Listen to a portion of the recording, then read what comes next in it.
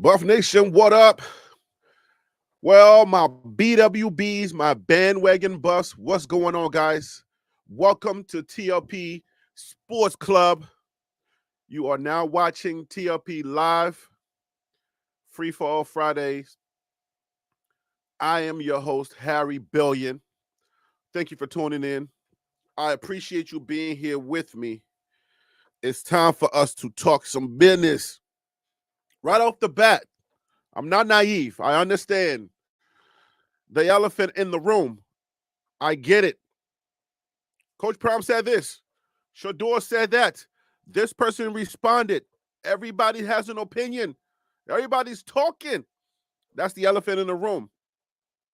There's a lot of beautiful things that are happening with Colorado football that is getting mixed up in that sauce, and people are missing some beautiful things that are happening. So where I understand that there's the elephant in the room, it's time for us to get back to football. All right, folks? It's time for us to get back down to business. The spring games are over for the Big 12. I don't know if anybody else is having a spring game in May. It's college football. There's a lot of weird things happening. But at least for our conference, for the Big 12 conference, the spring games are over. This is the point where we're supposed to be talking the nitty-gritty football. What is our team missing? What are some things our team needs to add? Some pieces we're missing, some intricate pieces that will bolster our team and maybe push us over the hump. We're still talking depth. D-E-P-T-H. This is the point where you talk depth on your team. And we're going to do that today. We're going to leave the other stuff to the other channels. I've already prayed. I had a 1-hour prayer session. All right. I had my guys come on here. We prayed. We've done all of that. We're going to now put that, we're going to leave that at the altar. Author, not author, Harry B. That's your Liberian accent. The altar. We're going to leave that at the altar. Because when you pray, you shouldn't worry. And if you're going to worry, you shouldn't pray. All right? I know some people have their own little interpretation. If you take it to the altar, you leave it there. You don't take something to the altar and then go back and go get it, right? So that means that I'm not going to talk about it. I'm going to leave that alone. And it's kind of funny because I thought y'all didn't like Messi. I thought y'all did not like Messi. So why is it that the prayers are being talked poorly about, but the Messi, everybody wants to get Messi? And what happened to shake the haters off? What happened to that? What happened to all the comments of shake the haters off? Anyway, I said I was going to leave it alone. So we're going to leave that alone, and we're going to get into the nitty-gritty of football. We're going to talk about Colorado football today. That's what's on the menu. Because we still have some holes to be plugged. And we're getting a lot of good pieces. A lot of good things is happening. Colorado and Coach Brown, they have no business getting the pieces that we're getting right now. No business. Okay? We're a 4-8 freaking team, okay? Stop playing with me. You're going from 1-11 to 4-8. You didn't do that much better. You did good, but you didn't do that much better. All right?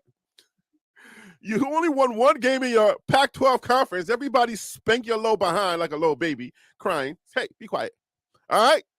We were the bottom feeders of our Pac-12 conference, and we said, we out of here. All right? Y'all got too many good quarterbacks over here. We're gone, okay? That's not how it went, but you know what I'm saying. We have no business recruiting the way that we are recruiting right now. Landing the type of talent that we're landing right now out of the transfer portal. We should not even be in the competition for Michigan State with Michigan for that Michigan State player. We should not be in the conversation with some of these pieces. But all of that talk is going by the wayside. It's being drowned out by the Messi stuff. And somebody told me they didn't like Messi. People literally left my channel for saying they didn't like Messi and I was being messy. But then why is it that when we pray, all of y'all not here? Why is it that when we why is it that all of the messy stuff is getting so much attention? Somebody lying. Somebody lying. You know what I'm saying? Somebody lying. I love y'all, man. Like, I love y'all because we're humans. We are humans. And this is what makes us unique. We can be multifaceted. We can deal with the messy. We can deal with everything else in between. But when you pinpoint one person as being the bad guy, when you peg one person as being the bad guy, then what does that make you look like? Come on, man. We all human, right? We all make mistakes.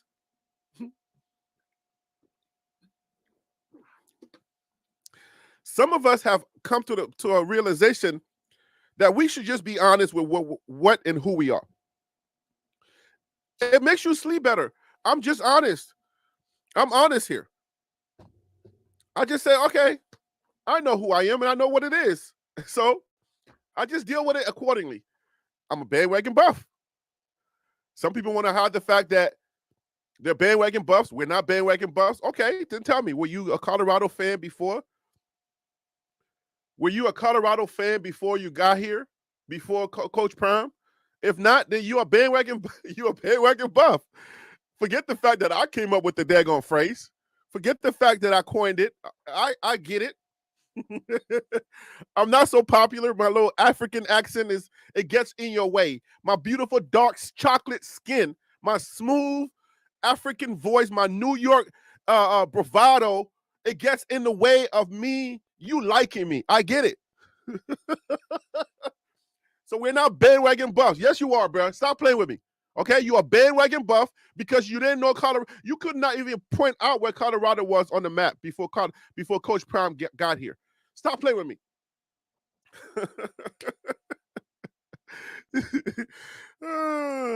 You know that you were not a Denver Nugget fan before last year. Stop playing with me, okay? All you daggone Cleveland fans. All right. Happy Friday, everybody. We about to get down to football business. And guess what? We got a new segment called the TLP Spy Cam. And I'm going to change the nature of how we deal with the Spy Cam. I think I'm going to do it one team at a time in the preseason. Okay? We're going to focus on one team at a time and bring all of the information that you can bring from that team. So if anybody wants to cheat a little bit before they come on here, the team that we're going to put on the Spy Cam today is K-State. All because of Dylan Edwards, okay? So get all your information that you can get on K-State. So when I turn that Spy Cam on, when that Spy Cam goes on, I want you to be able to tell me something valuable about K-State, something that we don't know, all right? And if you haven't seen the video that I posted about the Big 12 power rankings, Colorado did move up in the power rankings.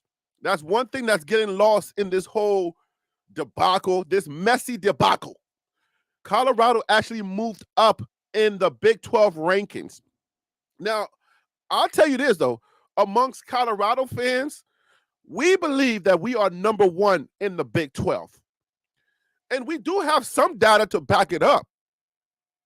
Because you got to think about the how do you rate the different points, okay? I know it's a team sport and all of that, but I mean, we're coming in with the number one quarterback in the country, in the nation. That's 1 point. And then we're coming in with the number one college football player in the nation. That's 2 big points. I mean, just off of those points and then my warm and fuzzy stuff, to me, we're number one. I mean, yeah, I'm a little biased, but can you blame me? I'm a Colorado fan. Well, daggone it, we're emotional. And we got warm and fuzzies. But if you don't agree with my data point, then provide your own. Let me see.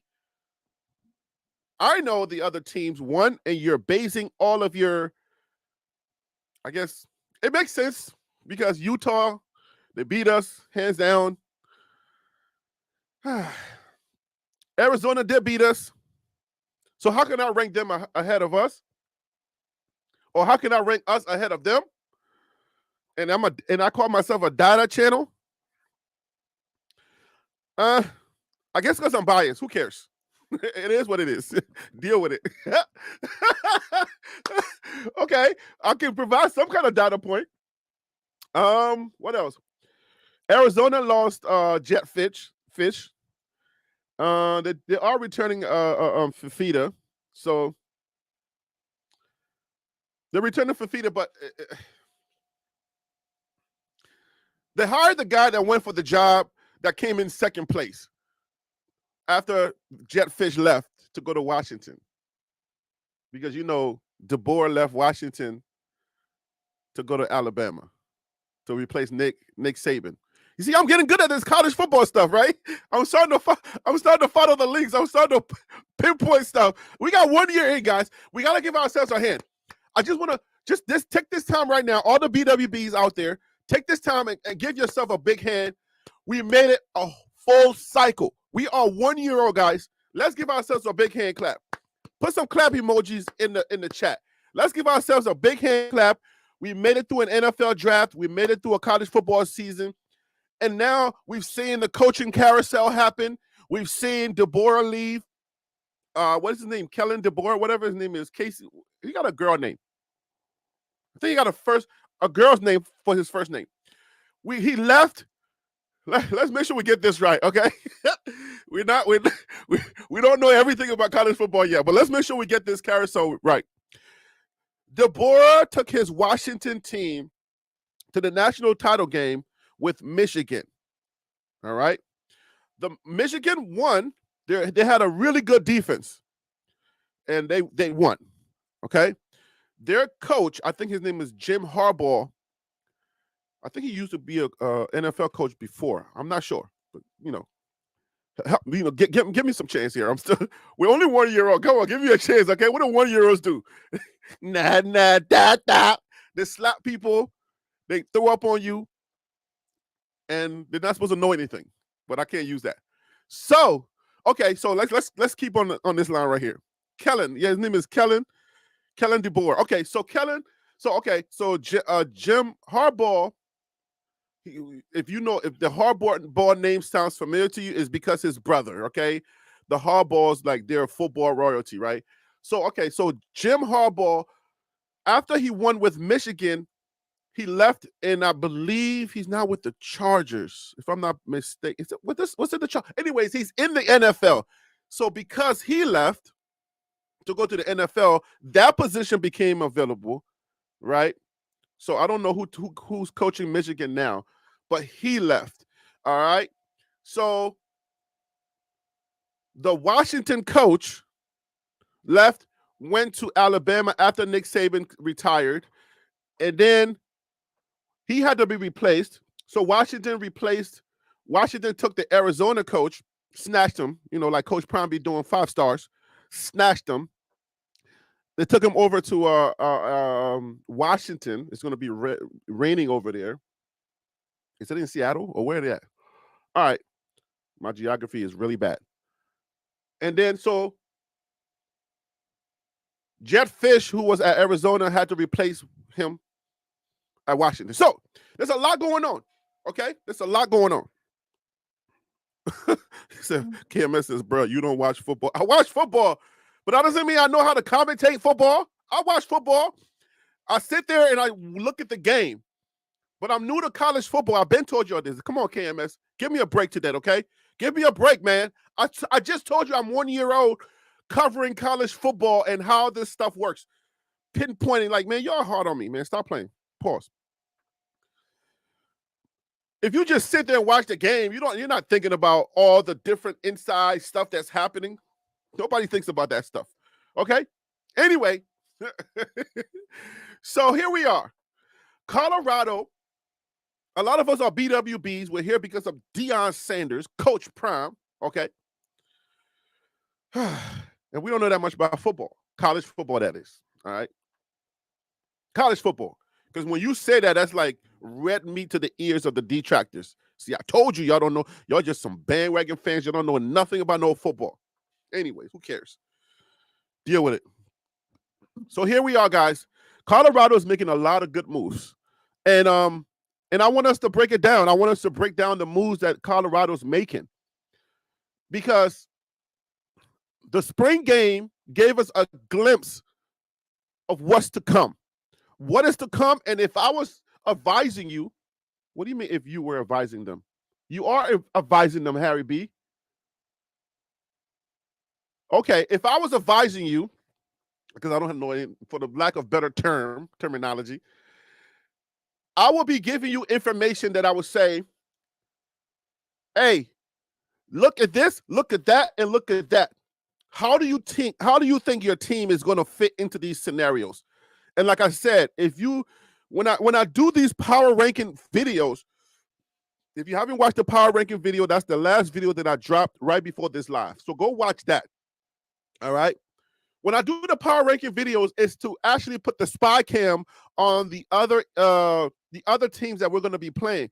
So the spy cam, what we're gleaning from the spy cam is that, let me put this up so you guys can see. We're learning a lot from the spy cam. Just think about the, let's see. We had to change our homecoming game to Baylor. So just scratch that off, okay? So don't look at that part. This is pre-switch. And then, yeah, so that's pre-switch. And then we also changed the opening. The opening game is changed just a little bit. All right. Is this it? Yeah, Thursday, August 29th. All right. So those are some adjustments that you should think about. All right. So take a look at this. If you take a look at this schedule, a lot of these teams have had their spring game, and a lot of them, I mean, you can kind of go, if you put on your own spy glasses, you can kind of go around college football and you'll kind of get a glimpse of what's happening. So Peter Investor, what's up? Peter said that Nebraska is looking better this year. Nebraska did get better. They got better at the quarterback position. And then I broke some news earlier that Nebraska did have one of their quarterbacks leave. I was kind of like, breaking news, because Nebraska fans was telling me that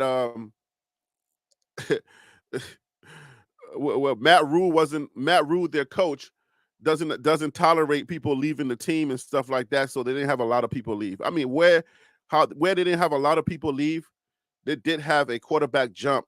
And the reason why he jumped is because, for the most part, that young boy coming from high school, his name is Ravioli. That's my name for him.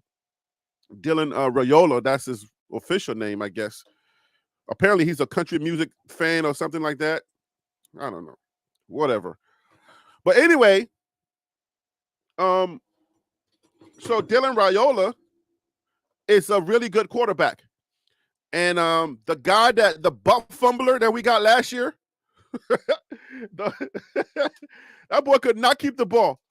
The butt fumbler, they put him in the game in their spring game for like 2 seconds. They took him out because everybody wanted to see ravioli cook. Who don't like ravioli, right? Everybody like ravioli. I told you, I don't know if I told you, but when I came to America, my favorite food is like Italian food. My favorite American food is Italian food. America be jacking everybody, right? Oh, man. Is this a football show or a talk show? I think this is a talk show mixed in with a little bit of football. This is a comedy. It's a comedy show. It's a personality comedy show mixed in with Colorado football and some prayer. Oh, it's a perfect show for everybody. Everybody got something over here. So Ravioli is really good. Apparently, he's really good. All right. So he made a quarterback jump ship. What was the guy's name? Let me find it on my Twitter. Why y'all don't follow me on Twitter? It's at TRP Sports Club. Like, I don't have enough followers on Twitter.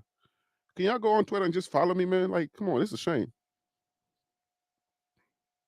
You can't be the best show on the internet covering Coach Prime, and then nobody follows you on Twitter. It's a shame. Breaking news. Social media reacts to Jeff Sims transferring to Arizona State. This is learning point too. So Arizona State, he's transferring to Arizona State. We did play Arizona State last year. Their coach is Kenny Dillingham. He was a new coach as well. He's very young. And they are going through some, if you think we're going through growing pains, Arizona State is going through some growing pains. Okay. Man. So yeah, so they lost one of their quarterbacks. That one, it's clear, okay? Like, if you see Ravioli playing, Ravioli is cooking with that red sauce, that red, whatever. They got that red sauce over there in Nebraska. I guess you mix it with a little bit of cornmeal. And if nobody gets the joke right now, then you need to relax, okay? Have some fun with sports. Have a little bit of fun with sports. But anyways, Ravioli is cooking right now. This is not even a spy camp time. Why you spending so much time on Nebraska? It's not spy camp time. Anyway, let's talk about Colorado. Oh, okay. This is what I was doing. Yeah. So their schedule is getting tougher. So that's what I want to talk to you about. I want to make sure that you get a good understanding of our chances. And Tim, you got us over Nebraska by 2 touchdowns. 2 touchdowns. How many did we win by last year? I don't know how many we beat them by last year. It was a blowout. It was not good because they had a buff fumbler. They had a buff fumbler, but this year the buff fumbler, I think was that Jeff Sims last year? No, I know it wasn't Jeff Sims. Was Jeff Sims the buff fumbler? Can somebody let me know in the chat? Was Jeff Sims was he the buff fumbler? Anyway, y'all know where buff fumbler came from, right? I think it came from Sam Donald or somebody, or was it Tim Tebow? It came from somebody, from the Jets, the New York Jets. All right. So I think they're gonna be way better this year because their quarterback play is good, and that kid is good. He's nice with it. However, he's a freshman. He's a true freshman. And you got to welcome him to D1 football. The only way that you welcome true freshmen to D1 football, you got to put some linebackers on him. You got to put some spies on him. And you got to wreck him. And when I say wreck him, you got to knock him on his butt a few times, and then he'll settle into the pocket. And speaking of which, is it going to be Trevor Woods that do that? Is it going to be Levante Bentley that does that? Why am I shaking my head? I'm shaking. Hold on. Let me take this thing off the screen so you can see me shaking my head. Hold up. Should I say pause on that? No. That's rude. I don't know how you feel about our linebackers room, but that's still a key point, a key place to that needs attention.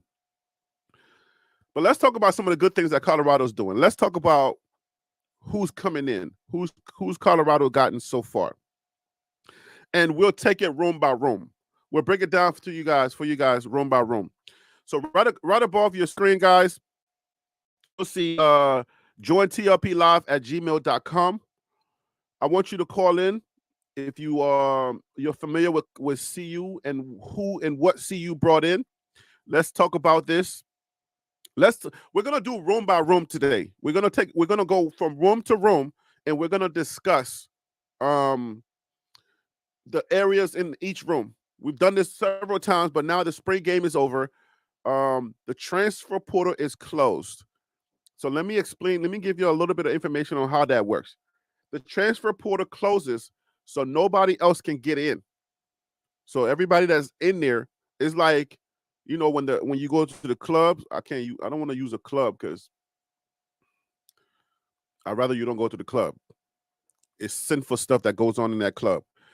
Let's say you go somewhere and the doors are closed. You're at a restaurant and they close the doors. The people that are in that restaurant can continue to eat and have a good time, but they're going to start to clean up. When they start cleaning up and stuff like that, the staff starts to put the chairs up. Business is done for that day. So now, people can still move around and still do their things. That's what's going on with this transfer portal. If you're in, you're in. And if you don't know what the transfer portal is, and you're like, Harry B, what are you talking about? The transfer portal is a free agency portal that was created by the NCAA, not the NAACP. All right, just keep that in mind. All right, there's two different things. All right, NCAA created this portal to give student athletes an opportunity to go to another school and at their desire. So football players, all athletes and others can jump into that portal. They have to go to their administrator. They got to go to the school. They go to their administrator, and they say, "I desire to transfer to a different school."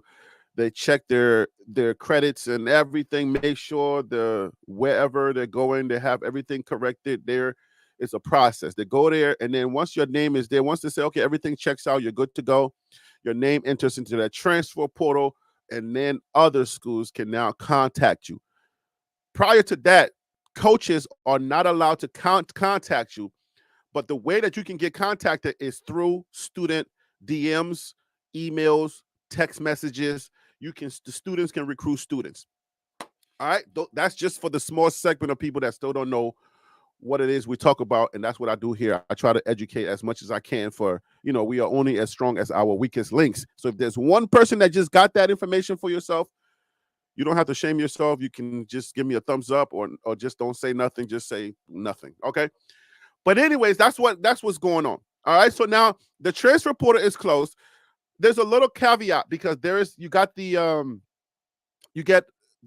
what's it called? Grad students can move and can bob and weave in that transfer portal as they please. I learned this year, okay?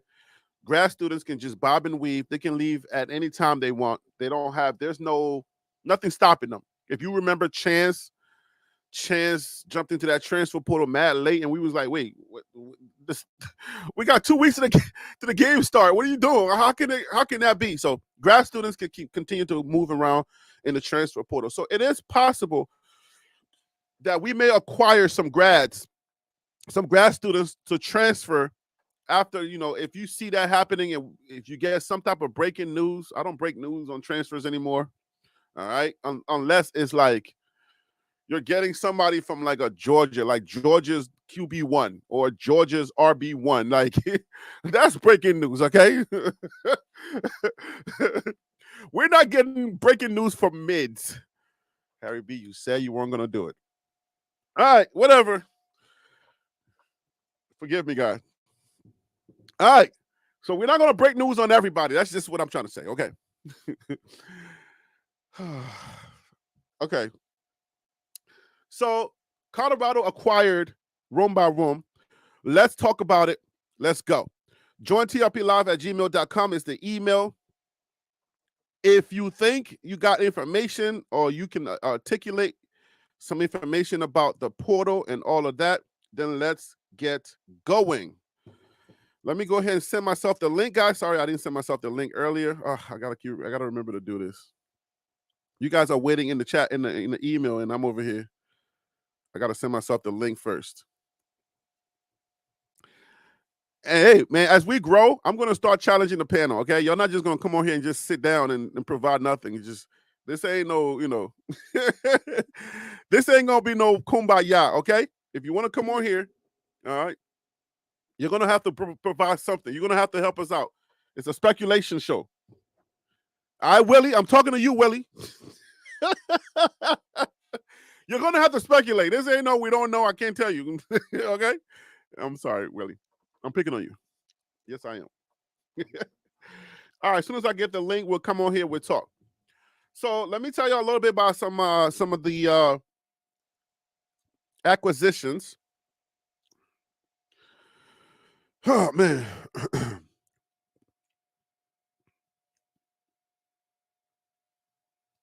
You guys heard about Ethan Boyd. He did commit.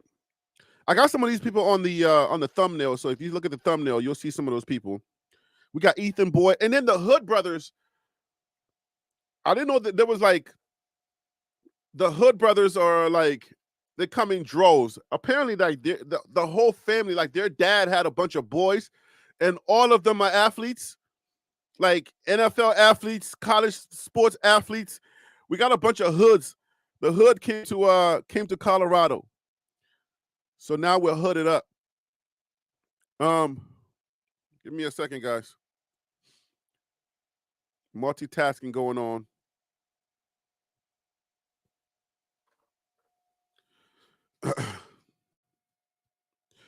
Dre said, not true. Grads can get in anytime. Oh, Dre didn't let me finish talking. He just kind of jumped the gun. People be ready, but just waiting, listening for any opportunity to jump in there. Oh, Dre. Wait for it, Dre. Dang, wait for it, Dre. Early bird.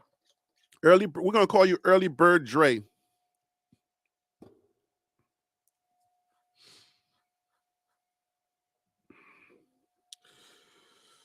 How many of y'all really bullish on Colorado season? I'm gonna put that in the chat. How many of y'all are bullish on Colorado season? After spring practice, after the spring game, how many of y'all are still bullish?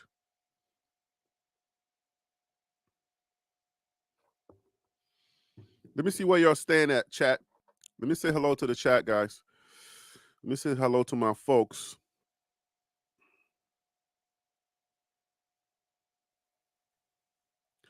Feel So Real app member for 1 month. Salute to Feel So Real. That's what's up. Salute to all of our members, man, in the chat. David, BWB, stand up. David, what's up? DC Carson Music, what up with you? See you, Buff Dynasty, what's up with you? Peter Investor, what up? What it does? Who else is in here? Johnny S. Garlington. Are you from Arlington, Johnny? Huh. Harry B, stop joking with people's names. Troy, what up with you? Tim Smith from Dallas, what up with you? Octavius Lee, a member, what up? Who else is in here? D-Cot, what up with you? Xavier Wolf, what's up? The Dallas Mavericks are winning it all. Come on, man. Y'all stole Kyrie from us. Nah, y'all didn't steal him from us. We wanted him to go. He wasn't a good fit here. He's a good dude, but he was not a good fit here. Tennis Channel, what's up with you? Feel So Real, what up with you? KMS, what up with you? Dre, what's up? Who else is here? I don't want to waste too much time. We got to get to the show. The X-Men from South Africa, what up? Jay Brown, what up?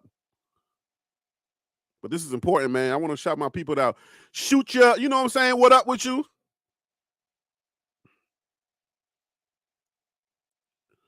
Who else is in here? Okay, let's get to work. You know what? The email did not go. Let's try that again. Okay.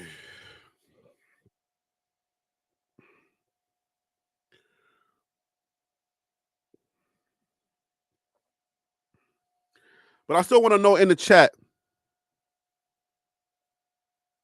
Oh, y'all, DC, you're clowning already. 14-0.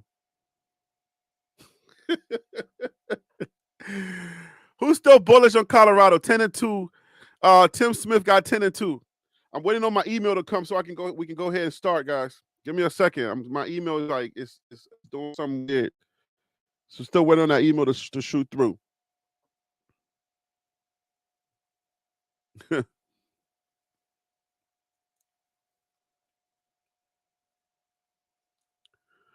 Let's see. I'm still waiting on my email. What's going on? Come on, phone. Let's go. Let's go.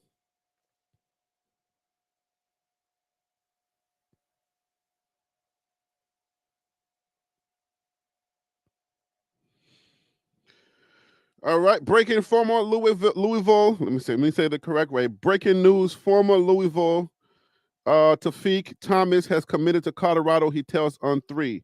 The 6'4", 305 defensive lineman played in 22 games the past 2 seasons.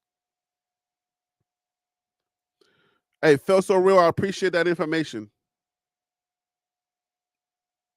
You can't have a winning season with depth. Peter, what you trying to say right there? Without depth?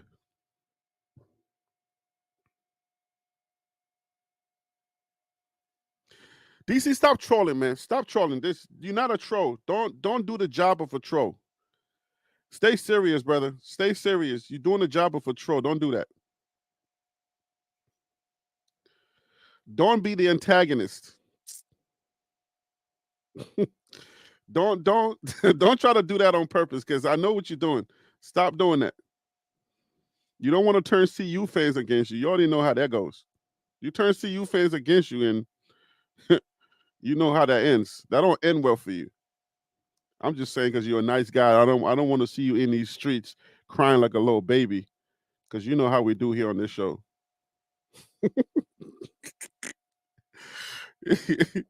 DC, you know you're not about that life, so don't put yourself out there like that.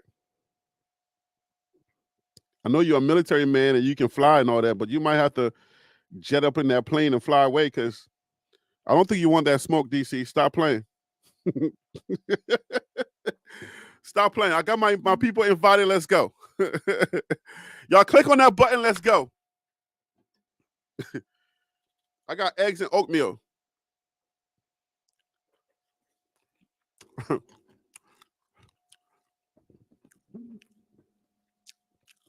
Oh, Phil, I know what you're doing there. Phil, stop playing. Yeah, DC. Don't be barking at the moon, at the E-moon. Stop playing, Phil. Oh, man. Let's go, guys. Let's go.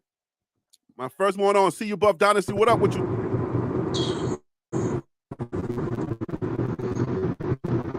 Can you hear me? If you can hear me, raise your hand. You can't raise your hand, brother. I can't hear you. Freestyle Friday. Oh, there you go. You're coming in now. How you doing today, man? What's up, big dog? How you doing? All is well. And thank you for joining me on that prayer, man. That was powerful. Hey man, you already know we good, bro. We good. You know, I took 100. I ain't gonna get into it too much, but I took 100 shots for that. But it's all good. You know what I'm saying? Ain't no shame. Oh, you already know. Yeah, man. Like it's two type. My granddaddy used to tell me, man, there's two type of people in this world. I'm gonna leave it alone after this. You took strays? Boy, I caught direct targets, not strays, but it's all good. Oh, you caught direct target. It was straight on? It was direct targets, bro. You know, they were waiting. Oh, man. Because, you know how I am, but. They didn't know that side of you. They didn't know that you were a praying man. They thought you was in these streets moving crazy. Yeah, I'm a grown man, you know what I'm saying? At the end of the day, in the beginning of the day and the middle, I'm a grown man. But you can be multifaceted, you can be diverse. It's two type of people in this world, man. It's people that God blesses and wake them up, and then there's people that God wake up to bless them. And that's, I'm going to leave it just like that. Wherever it falls, man, you catch it how you catch it. But you can't be dropping those gems and then saying, I'm going to leave it right there. Just finish your thought. It's okay. Let them have it. Hey, it's two type of people. It's two type of people. There are people that God bless to wake them up, and then there's people that God wake up to bless them. All the hate and all the jokes and all that stuff, more than likely, they come for the people God bless just to wake them up. But they muddle throughout the day. They got no purpose. They just wandering jack blasters. You understand what I'm saying? I'm going to leave that right there. It took me 3 years to get on YouTube. Before I got on YouTube, I had a conversation with my wife, because when I used to, when I was studying the game during the pandemic, I was reading the comments, and I know that YouTube can be vicious. Social media, period, can be vicious. But I knew that YouTube could be vicious, and I said, I got to be ready for this. So I caught some strays, and I caught some direct shots, people clowning me, but Lord forgive them, for they know not what they do. That's what I said. And guess what? We did cover ourselves in the prayer yesterday. So it wasn't the direct hit. I saw that before. I've prayed before, and I saw that. I think it's either the same person or it was similar comments. So this time it wasn't like, it didn't hit me as hard because I saw that comment before. So I was like, yeah, you good, bro. Yeah, I said, oh, you repeating. Good, bro. You're a repeat offender. Yeah. When I jumped on YouTube, I also understand the fact that anybody can make a profile, they can put an avatar, and they can become things that they never will be able to become in real life. Weak guys can become tough. Broke guys can become rich. Stupid guys can become intelligent. You understand what I'm saying? So I understand that, so that's the gist of the whole situation. But we rocking All out, right. man. It's Freestyle Friday. It's Freestyle Let's Friday. go. Colorado is constantly filling up the cupboard, regardless of what type of player. I saw DC and Phil saying, "Oh, he only had 2 or 3 tackles here and this, that, and the third." But understand these guys. These two haters, I'm bringing them on. I'm bringing on. No, they're not haters. I'm bringing on these butters today. No, they're We're not gonna haters. destroy They're these not butters. haters. They're But butters. understand this. We're gonna destroy you butters today. I take Tawfiq Thomas. You can take a guy like Tawfiq Thomas, who's a work in progress, and you can give him to a master crafter like Warren Sapp and Damian Lewis, and he'll come out on the other side just as beautiful as gold. Let's bring on these butters. Let me bring on these butters because I don't want them. I want them to respond. I like that. I'm a man. I can face my enemies any day. Bring them on. Come on here. Come on here, you butter. Let's go. Bring them on. Welcome to the show, bro, butter. How you doing today? Hey, happy Friday, everybody. Happy Friday. I want to be very clear. All I did was share his stats. I didn't say he only had. I just said 3 tackles, 1 assist, 0 sacks. That's it. That's all I said. But it's interesting how you share certain stats and then you highlight them. Like it's interesting. No, DC asked me in the chat, so I shared. DC asked me in the chat, so I was just sharing. That's all. I told you I was trying to be the stat guy, so I was just giving you the stats. That's all. Okay. I wonder why DC was asking you to share. I wonder why DC was asking for those stats. Let's bring him on. Hey, butter, come on over here. Oh, he got the soldier. Come on now. You ain't got no sympathy, but thank you for your service. Welcome to come on over here and guess this heat. Come on, let's go, DC. Let's go. I had to change my picture because see, some folks are confused that my articulation makes them have a vision of somebody that's not who I am. So don't get comfortable with because people get a little bit too comfortable with disrespect. But anyway, straight to it. See you, Bus. What Tawfiq you talking about? Oh man! Yeah, man. Oh no, man. Oh my gosh. I simply asked that question because I want to make sure like Phil be all on the stats. And so I'm trying to find out, like, all right, are we getting a dog? Because see, y'all been wanting me to be all in. I know folks out there. Like if I sit back and say Dion is awesome, I wish I had a gold jacket I didn't buy. That's fine. As soon as I say one thing about, hey, we need that linebacker room just up a little bit. Hater. So I'm all in. I believe, Harry. I believe. We good, bro. You believe. You just believe on a different level. Like your belief is a little shaky. I don't know what the freak you talking about. Hey, can I ask you both a question? Hey, though? Can I ask him a legit question? Yes, sir. Hold on. Let me handle some business before you ask your question. Bishop Frank Newkirk, thank you so much for the super chat. Big salute, BWB TLP Barbershop fam. Menu catfish. It's a catfish. No, hold on. Catfish on the internet is deceit, right? Isn't it deceit? No, he's talking about that good. Menu? He talking about that good southern fried catfish he cooking up because it's Friday, and in the South we like to eat fish on a Friday. Don't see you, bud. There you go. That's right. Don't read the other catfish into this, right? It's just the regular. It's the good southern cooking. Is that right? All right, Bishop. But is it catfish and grits or catfish and rice? It's catfish and grits, man. Stop playing, man. Hold up, that sounds good. You almost have Jamaican now, so you're gonna have to answer that question based on your southernness, not your Jamaican side. What would the Jamaican say? So my wife don't like catfish. My wife don't rice. like catfish like that. She don't like Probably catfish like rice that. She like probably redfish.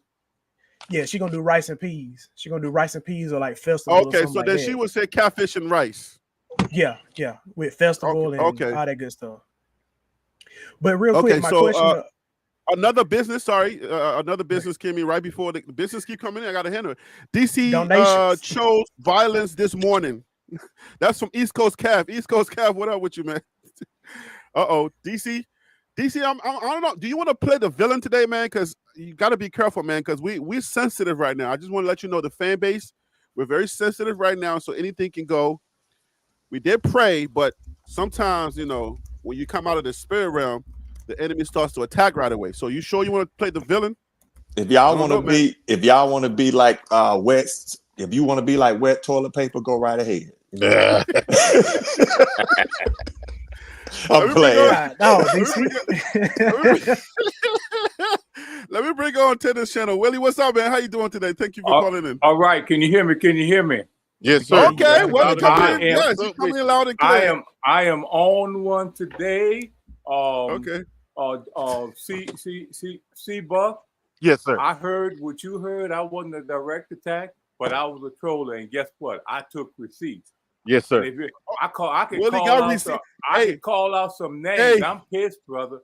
Yes, sir. Hey, because when hold up. Willie coming with receipts? I respect you. I hold up, and I ain't gonna call them out, but I can call out their names. You know, they sit back in the back and they do their little talking, their little laughing, their little joking.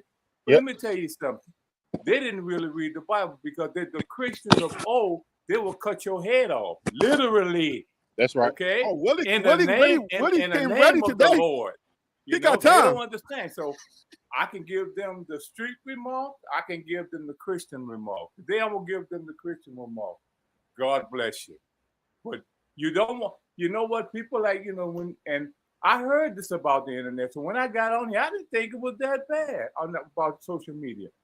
Man, these jokers are crazy. And they think they're right. Let's stop calling people crazy, Willie. I know you came ready. Harry. Willie, I don't know what happened. Harry. You came ready. Willie, you coming ready today. If they want to come at me, Harry, then bring them on. Bring them on. Willie came ready. DC, I love you, brother. This is not directed at you. I mean, but I'm pissed. They got me upset, bro. They got me upset. East Coast. Willie chose dollars today. Upset. I'm sorry. No, I'm not violent. I don't want none, Willie. I don't want none. You don't back a cat up in the corner. Okay, calm down, soldier. Calm down, soldier. Let's go. Willie, calm down. Let's get this show back in. Let's calm down. Okay, yeah. Rub your ears. Tim Smith, welcome to the show, brother. Thank you for calling in. I appreciate you, brother. I'm sorry. What's up, y'all? What's up, Harry? What's going on? Tim, get it together, baby. Get it together now. Come on, we got a show to do. Man. Come on, Tim. Tim has got me rolling.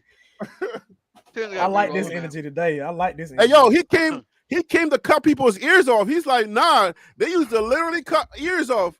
I'm like, damn, Willie, what happened, man? Hey, we just had a prayer. Let's keep the spirit going. Really, hey, Willie on one.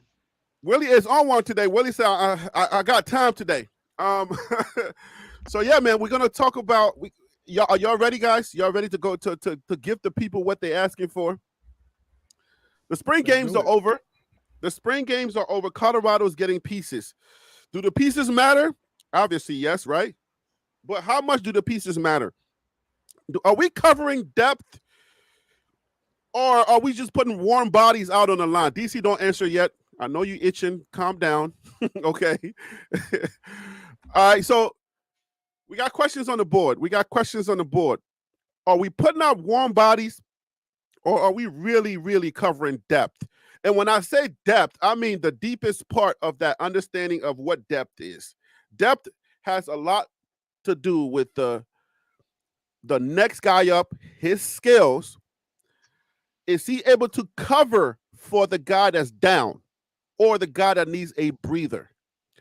I'm laying down the criteria so everybody can understand, because we celebrate, we around here celebrate everybody, okay? We celebrate everybody. But now it's time for us to get deeper into the conversation with, are we really getting a reliable depth, or are we just filling up the missing pieces? So let's talk about that. We'll start with you, CU Buff Dynasty. Let's talk about Tafiq. That way, that's what's on the menu right now. What do we know about him? Pretty much the same stats that Phil put in the chat, pretty much. But like I said, man, sometimes these kids come from other schools. Sometimes it's the defense. Sometimes it's the environment. Sometimes it's the position coach. I consider the kid like a piece of clay, and he's en route to one of the best partners that I know in Warren Sapp and Damian Lewis. That's What do you pretty mean? much all What I do you know mean, about. clay? What does that mean, clay? So clay is what you have before you have a vase. It's unshaped, unformed. They sit it on the little spinning thing, and then the hands go around it and form it and shape it. So I would consider Tafik the clay, and I would consider Sapp the hands that's going to shape it into form. That's pretty much all I know about him. He has great size. I like that. That's good. So, you know. So are we? Where does he fall on this criteria we're talking about right now? Depth. Because we don't want to. We're not getting a bunch of people that just going to be there for us to shape. So what? Why are we bringing him in? So as far as he's a defensive lineman. From my understanding and analyzation of what I've been looking at throughout spring ball, they're going to have a deep rotation on that front seven. I think it's 3 plays, 5 plays. This group is out, next group in. So I think he's an addition to that rotational depth that I think the defensive side of the ball is trying to establish. So and with let's keep that size, he could potentially be a help on run stopping as we go into this heavy running lead. So let's keep in mind we got to match talent for talent. Are we taking a play off? And you don't have to answer this, but you're not about yourself. Phil, are we taking a play off if we put this guy if we put Tafik on in the game? Are we taking a play off just because we need somebody who's got fresh legs, or are we putting somebody who can contribute on that team, on that line? I don't think that it should be looked at as just a playoff. Remember, I was talking about a block bully. His true value may not come in the stats that he has as far as tackles for loss, or sacks. It may come in the fact that he's going to demand a double team. So 300 pounds to 300 pounds, you can't, you can't work around it. So, he can come in, and if he can do the same as block bully and create those double team situations and free up space for the linebackers and other guys to get after the quarterback, get after the run, that's where his true value will be. So that's what I was trying to say earlier. I want to be fair to the young man. Maybe his 3 tackles and no sacks was more so because he was demanding double team. So I do want to give him that credit, or give him that grace, because I haven't watched his film. Okay, so let me just handle some business real quick. Bishop Frank, thank you again for the super chat. BWBTLP Barbershop Fam, Southern Fried Catfish and Shrimp, Onion and Southern Red Smoked Grits, Raspberry Tea. What? Man, you Bishop is hungry right now. What's happening? I need to see a picture of that. I need to see a picture of that to believe it. Yo, with the raspberry tea though, that's descriptive. So we're seeing here. Thank you again, Bishop. I appreciate that. We're seeing here. Hold on, guys. Let me see. Somebody is okay. We're seeing here the 6', 305 defensive lineman. 6'4". That's a big boy.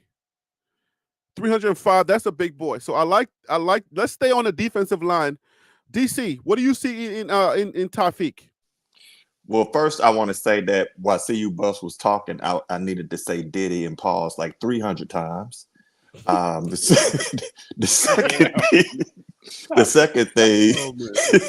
second thing is, I agree with all jokes aside. I agree with it. This is where you want your Warren Sapps in there, where they can manage technique, style, all that kind of good stuff, and then teach them, hey, I might not have a lot of time with you, but I can give some stuff where they can, where let's say they don't have the depth to win every play, at least win more than they normally would win. So I gotta agree with CU Buffs on that one. I think it's a good one. So tennis, when do you feel that this is a warm body, or do you feel like this is a true contributor? By all means, he's not a warm body. Because look at the guys that Prime is bringing in, man. And sure, he says, yeah, I want everybody to compete. Everybody to compete. But if you lose the battle, here's what he's probably pulling them off. Say, look, you're a good player. We don't want you to leave. You have a good chance of being he's not going to use the word backup. He said, this man is going to get tired. So we need somebody in there I'm looking at you. Your talent is equal as well. We wouldn't be losing anything. So everybody's coming to, yeah, I want to be a starter. I want to be a starter. If I don't start, I'm going to leave. That's not the attitude. The attitude of the players that he's bringing in there, that you're going to be even in every sport, you have strong backups. Coach can always it's like the next man up. If one of our leaders, leave or get hurt or leave or something like that, the next man up got to be as equal to him. Can't be less than, okay? Less than means that we settling for. But if we can get people in there, and this is what I was thinking about, last time, everybody have a role to play. When I was playing basketball, I was a very strong sixth man when I first got to the team, okay? I was the first one off the bench because Coach knew that if one of our guys went down, he had the equal talent in there. It wasn't less than. So that's why I'm not bad. I'm not hard on substitutes, because if you take the right attitude, okay, I know I'm not started right now, but dog, don't get hurt, because I'm gonna get in there and I'm gonna be as equal to. I'm not gonna be less than. So I think they're doing really good. The guys coming in there, okay, if I don't start, what's your attitude? All right, Willie, thank you so much. All right, so let's go to Tim. Tim, what's up, man? What are your thoughts on this guy? First of all, I want to say I agree with everything everybody just stated on this panel. Y'all guys are absolutely 100% right. I don't think he's a warm body. I think he's a massive body. I feel like he's for sure 6'3", 300 pounds, and that's NFL. That's an NFL body. And like what Phil was stating, reading his stats, yeah, he didn't have any sacks, but what I take out of that is what Phil said. Okay, if he's like the block bully and he demands double team, right? So we always talk about the linebacker room.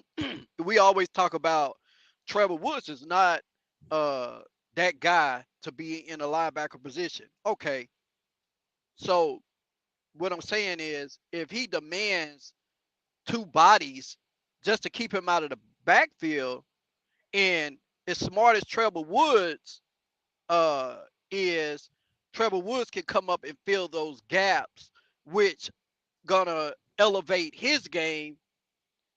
So at the same time, so like him demanding two bodies to block him, it'll showcase others' talent. So I feel like it's a great pickup, man. Honestly. How good was Louisville? Anybody know about Louisville? They were in an ACC championship game. Yeah, they lost to Florida State last year in the SEC championship game.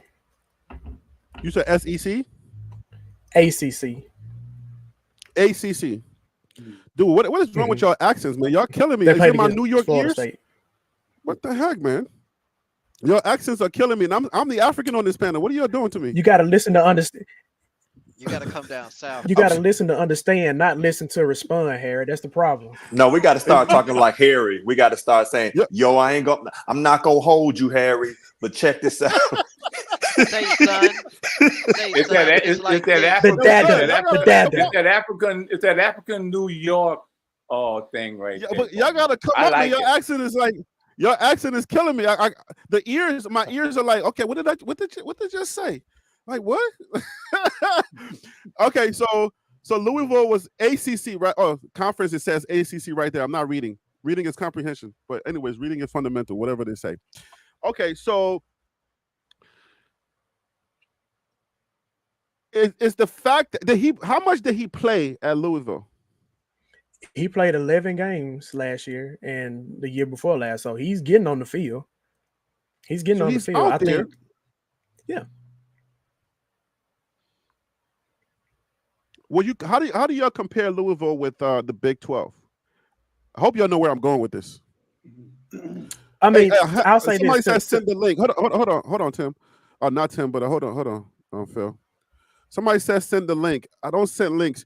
You got to email join TLP TLPlive@gmail.com. Join TLPlive@gmail.com. That's how you get on the panel. You email, I send you a link. That's how you get on the panel. But write that down, guys. I gotta take that off the screen. Join TLPlive@gmail.com. Go ahead, Phil. You were saying, Phil? No, I was just saying that. I mean, for them to get to the ACC championship, game means something.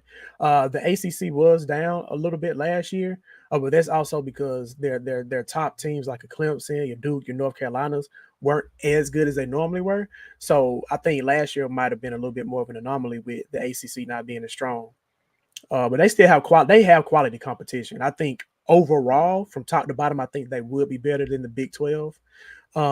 Based off of how the Big 12 is shaped this year. But if you want to size them up against the Big 12 last year, because the Big 12 had teams like Texas and Oklahoma, I would give the nod to the Big 12 to be the better conference. Well, now that they're not there, so you would say the ACC is where, I guess. I would say the ACC is better than the Big 12 this year. No way. Who are the leaders in the ACC? Probably Clemson. What year did Clemson win it? Didn't Clemson just depending on what North one? Carolina can do. Yeah, that's true. It was about like 5 years ago. It was when Trevor Lawrence was there. So it was about 5 years ago when they blew out Bama in the national championship. Say that again slowly. You said it too fast. It was about 5 or 6 years ago when they blew out Alabama in the national championship. Okay. Oh, okay. You kind of like when you. No, it was very similar. It was very similar to when Jackson State got blown out in the Celebration Bowl, but that's a whole nother conversation. But go ahead. Hey. Bite your tongue, brother. Bite your tongue. Watch it. Stop it. Watch it. I heard that. No. I just wanted to make sure that because when you said it, like you kind of like your voice got lower when you said they blew out. When you got to the Bama part, your voice almost went there. I just wanted to make sure, like you. The truth is the truth. Okay, so look at the score. They blew them out. Oh, okay. I know it hurts to say that, but I just wanted to make sure that you felt that pain too. Anyway, hey, when it's a blowout, I can sleep easy. I can sleep easy when it's a blowout. When they lose close ones, that's when I'm really pissed off. So when it's a blowout and the game is over with at halftime, I can sit back and have my drink and be good. So I was straight. Man, these SEC teams, right? Man, they need to win it every year, according to y'all, right? Phil and DC. Where's DC? Is he hiding? We've never said they need to win it every year. But I'm gonna tell you the truth. I never go into each year saying Bama. They always say the SEC need to win it every year. The way y'all be talking, I'm gonna sit here and tell you, I never go into every year saying Bama's gonna win it all. I never, but I generally will go in there saying I hope, because when you start getting to the Georgias and you start getting into those games like Ole Miss and LSU and stuff like that, I don't think people really realize how tough the top is, just like how tough the top is to ACC. And though Shador, I think, is an absolute phenomenal player, I really don't think that most Colorado fans have accurately assessed the Big 12. There's no way possible that many of them could have really looked at it. Now, I do think that Colorado has got some good pieces. I'll say this: Colorado didn't get worse by any means. I think they got incrementally better, but I still think, again, when you have 5 teams in the Big 12 that are projected to be in the top 25, you can't sit there and not just discard of going, well, last year we did this, so this year we're going to come in, because think about this, that Oklahoma State was in the Big 12 championship game last year. Before that year, Kansas State was in the Big it actually won the Big 12. So y'all are sitting up here looking at stuff. I just think you probably want to assess it do a little deep dive. I know you do, Harry, but some of the fans, y'all not really deep diving into these teams. We went through the same type of gauntlet. Are you going to attack these fans today, DC? Yes, I am. Fans alone? I'm not attacking fans. Let them breathe, man. I'm not attacking the fans. We went through the same type of gauntlet last year in the Pac-12 with over like 5 ranked teams. So it's kind of. And you only won one game in the conference, though. Yeah, well, I mean, what we're doing? It's kind of normal for us. But I understand, and you guys just pay attention closely this season, will you please? We That's will all you see. gotta do. We will see you, Puffs. I know you will. Because one thing we do know, Alabama is not going to be that exciting this year. They're going to be what? Mid. I bet you won't do it again. Mid. Sound like Hey, fighting words. y'all calm down. I'm gonna just do it. I don't even know. Man, he must have been mid at best. At least. I did not know that him was actually Himtony. That's weird. That's not weird. That's interesting. Welcome him. I didn't know that you were Himtony. Or maybe it's him and Tony. I'm him, period. He's right here. All right, him. How do you pronounce that? Himtony? Yeah, that's how you say it. Himtony. So that's actually you're literally him. Literally him. There you go. Hold on, Harry. Let me check my list out here. You know my receipt. Let's see. It's him on there. No, him ain't on there. You're good, him. Go, baby. No, him is not on there. Him just likes to keep us honest. So him comes on here when we start talking greasy. Like y'all talking greasy right now, talking about the Big 12. Let me put this out there, and I think this is red me for him. Who has the most star power in the Big 12? Colorado. Let's be honest. Hold on, him. That's not for you. I just want to go down the line. Like, who has the most star power? Like, just simply star power. I know that's a hard question for y'all to answer. I'm talking about just star power. Forget about wins and losses. Who has the most star power? Him, you can start it off. It might be a better question, Harry. Who have the most potential top 10 picks? And you got to go. No. That's not what I want. I don't want that question.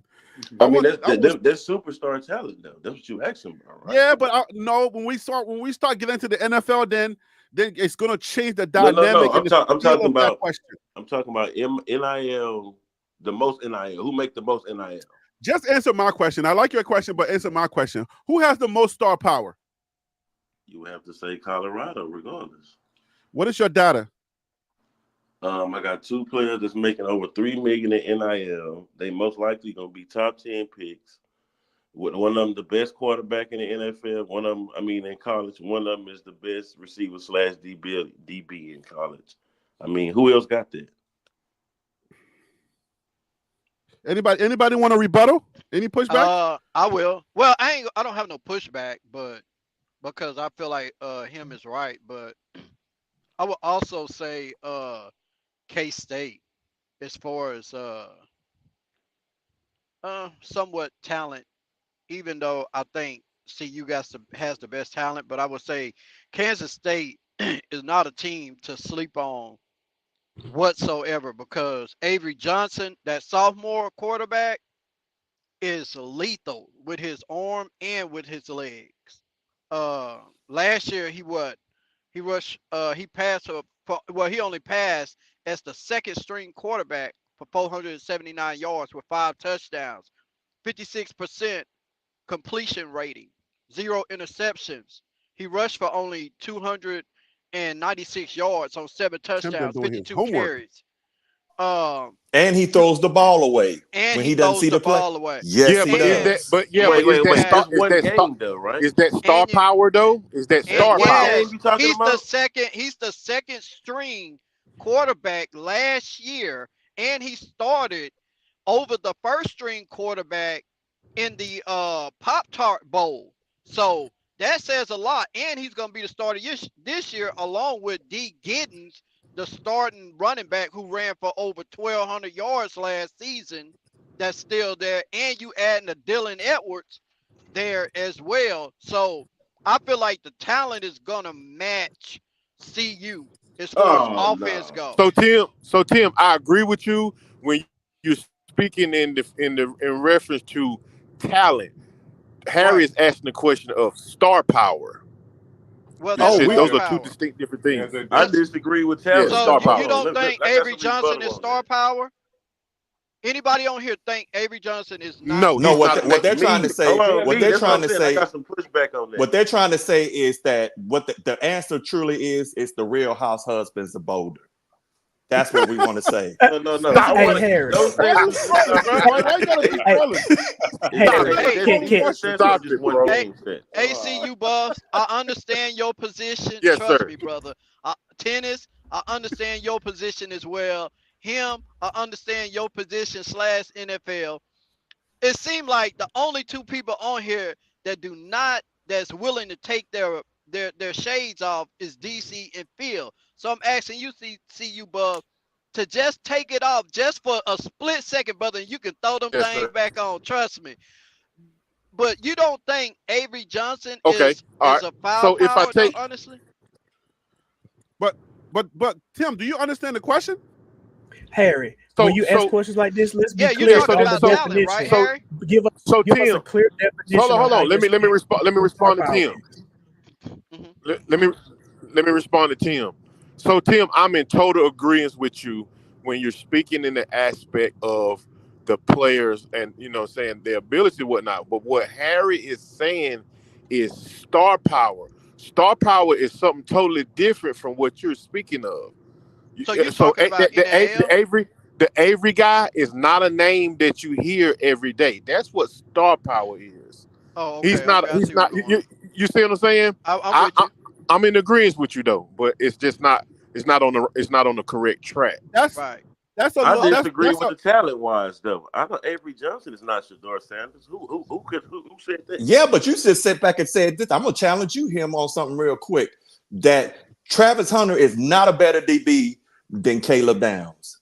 No, he's not. Well, I disagree on that one. You don't even have Caleb Downs no more. So why are you butthurt that he's gone on? I'm not. Hold on, wait. You got some pushback to me. If you put Travis Hunter on that Alabama defense, he might have a better stat than I'm only addressing when you said that Travis is the best DB. He is not the best DB, and he is not the best wide receiver. He is the best DB wide receiver, but he is not the best DB or the best wide receiver. He's the best. I agree with you, DC. Hold on, wait. You can agree all you want to. Let me get my pushback. Go ahead, bro. When you're talking about somebody with 5+ touchdowns, 5+ interceptions on both sides of the ball, what? Just because a guy played with Alabama, if you put Travis on Alabama, who knows his stats? Push your door in Alabama. Exactly. So what I'm saying is that you talking about a freshman who came into a team that already had NFL talent on it. Well, guess what? No. Let me finish. Oh, I will let you finish. Ooh, please finish. Colorado compared to y'all gotta start saying pause, man. Come on, man. Colorado compared to Alabama is like JV and varsity, bro. That's two different levels. No, I'm not gonna go for that neither. I disagree with you. Don't disrespect my team.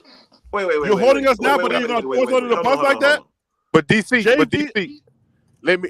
Okay, so now my prime, what y'all say, prime shades or whatever, they are off right now. Earbuds. So earbuds, whatever. So now I can actually agree with DC. He is the better / player, but when you single out the positions, he's not the best at X position. He's not the best at defensive back. You understand what I'm saying? But I do agree that he's the best / player. Who we're going to draft higher, Downs or Hunter? Right now, Hunter's he's probably going to be number 1 overall. Yeah, but that's because of the / That's because of the multi star power. Period. Don't get off real quick though.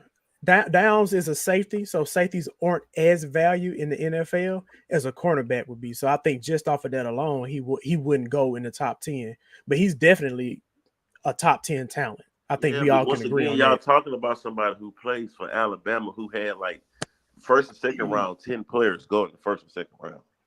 I understand that, but I'm still talking about how good he is, though. I answered your question. I think this year we're gonna see how good he is at Ohio State. We're gonna see how good he is. That's fair too. We're gonna see how good he is now. But you asked the question about who would go higher, and I answered the question based off of the position. And like CU Bus was saying, because of the / that also gives Travis, you know what I'm saying, the nod to be able to go a little bit higher because he can do both. I think when he gets to the NFL, they're probably going to use him more at receiver than they're going to use him at corner, but that's a whole nother conversation. But I'm saying his production is probably the same, and the man played almost 90% of the snaps when he played. So if I was to tell you that he was just focused strictly on defense, I can say he's a better player than Caleb Downs. I'm gonna pull up both of their stats and send them to Harry just so we can, And keep in mind, make sure we hold everybody accountable. And keep in mind, one guy defense that he was playing with was the top 5. This other guy was the bottom 30. Don't let that get misconstrued in this argument. So is there anybody that's But then let's not talk about stats Star? here. Is there anybody that's confused about Star matching the stars that we have, matching their talent that matches their star? Or do you guys agree or disagree that our stars are their stardom is more so for their talent, not as much as for their YouTube views? Do you not agree to that? No, I don't agree. Because when you're talking star power, you can pretty much go to the NIL. That's pretty much what star power is. So I agree. Okay, let me phrase the question this way: Are we thinking that, or do we say that Shadour's star power is not based on his abilities, is more so based on the fact that he got a YouTube channel? It's based on both. It's based on who his dad is, along with his talents. But I disagree. I disagree with that. It's his talent. Go look at his stats from Jackson. I think Shadour is his talent. If you took Shadour and put him on any SEC team or one of the, or let's just say the Big Ten, what do you think what is his production in the SEC or a Big Ten school? Well, in the SEC, if he was in the SEC and he took 50 sacks, he wouldn't have made it half the season. First of all, that's how I know you're not a football star, bro. What SEC team is he making? Is he getting 50 sacks on? He's not getting 50 sacks on. I know he's not getting 50 sacks. I mean, that's just so. Then why are you using that argument? Well, because that's what happened last year. But I'm just saying, if he was, that only happened because of the line. But my question is based on the strength of the SEC, like y'all always saying. So if you put him on behind a better line, and then you give him a better defense that can give him the ball back quicker, what are we looking at? Well, I'm looking at his play. Because Alabama is not like well, this is my personal opinion. Alabama is not like CU. CU is pushing YouTube and stuff heavily over there. So therefore, leave that alone and go to the play. Well, then we strictly on play. I feel like his play power, he'll be exactly where he's sitting at right now. You think so? Nah, come on, man. I think no way. I think wait a minute. Get him, Harry. Get him, Harry. Wait a minute. Let's look at the accuracy of his arm. Do you agree that he has maybe the most accuracy in college football right now? No. You missed exactly what I just stated. I'm agreeing with you. I said he'll be as far as star power, right? You said he would be where he's at right now. We don't agree on that fact. He will not be where he's at right now. His stats will probably be a lot higher. I'll put it to you like that. He would have threw for more yards. That's what I'm getting at. Oh, okay. If Shadour has a better line, he's not getting sacked 50 sometimes, right? So that means that he will make more connections. That means that his targets would be there. Right? So go ahead. If you would take Shadour, put him on a Florida State, they would have been in the championship game. If you'd have took him and put him on a Georgia this year, they would have been in the championship game. Even if you would have took him and put him on Alabama, and Alabama did give up about 50 sacks, they would have. They gave up 48 sacks last year. That's 50. Round up is 50. That's 50. Just round it up. It's 50. Yeah. But Monroe was the running quarterback. Okay, Phil, round it up. Yeah. So, but we round up. But if you would have put him on any one of those teams, they more than likely would have been playing in the national championship. Thanks. Well, I'll say this is that I think y'all are right, but not for the reasons you think that they're right. I'm gonna tell you why. So we talk about the O-line, but we never talk about, and we talk about the running game not based upon not having a line, but we never sit back and say what would have happened if Shadour would have threw away many of those passes. We never talk about maybe that would have kept the hit count on them down, which would have kept them through the whole season, which might have wound up having even to win 2 or 3 more games. We never talk about that. So because there's a difference between I'm backing up and then instead of it being 3-2, now it's 3-12. So we want to place all that on Sean Lewis, which I'm not saying that he didn't do some things Why are you in the going O-line. backwards, man? No, DC, why you going backwards? I'm saying that to make a point here. That's a valid football point. Had he been breaking news, I hate to cut everybody off. Breaking news. CU just got a massive O lineman right now. Can you please tell us who that lineman is? Somebody else just committed. Can somebody send me the link so I can pull it up? Somebody please, put that in the chat for us, please. What page is it on? Somebody just put it in the chat that we just got a massive offensive lineman. I'm assuming it may be that Chamberlain or the other kid. Oh, see. Alabama QB. Hold up. You say it's in the chat? It's not Tafik, is it? Oh, we just Tafik, yeah. I think it's supposed to be another announcement this evening. But what I was saying is that the play calling for Shedeur would have been different, which is why I believe he would have been better. I think if you had to put Shedeur on Auburn's team, they would have done a whole lot better. So I agree. But I think like Shedeur is good and Shedeur is accurate. I just think what he was asked to do last year and then not to throw the ball away for whatever reason, we can speculate what that was, that kind of cost them. Believe it or not, if you really unpack that, it probably cost them more games by him not doing that. Jalen Milroe, the biggest thing that even Coach Saban was saying, stop trying to extend those plays because it cost them, which it did. Now, it paid off on one game, which was the 4th and 31 in Jordan Hare. But generally, that was the biggest knock on Jalen Milroe. He was holding it, and and he was trying to make something happen, just like Shedeur would do. Can I ask you a question, DC? Yes. You just can't get by without throwing a shot, can you? Where's the shot? is that a valid football critique? You craftily. Where's the shot? Wait a minute. You craftily weave those shots in there so precise, boy, and smooth. I'm telling you a bad mamma jamma, boy. Where's the shot, though? Name one. Watch him. Come on now. Let's have a real I'll tell you what the sneaky shot is. I'll tell you what the sneaky shot is. Nubian eyes are watching. I'll tell you. Okay, I'm trying to make an argument for Shedeur being behind a better line, and you're trying to interject the fact that he held the ball. So if Shedeur is behind a better line, right? The fact that he's holding the ball is because he's running for his life. Do we agree, DC? On some cases, yes. Okay, so let's just say we put Shedeur behind a better line, and the reason why he's held the ball, he explained in that interview, it was because the guys were they were making either poor decisions or the communication was broken up. So that factor has to be factored in. That fact right there has to be factored in. I would say the SEC players would be more that they would know what to do. Let's just give them that, okay? For the sake of argument, let's just say the playbook. Everybody would be on the playbook. There'd be more discipline on that team. They would have been together a lot longer, so synergy is going to be there.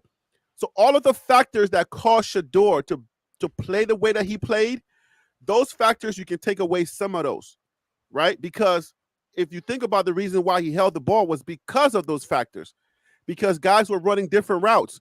He thought this guy was going to break that way, or he thought that he was going to do something else, and he had to hold it longer to try to wait for him to make that decision. So if we take that factor away, then his accuracy shines more. The things that he could do will shine more. He can put the ball anywhere. We know that. So we're looking at a black Tom Brady, but we can't give him that. It's hard for us to give him that. Put Shedeur in a white body for a second. Put Shedeur in a white body, and he's a genius. He's in the black body, so it's accepted. It's like it's okay. But if you put Shedeur in a white body, the way he plays, people saying like Tom Brady, we can't give him that just because he's supposed to be that. I don't like that. He's better than Tom Brady in college. Let's go all the way college, there. Yeah. I'm just saying, let's go all the way there. Tom Brady was drafted 193 in his draft, and he ended up becoming the GOAT.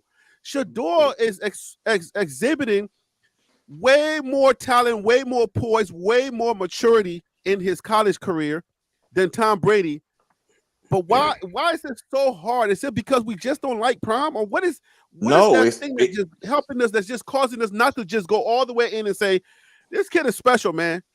Like, what is that thing? Never said he wasn't special. What I was Never saying said he was is, special. right, never said he was special. What I'm saying is, I said he would have been better in the SEC because of the play calling. I think that there, because if we're going to say Sharon Lewis was a problem, if we got wide receivers running to each other, that's a whole telling thing. What I'm saying, let's just use a comparison. Jay, in the SEC, you had a quarterback that was accurate as all get out. It was Jaden Daniels, won the Heisman. But Jaden Daniels got the crap beat out of him.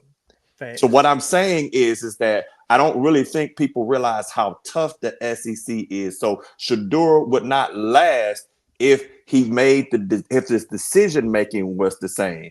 So I believe had he been somewhere else, he probably would have had that connection with the receivers and understand what was going on versus what he had last year. I know he came in late, and nobody's taken away. I do think Shedeur is special. What I'm saying is, but still, Shedeur has some growth to do. So we can't sit back and once he gets a clean pocket and stuff like that, let's see what he will do. Thank you. I think, Harry, I would say yeah. to that. I would say to that, like, I know Shedeur is talented and he's special, and I just feel like last year. I understand last year. I'm not gonna compare to the SEC or none of that.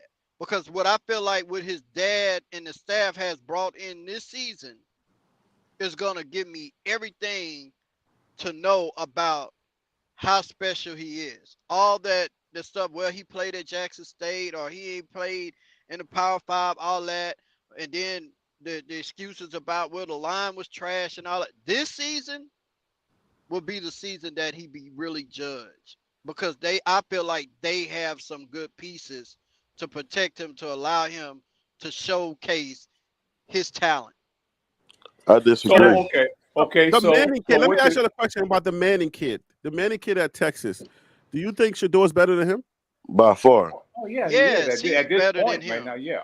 Do you know he gets more love? Do you know he gets more love when it comes to like mechanics than Shedeur?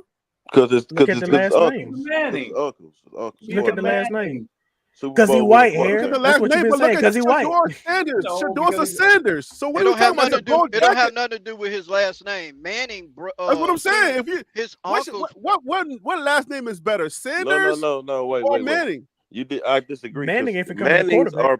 Mannings are Archie known from the Manning. grandpa, bro. Yeah. They known Eli from Manning. hold on, wait. From the grandpa, they ain't nothing but quarterbacks. His daddy was a receiver, but he didn't pan out. The Mannings are a Right. quarterback tradition family. It's Facts. different when you even though Deion played quarterback in high school, it's different. We talking about something totally different. You know what I'm saying? It's totally different. It's totally different, bro. Now, But I But will why does say he this get to more you, Harry. respect? Why would he get more respect than Shedeur? He's higher. He's graded at a higher level with exactly what they just stated. You got Archie Manning that played as an NFL quarterback. You got Eli that played Manning. up there, and you got Peyton who played as a quarterback. Manning. They have Super Bowls, so therefore he is going to be criticized on every little detail based off the fact that all three of them played in the NFL. His mechanics and everything should be A+. He should be A+ across the board, and that's what they're gonna hold this kid to. Yep. But there's some people that saying If you put Shedeur. everything together, Shedeur has everything better than him, but yet he gets more love and respect But from people, from talking heads, than Shedeur does, and that's what I'm trying to say. Because Shedeur can't is say that cocky, because we bro. haven't seen him on the field. We haven't seen Archie play in a real live situation on the field, so we can't say that. Obviously, we're not going to see him throw the this ball year. in practice, and he'll get more love. No. I 300 disagree yards with in the that, Harry. screen I game. disagree with that, Harry. Bro. I disagree with that. It's because Shedeur is cocky and he puts it in people's face just like his dad. People tend to not like that. It is what agree it with is. that. You got to I'm telling understand. you, there's something that's going Deion on. was on the draft couch Hey, telling Harry. teams before he got in the NFL. He was telling teams, "Y'all gonna have to put me on layaway." That's cocky, bro. Hey, You Harry, don't- I'm reading in between the Or lines. could it of be what at? you're saying, too. Could it not be? Go ahead, I see Tim. where What you're you? going. I'm reading in between the lines of what you saying. You not saying it, and you trying to avoid not saying it. But I'm I'm trying. understanding everything that you saying. I'm trying to open some eyes. But nah, when he started raising his wrists up, showing his watch and stuff, they gave a lot of reasons for people not to like him, bro. But that's Like, confidence, man. What's the difference between cockiness, or if you say cocky and arrogance? I because think he's really I'm gonna tell confident. you why. Because after that week with USC and Oregon, it wasn't that much raising the wrist no more. So if you confident, you're gonna keep raising it. You understand what I'm saying? But y'all didn't see the clip that everybody went crazy about. I think when he got into the game one time, I'm staying on here for a reason. He got into the game one time or did something, and all of a sudden, like the NFL, I mean the NFL, not the NFL, but the talking heads were so ready to just crown him. It is weird. I find it to be weird while we're ready to crown certain people, but the talent is always there in the other people, and they just don't get the same kind of respect. Harry, And then we call it daddy ball. We call it all kinds of things. Even us as black people, I don't know if it's because we just feel like our people just like the white guys. If they're good, we call them black chocolate or we call them white chocolate or whatever. It's like we can't even say Shador is one of the best quarterbacks, if not the best quarterbacks. And when I say the best, there is a reason why I'm saying it. You have to take the totality of the quarterback. How does he handle the media? If we take away his mechanics and how well he plays, it has to do with other elements of his whole career. And Shador he is the most NFL ready quarterback in college right now. Facts. But it's hard to have that conversation with people without so they can take off their prime hate glasses. Y'all ask us to take off our prime love glasses, but sometimes you got to ask other people to take off their prime hate glasses so that they can see clearer. Because you're not seeing clearer. What are the elements that makes an NFL quarterback? We're seeing everything in this Shador, but it's so hard even for us to see. He got a lot to do with his dad too, though. Just as much as people don't like the hype that Shador is getting, it sounds like you don't like the hype that Archie is getting. We haven't seen him do anything, so we don't know how good he will or he won't. I'm a fair and balanced guy. I want to celebrate them both equally. Okay, so let me ask you this real quick. Let me ask you this real quick then. How can you say Shador is not getting that same love when if you look at the projected draft for next year, obviously it's way too early, because that's why they call it way too early draft projections. Shador is in the top 10 on most of them. So it's not like he's not getting love this year. But that's exactly. So why are we acting like he's not getting love? That's what I'm not understanding. That's why I disagree with the Kansas State take, because Shador could have went in the top 10 this year. That Kansas State dude was nowhere near the top 10 projection, bro. You can't compare that. This is what I'm saying. I'm saying the football world, and it has to do with the intrinsic writers, the guys that are the legacy writers, the guys that are ready to erupt. Those guys are secretly hating on Shador. Sometimes you just they can't help it but to write something good, because Shador has to fight his way through. But they be ready. Okay, I'll give you another one. Kalen's great in basketball, right? Mm-hmm. Yeah. Okay. Who's going to be the face of women's basketball today? It's going to be Kayla. CC. Why is that? The girl from USC. Because she's white and she can shoot. Fans are coming out to support her in ways they weren't supporting Asia Wilson, Leah Boston, Skylar Diggins, Brittany Griner. They're coming out to support her. Yeah, but she's not. They wasn't Steph Curry like. She's a Steph Curry like. That's a difference. No, he asked a question and I just answered. I didn't say why. I just said that's what I'm saying. I'm saying something because the writers and those who are, the writers and those who vote on the sport, like when they get their guy, the language that they speak is different. The way that they cover it is different. So those people, when they come out, now we start seeing mothers bringing their little girls out. We start seeing fathers bringing the little boys out. So coverage is important. We understand that, right? Yeah. So the way that Shador is being covered, and when I have this debate online, it's like people cannot see it. People can't see the talent. Why are we blinded by just the simple talent?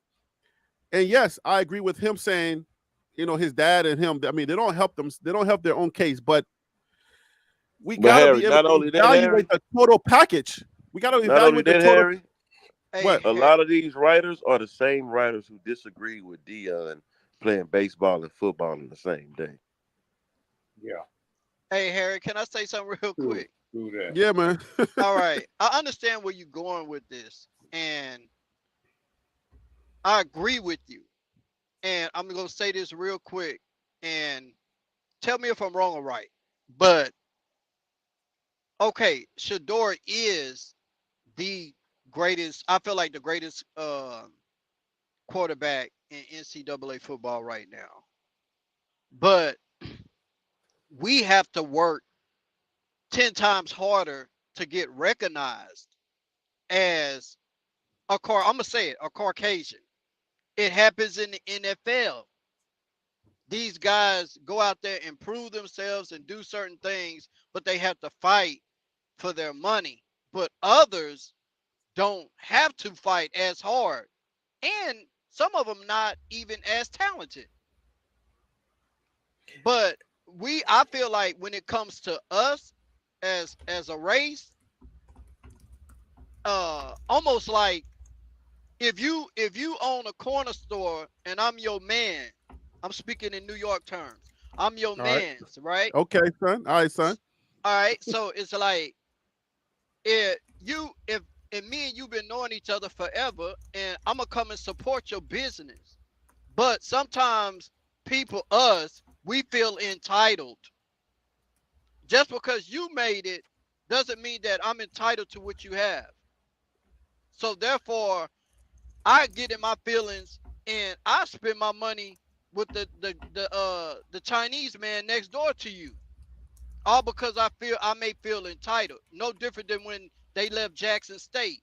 Everybody crapped on them and still crapping on them. So I just feel like we'll hate versus support each other. So, hey, was that Tim? This Yeah, is that's him. this is not no pushback, but you just raised my attention on something. So, I don't know if anybody knows it, but a couple of the guys from Jackson State came up to partake in the spring game festivities with Coach Prime. So even with the group of people that still give him hell about leaving, there are still a group of people that still loves him, fans and players, ex-players. Yeah. Mm-hmm. Right, I understand that, but that negative will take off like wildfire. Yes, That it will. positive, Yes, it will. It'll stay in neutral. Yep. That's what I'm saying. That's why I'm like, because the reason why I'm on this line is because I want people to understand, like, we're about to go into this Big 12 competition, right? A lot of people are trying to muddy the line so that we can not have that real conversation. But you got Shador, you got Travis Hunter. These two players, if you put them both in white bodies, and we will be ranked number 1 in the Big 12. I just wanted to say that on racial lines real quick. Yep. You got the best player, right, in college football in Travis Hunter, and you got the best, most ready NFL quarterback in Shador, but we cannot break top 5 because in the the Big team 12. as a whole isn't that good. That's why. The team as a whole is not as if you had a team full of talent like Travis and Shador, that'd be one thing, but you don't. And I think if we've seen talented teams be in the top 10. Evaluate, like, okay, I'll put out the evaluation video. If we go to the evaluations, right, the same evaluation that KSL is doing, that same evaluation that they're doing, they're grading everybody on the same scale, and they're saying, oh, well, this person failed on this, and they're gonna do the X, Y, and Z. This person didn't do this much, and they didn't really bolster this, but we're still gonna give them a higher grade. So you're telling me that we're at bottom? I don't mind where we at. I'm totally fine that we are number 10. We moved up to number 10. I'll give it away for you who's not going to watch the video. We moved up to number 10 from number 11. But I feel like we should be higher because we were in one of the toughest conferences and we only lost by 1 score for 8 games. Shador got hurt and he could not finish. We had one of the weakest lines that has changed also. And then our defense was not that great. If all of those things change, then now you put us in the Big 12 that does not have the 2 top teams that were in the Big 12 that made the Big 12 their name. And then we have to still play some of the teams that we beat, like the CSU and the Nebraska. You don't think that pushes us in the conversation a little higher? Those are not good data points to even focus on to say that, oh, okay, all of this changed and now it should be better. No, I wouldn't say it does. And I'll say this: I think a lot of these writers, when they do this preseason stuff, they rarely do you see them really step out on a limb and say this team that most people are saying is going to be that good is going to be good. So this is par for the course. That's why I'm not surprised. Like, they put that stuff out there for us to talk about it, right? But when you really get down to the nitty gritty, all of it's going to be revealed soon once the season starts. So I'm not tripping on it. Like, I wouldn't even worry about all that kind of stuff because it really doesn't matter. You got to worry about it. We got to worry about it because people pay attention. Recruits are still being brought. People pay attention, and I think you really think they're reading those reports. And that's gonna be the defining thing that makes them go somewhere. Is that report gonna be the parents are reading, coaches are reading, everybody's looking on depending on data to make decisions. So I can't put it past anybody.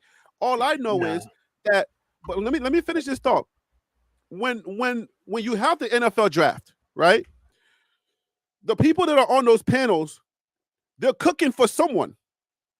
They're in somebody's pocket.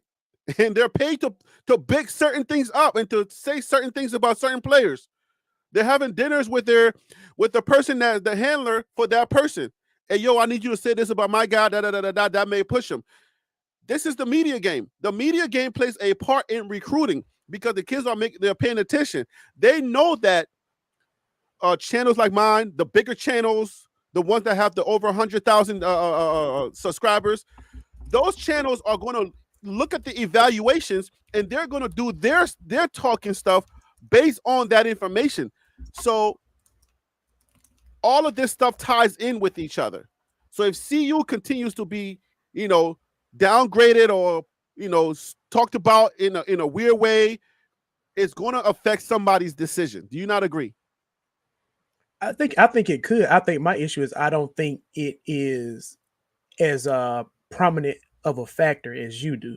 I'm not putting as much stock in a high schooler reading, this report that came out. I'm not looking at them and say that. They were dealing with the transfer portal, guys who've been in college for a minute, guys who are familiar with these publications. Guys, we're shopping in the transfer portal, and we're not worried about no high school student. We're shopping in the transfer portal. So I should say recruit then. I don't think a recruit. Guys are talking. They're talking about what are these KSL radio? They're literally talking about who's the bigger team and who's that. And when you're going somewhere, you're gonna want to go to something. You're gonna want to go somewhere that matters as a team that's a winning team. Is it fair? Is it fair to say that a person in the transfer portal has better resources to find out how good a team is or isn't than to go to the report that you use? Is it fair to say that? No. So you're saying that a guy in the transfer portal that has access to other coaches to talk to is going to use that report over talking to actual coaches and other players that are in the portal and on other teams? It's part of it. It's part of the recruitment process. It's part of the. It's okay. You're gonna put your phone on and you're gonna listen to you're gonna listen to the Joe Clatts. You're gonna listen to the talking heads. You're gonna go to the SEC. I mean, not SEC, but the Big 12 radio station. You're gonna listen to everything. You're gonna take everything into consideration. Who's coming? I've never seen a guy commit to CU say that the reason why he came there or he didn't come there was because of what a reporter wrote. It was because of what Deion said to come there. That's the intangible, Phil. Those are the intangible parts of it. It's not. Okay. You're not making decisions. You're not saying those type of things. You're not going to say that. your decision process is not based on just one aspect of the game. You're gonna make your decision based on the entire landscape of college football. What's going on here? What's going on over there? What are they saying over here? What are they saying over there? And then I can come all the way back to the messy stuff that's been happening. Why do you think the hit pieces are happening? It's easy. It's easy money. It's easy money. It's easy money to talk about Dion. A lot of people eat off of Dion. But that's what I'm saying. So go ahead. And also, Harry, what you're saying, I'm listening to what you're saying.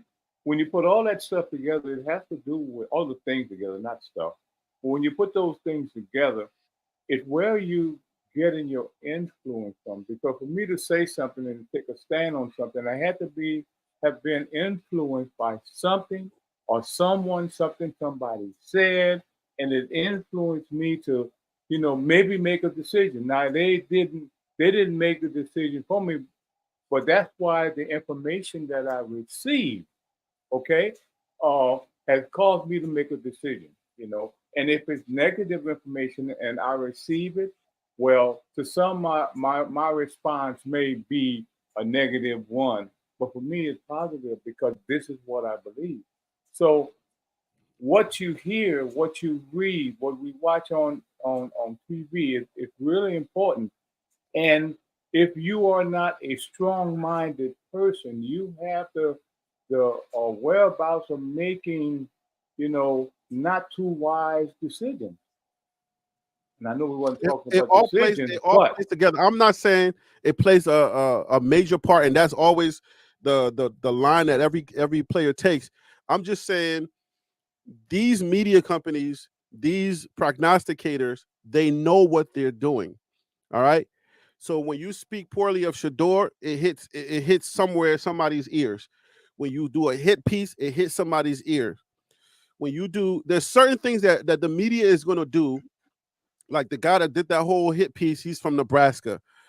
There's certain things that certain people are going to put out in order for you to muddy the waters. If you muddy the waters, if you muddy the waters, what's going to happen is it's going to cause recruits to second guess whether they should go over there or not. Not true, Harry. They're not going to second guess that. It's not too many colleges you can go to and Lil Wayne walking in your locker room and doing like some players are going there just for the popularity and the experience. If you notice, a lot of these players, whether we like it or not, are not starters or weren't starters on their team. Probably the one running back from Ohio, but the rest of them are like backups from good programs. So that got a lot to do with why they ranking us so low, because they feel like, well, he just got a bunch of backups. And, valid. So valid point. He not gonna do. He had the same thing last year. But what they misunderstanding is the bodies are D1 bodies. That's why I said JV and Vasi. The line that we had last year compared to some of these Big 12 and SEC lines was JV to Varsity. Now we got 6'5", 6'6", 6'7", 300-pound defensive offensive linemen. If I'm not mistaken, Dion said that last year. He needs some big boys. You got to get some big boys. You got to get the big boys. You got to. I think last year we were averaging 290 something. Are we at 300 yet on the average on that line? Probably so. Pretty close to it, yeah. Or 6. I can look it up and do an average. The height matter too. Yeah.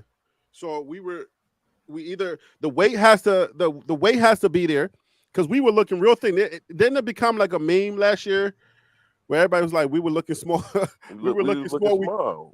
We kept saying it. People was getting mad at us. And then when the season came, we got smacked in the mouth and people was like, oh. And then now all of a sudden we were thin. I was like, oh, okay. Mm-hmm. So, all right. So. Hey, Harry, real quick. Yeah, man. And also to see you, that was see you buff that was just talking, right? That was me, him.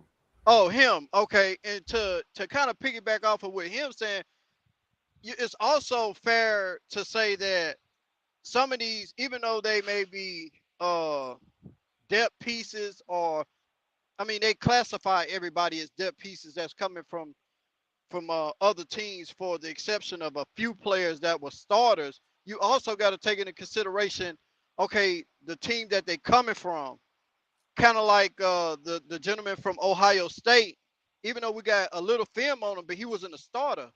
But we know Ohio State pushes out top running backs into the league. So we have to take that into consideration too, where these guys coming from and the way that, and kind of look at how they recruit and what they're recruiting and what they putting out. Factual. That's facts. Well, that's the why I was linebacker, going on the lines what's the of linebacker questioning. name we just got? Hey, Tim. Yo, go ahead. Hey, does guy sound like me a little bit? No, I'm asking. No. I'm asking because somebody the other day accused me of coming on a panel under an entire different platform, and I'm like, what? I'm 46 years old. I'm not finna make profiles to sneak onto a panel, dude. I stand tall in the CU Buff Dynasty. So I was like, what are you talking about? So it must be somebody that sound like me. When you say it's that CU Buffs, I said maybe the guy sound like me. We may sound alike a little bit. You got a burner account, brother.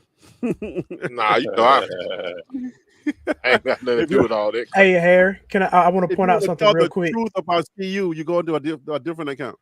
I want to point out something real quick, Harry. You talking about the writers and everybody kind of picking Shedeur apart in ways that they're not doing with Archie Manning. I want to point out something. I want to be very clear, and I think all my football guys on the panel can agree.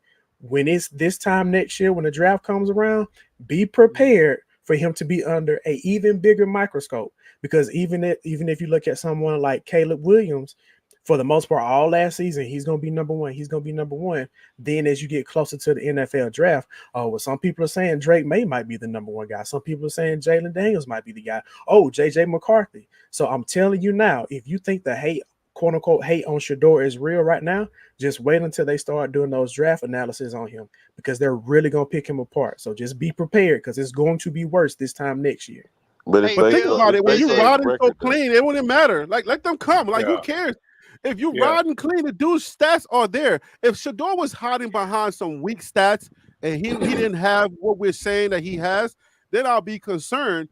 But all I'm saying is they're going to pick him apart like they do everybody. That's what happens during this time of year. And I'm saying it from a place of frustration, because it kills me how you have a guy. It kills me how you.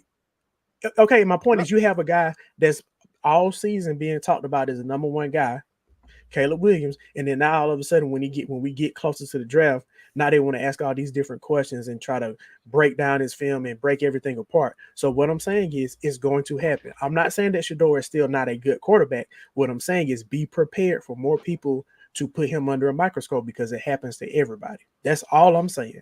Yeah. So let's take a few seconds and put him under the microscope. Let's see what we find. What is the worst that they're gonna say about Shedeur? What do you see that is the worst thing that they're gonna say about Shedeur? The Twitter antics. That's all I see. No. I was watching the Cover 3 podcast, and it was a short that they talked about, like the top 5 quarterbacks or whatever. And one of the two things that they were talking about was arm strength for Shedeur.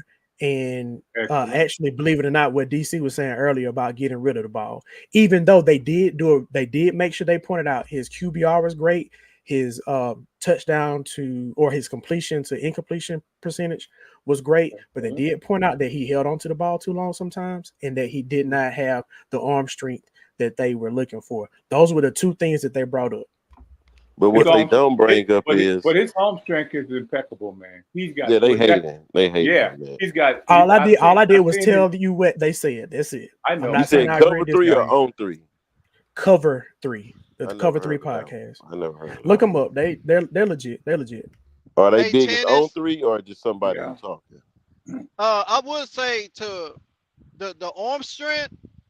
I mean, just looking at last season, his arm strength is good, but I don't feel like his arm strength is as powerful as some of the others, because I feel like he could have hit a lot of people. I don't know if it could have been timing, but I feel like he underthrown a lot of those deep balls last season that could have been touchdowns in stride. That's Okay. after he got hurt. Under That's after duress. he got hurt. Under After- duress. Under duress. No, Here's hold why- on. Thank you. Let's make sure we understand something. Remember when Shador started throwing those ducks. Shador was very accurate, and then all of a sudden he started throwing those ducks when he got injured, because then he could barely breathe. His follow through was bad. I even pointed that out during the season. His follow through just wasn't there anymore. So besides being under duress, Shador could barely throw at a certain point. Because you saw the TCU, those 3 games that we won, everything was there. And then all of a sudden, I think it was like after the CSU game, something changed. It was after the UCLA game. Okay. And then, as the season progressed, he could no longer follow through with his passes. So I think as far as arm strength is concerned, he has one of the best arm strengths in the game. That was one of the things I was talking about. I was bullish on his arm strength, because I didn't follow him at Jackson State. So when I started watching again, that's one of the things I picked out, how strong his arm was and how accurate he was. You say he got one of the strongest arms that was in college football last season? In the beginning, yeah. But it changed. No, It changed No, once he got injured. that kid from Tennessee had one of the strongest arms. There could be other students with. Can y'all who's that? Can y'all mute? Because somebody else has good arm strength doesn't mean that Shador arm strength wasn't one of the best. I agree with you on that. Arm strength with accuracy. What's your definition of one of the best? If you look, top 5, top 10. When you say one of the best, are you saying top 5, top 10, deep ball? I was saying arm? top 3. No, I'm sorry. I disagree with that. Jalen Miro has a better deep ball. Okay. Hendon Hooker, even the freshman that was at Tennessee last year, Quinn Ewers. Yeah, Penix can let it go too. So yeah, I disagree with you on that. And you're saying that Shador could not let it go like them. Come on. Is that what you're saying? Like, I want to know. Just let's just put it all on the line right quick. Could y'all pause? Could y'all mute your channel? Let me mute it for them because somebody's having a conversation. Yeah, I think that's him. Okay, let me mute that. Okay, so you're telling me that Shador could not throw it like these other quarterbacks you just listed? If you're talking about arm strength, I don't think he has the arm strength that they do. That is what I'm saying. How? Arm strength. That's it. Arm strength. Wow. That doesn't mean he sucks. I'm not saying he sucks. I'm just saying he doesn't have the same arm strength. That's it. I know what you're saying. Being able to unleash the ball the same way they did. You didn't see that in the TCU game? That's not arm strength. You're saying the way they release the ball. I'm saying flat out arm strength. Throwing that deep ball down the field. I don't think he has the same arm strength as those guys do. I don't. So you and didn't see that in the TCU game? It's no different in saying that like a Dylan Edwards is faster than Shador. It just is what it is. He's faster than him. But that's not saying he sucks.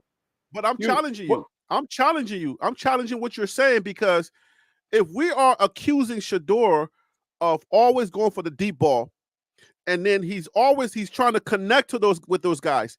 Shador was throwing way more deep balls down the field last year than, I don't know if he did it in Jackson State, but Shador can throw the deep ball. That's one thing that people keep accusing him of. Yeah, so how is it that you got to look at his Jackson State tape, bro? How is it that he doesn't have the arm strength to throw the deep ball? But that's what he's being accused of. The argument can't go both ways. How is that? I mean, you know what? If you what they're working with him on now, because his dad was saying, instead of throwing it on the rope, throw it, and so he's been like not taking so much of it. He's been trying to get the ball to drop in there rather than throwing it on the rope. As far as the arm strength goes, he can zip that ball down. That's what I'm saying. Yeah, I've seen him of throwing the deep ball all the time. So how can you accuse him of always throwing the deep ball or always trying to go for the bomb, but yet we can't give him that? Why? Okay, hey Harry, I'm gonna give you a little tip. In your spare time, pull up the combine, NFL Combine 2023. Look at the kid, the quarterback from Tennessee. In the combine, he threw like a 60-yard bomb with ease. And he dropped it in there on the Shador could dime. do that. Shador could do that. Good, yeah. Shador can do that without even breathing, without even like with one eye's closed and hopping on one leg. He could do that. Yeah, he must ain't watch Shador tape. Okay, You gotta watch I Shador can tape. agree with you then.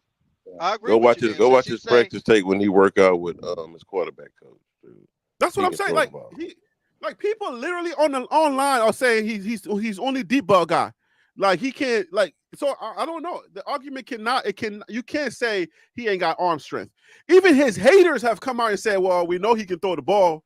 So I'm like, how do you throw the ball without arm strength?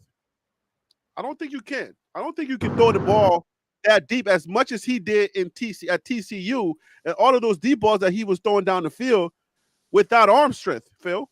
I don't know.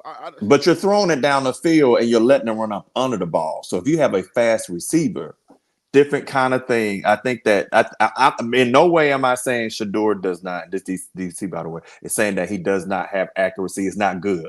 But I got to sit back and say it's that I watched him at Jackson State. And I've watched a lot of football, and I guess my thing is when I look around the country, I can see him saying one of the best, but I just don't get how y'all absolutely crown him the crown jewel of quarterbacks. No, he's the best. No, he's not the best. No, he's not the best. Because y'all are looking because you're looking at accuracy and stuff like that, which is true, but you also are not paying attention to decision making. Oh, that's perfect. Oh my God! Are we serious, bro? His decision making is Are elite. you really saying what you're saying right now? ESPN has said that. I think man, listen, and then there's other people. Listen to what I'm saying. Listen to what, but see, this is what I think what y'all are making a huge mistake in here. You're thinking I'm saying he's bad. You think I'm saying we're not thinking you're saying he's bad. We're saying you're not saying he's good.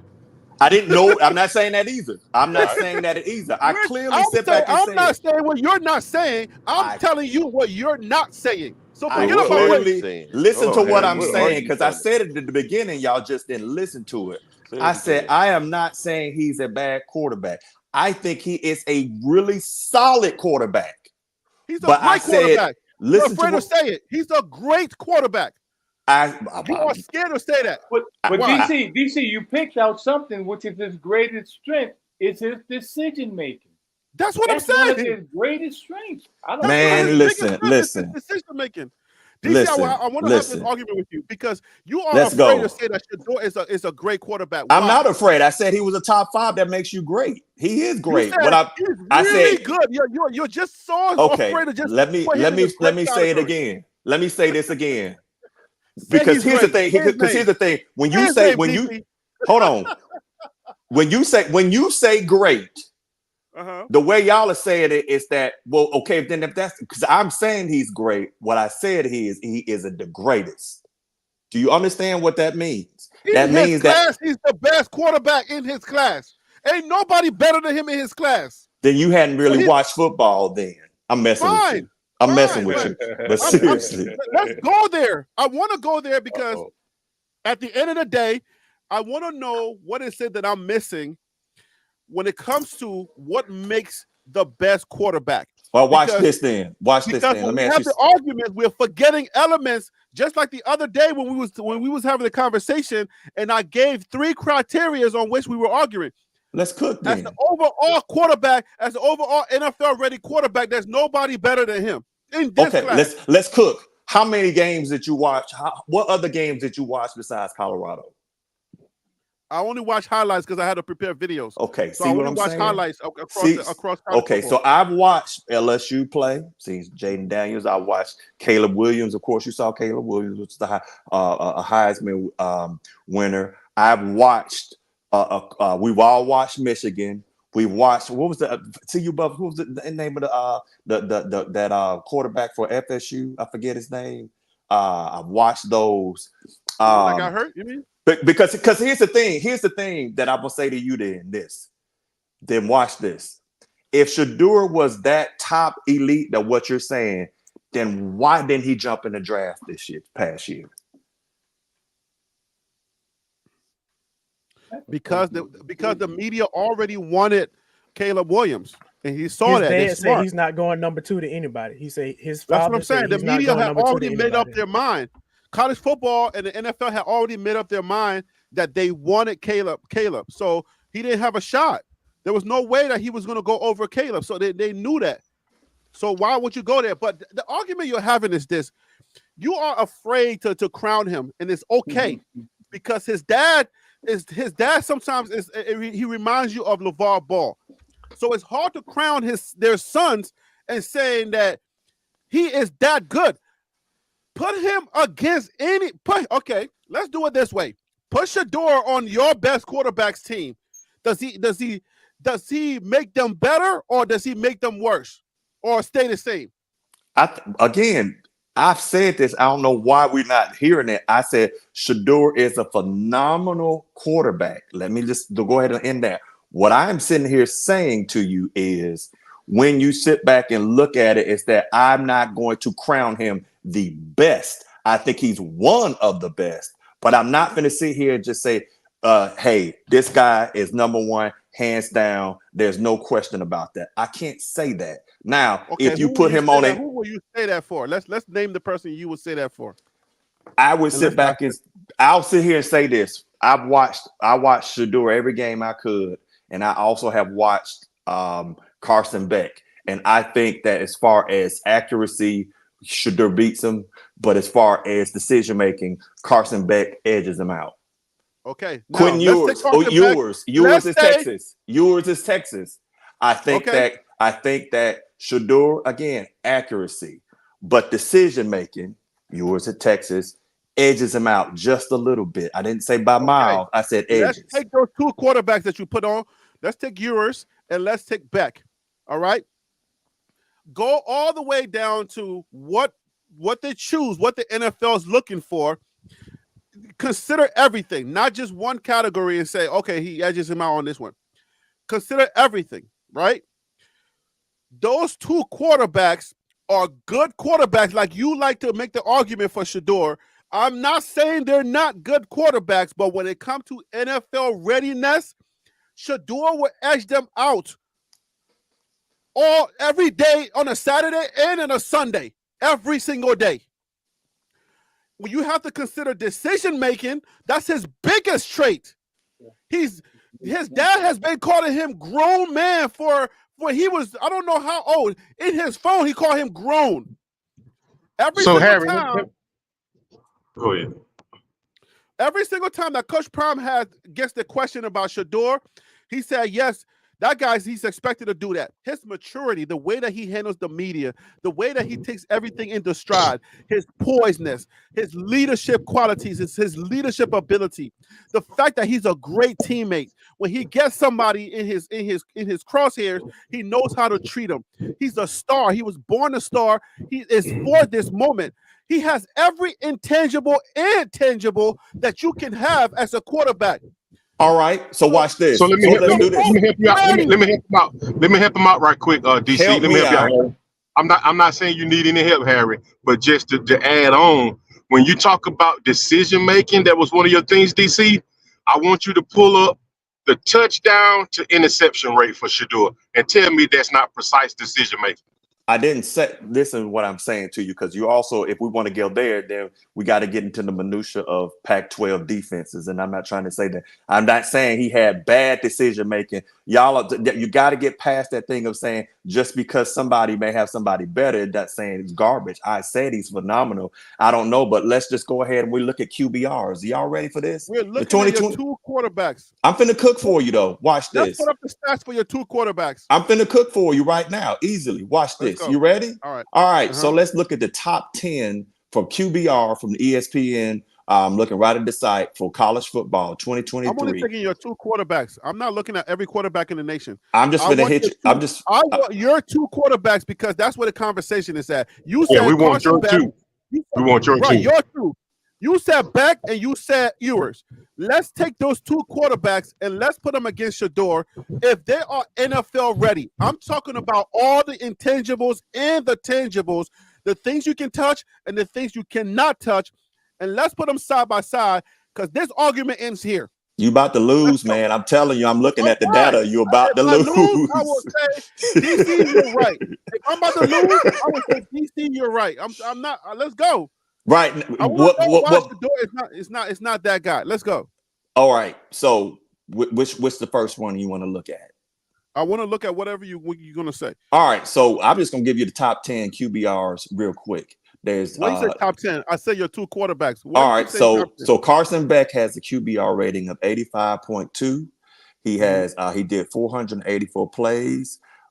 He has a but let's just stay with the QBR rating of 85.2.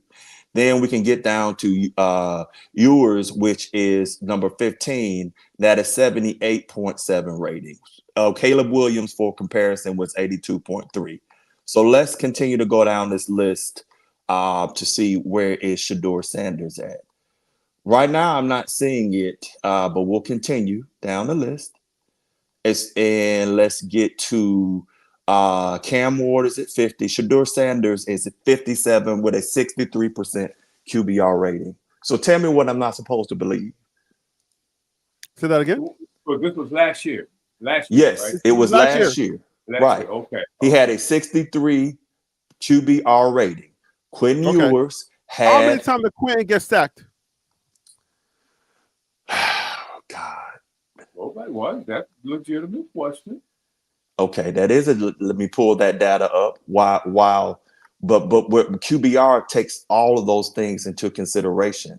But let's look and see how many times it was said. And at the end of the day is, if you're going to judge me by that, while I pull this up, I want you to also judge the fact of some of those balls could have been thrown away and he decided not to.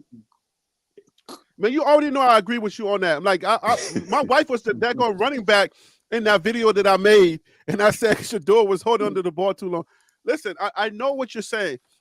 We got to talk about all of the intangibles. We got to talk about what makes these stats what they are. Also, the team that they're playing on, how much quality did they have on that team? How many guys, number one, are going to the freaking NFL on that team? Like, there are things that's gonna skew these stats a certain way. But if you and I we're having a fair conversation, right? If we say, okay, you got me on the Georgia stats, right? Mm-hmm. You got me on the Georgia stat, but let's take the Georgia stats and let's put Shador in. Let's put Shador behind him or on his team. And then let's put him on Shador's team, and let's have the conversation. Let's reverse the conversation and see. Well, keep in mind that he missed. Quarterback. Keep in mind, Ewers missed 3 games due to an injury. Keep in mind. But who's the better? I'm trying to figure out who is the better quarterback. If we just go off of stats, it's going to be very difficult to have this conversation. But who is the better quarterback, knowing that the stuff that we know about each quarterback, because certain quarterbacks, you put them on certain teams, they don't perform the same. You agree? Yeah, but how do you measure what he's going to do on another team? We're looking at the data as the actual data, not because if you want to go on, hey, you think if he would have been on a better team, he would have had better numbers. I'm going to agree with that. If you want to sit back and say, for how I like my quarterbacks to run the ball or how to run an offense, I love Shador. I got zero problems with that. But if we sit back and look at what the data actually says, then it says something different. I mean, because Ewers missed 3 games. So we got to factor that in. And he was sacked 27 times. Okay. So the point I'm saying is now what I think CU fans want to hear me say, I have no problem with that, is that I think he's going to definitely be one of the top 3, if not the top quarterback this fall. Absolutely. But if we're sitting here talking about data as of this day, which is what has actually occurred rather than an event that we believe will happen or want to happen in the future, we can't do that. Hey, my quarterback would have been a good comparison, DC. With Daniels, I wanted to use that. I was going to go down there, but the thing was, hey, let's put it out there again. I'm not anybody put it like this. Anybody saying Shedeur is garbage and that he has a weak arm and all that, he's not accurate and he doesn't have good decision making and even at times great decision making, fine. But we gotta own that thing is that 15 of them balls could have been thrown away. But I do think I saw somebody was saying that Jaden Daniel wasn't accurate. I saw a dude make some throws right in the corner of the end zone that was phenomenal. That's why he won the Heisman. So how can we sit here and say, well, he was due, but he won the Heisman and he had the number 1 QBR rating of 95.7.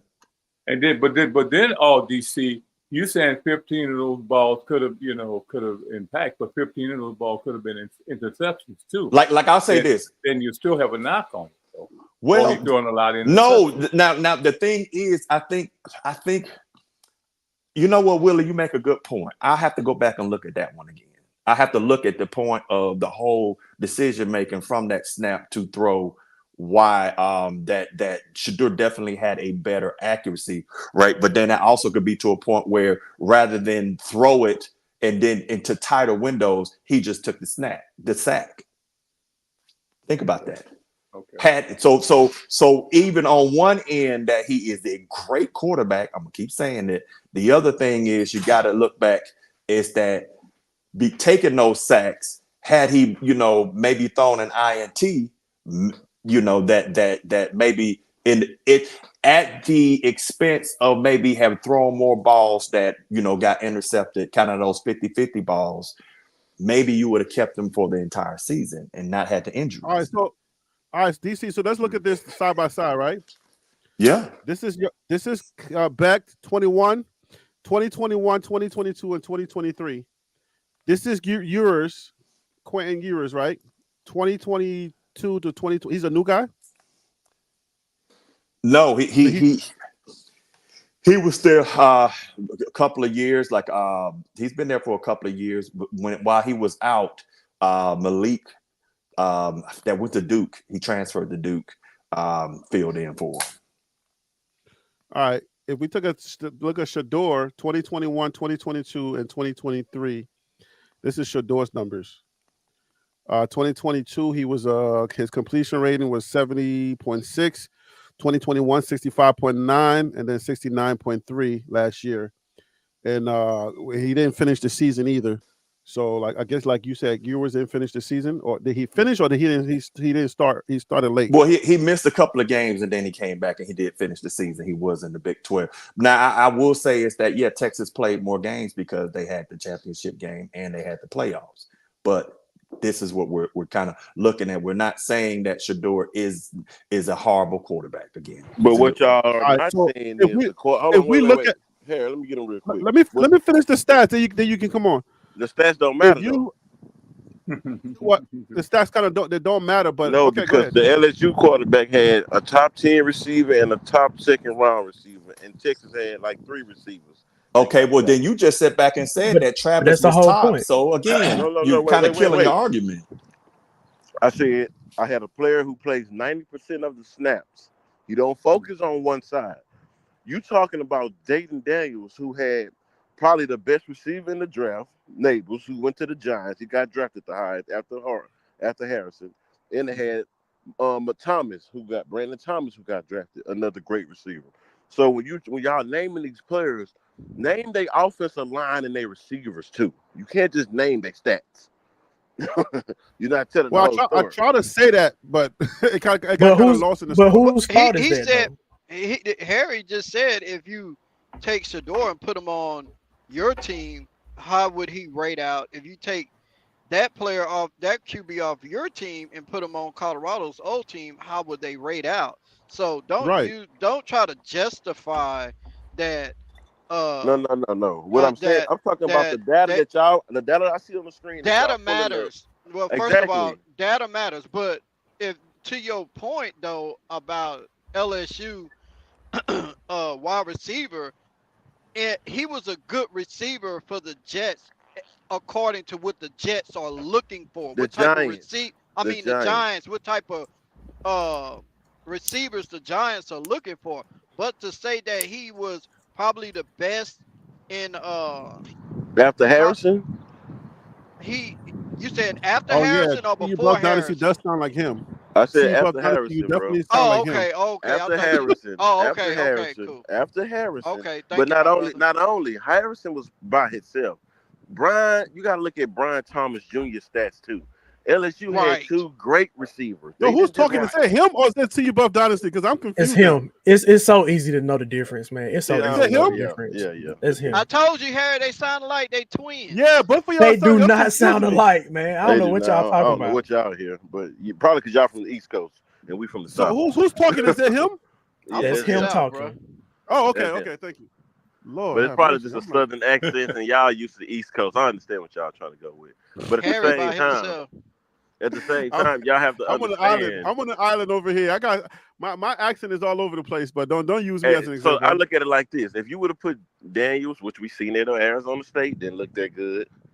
If you was to put those pieces, those quarterback with like 3 stars, like Shador playing with, I don't think they win in Heisman's and going to the playoffs. You understand what I'm saying? Well, That matters. Well, I would say this, him, even though Jalen probably wouldn't have won the Heisman, and I We can't. seen him neg- at Arizona State. We got Hold on. data on him though. You can't I say know. what would have happened. We got the know that. data. Right, exactly. But I'm talking about taking him and putting him on Colorado based off of Harry's question. Okay. What I'm saying is, I don't know if he would have thrown for as many yards as Shador, but he would have had. I think he would have probably had over 1,000 yards rushing. Facts. Oh yes, easily. Shador could have had 1,000 Facts. yards rushing though. That ain't shit. That ain't hard to do. If you just What? run the ball, if you run the ball like he run the ball, Shador can have 1,000 yards. Listen, rushing if too. you put Shador Shador's at not that LSU, kind of guy, though. LSU wouldn't have ran. I mean, if Shador was at LSU, Shador wouldn't have ran for 600 yards. No, I'm not saying that he would have. I'm saying that he can, like he's doing. That's what I'm saying. I'm not saying he's a So running one quarterback. can and one I'm saying can't? one probably can do what he doing, and the other one can't do what Shador doing. You understand what I'm saying? So what you saying? Jalen couldn't have went to Colorado? I mean, if I'm not mistaken, we got tape on Shador running for touchdowns that's like 20 plus yards, 30 plus yards. No. Listen at Yeah, what but I'm that's not saying. his game though. 70 But plus- that's not his Exactly. game got a though. 70-yard touchdown. Yeah, he could run. He can What I'm run. saying is, Shador wouldn't have went to LSU and ran for over 1,000 yards like Jalen did. If he wanted to, he could. No, what I'm not saying. even if he wanted to, Yes, he he could could not. have, No, bro. he Yes, could he not, could bro. have. Why you, Listen. Tim? Why you saying that? That's Tim, not why his you saying style. that? That's not his style. But he already had listen. how many rushing yards he had this year? He was a top rusher. How many rushing yards Shador had this year? Can somebody answer that question for me? His stats are right here, guys. What's his Well, rushing I'm looking stats, at it. Yeah, I Harry? see you, Harry. Negative hold on. 77, but that's because of sacks. I'm talking about if you go game per game, he It's got at negative least 77 because 5 of games. sacks. No, I'm saying he got at least 5 or 6 games where he had over 50 yards rushing. That's what I'm saying. That's what I'm Yes, saying. I mean we seen him run the ball, right? We I'll seen him put run for it his up and send life. it to Harry real quick. But what I'm saying to you, him, is What'd you say, Jalen- Phil? Go ahead, bro. I'm listening. I can listen. I'm listening to you. Go ahead. Oh, Jalen would have went over there to Colorado, man, and his decision making, he wouldn't have. quick. For one, he would have threw that ball away more times than Shador. Nah, see, I disagree, bro. Oh my God, bro! You using his stat? You using Jalen Daniels at LSU before LSU? No, tell listen me, at what I'm you saying, are. bro. Are you? Yeah, you are, no, bro. Listen, I'm taking his stats and just basing it off the line that Colorado had. Last So year. use his the Arizona weapons State use his Arizona State stats then, and then we can talk. Okay, is Shador or Jalen? Are they playing? Did they play for Arizona last year? Arizona State was better than Colorado Did was they last play year. for? Wait, Arizona State? What? Arizona State was better than Colorado Arizona was State last got year. Wait, beat what? by Colorado, bro. Yeah, we beat State. Listen we to what beat I'm them. saying. Wait. Listen to what I'm saying. The team that Jaden Daniels played on in Arizona State was better than Colorado. You using Arizona State when Jalen? Last year, I'm Arizona talking State about was not better last than year, us. bro. I guarantee you. He's talking about 2 years, 3 But years what ago. I'm for saying Jalen is, Daniels I in Arizona know State. what He he's said talking last about. year. But wait. What you doing is using the stats from a dude who got 2 two top 25 receivers, one of the best offensive line and one of the best defenses in the fucking country. You can't use that neither, bro.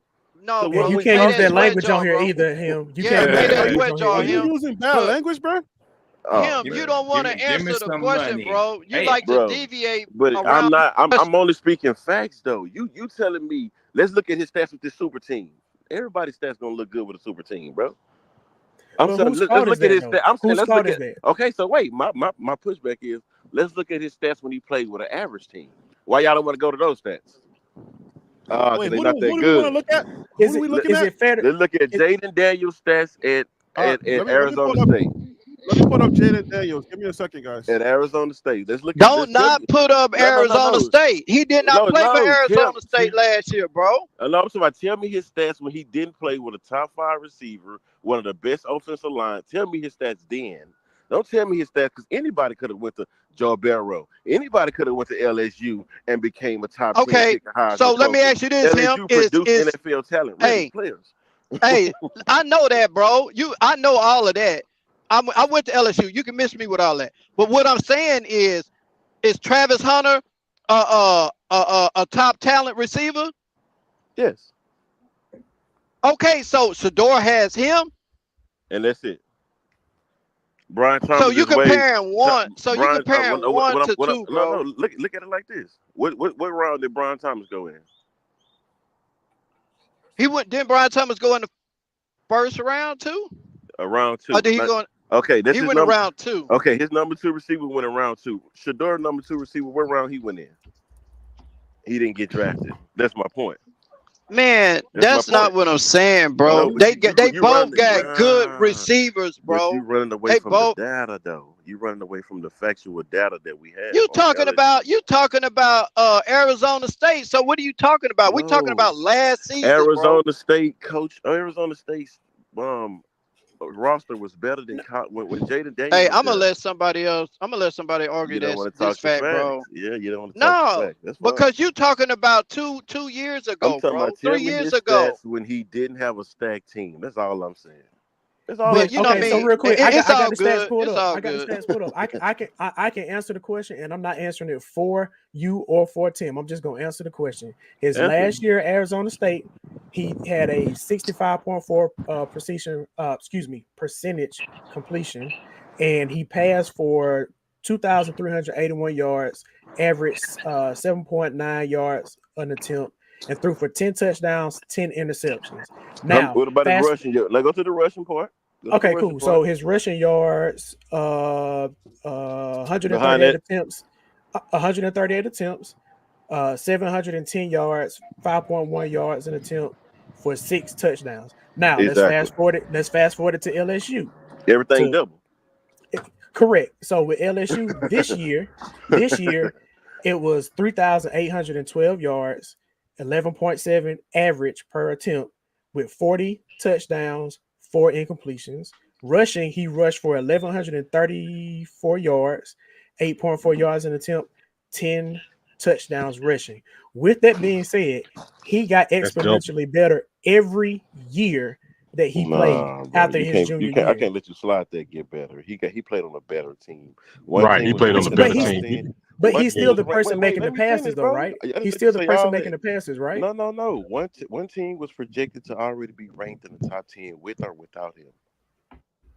That's what you gotta understand. So, but what you're trying to say, him though, is this. All right. So we know the team that Shador played on, and by the way, just 2 hours ago, Fox Sports released early projections of 2025 draft.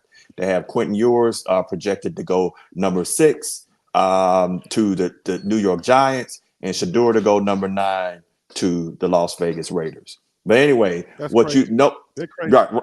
It's not. It's based off of the teams that are going to be picking. If they already have a quarterback, they're not going to draft another quarterback at number 1. So let's be fair about that. Let's be fair about know who's going to pick first yet. The season ain't even over with yet. What are they talking? That's bullcrap. But again, no duh.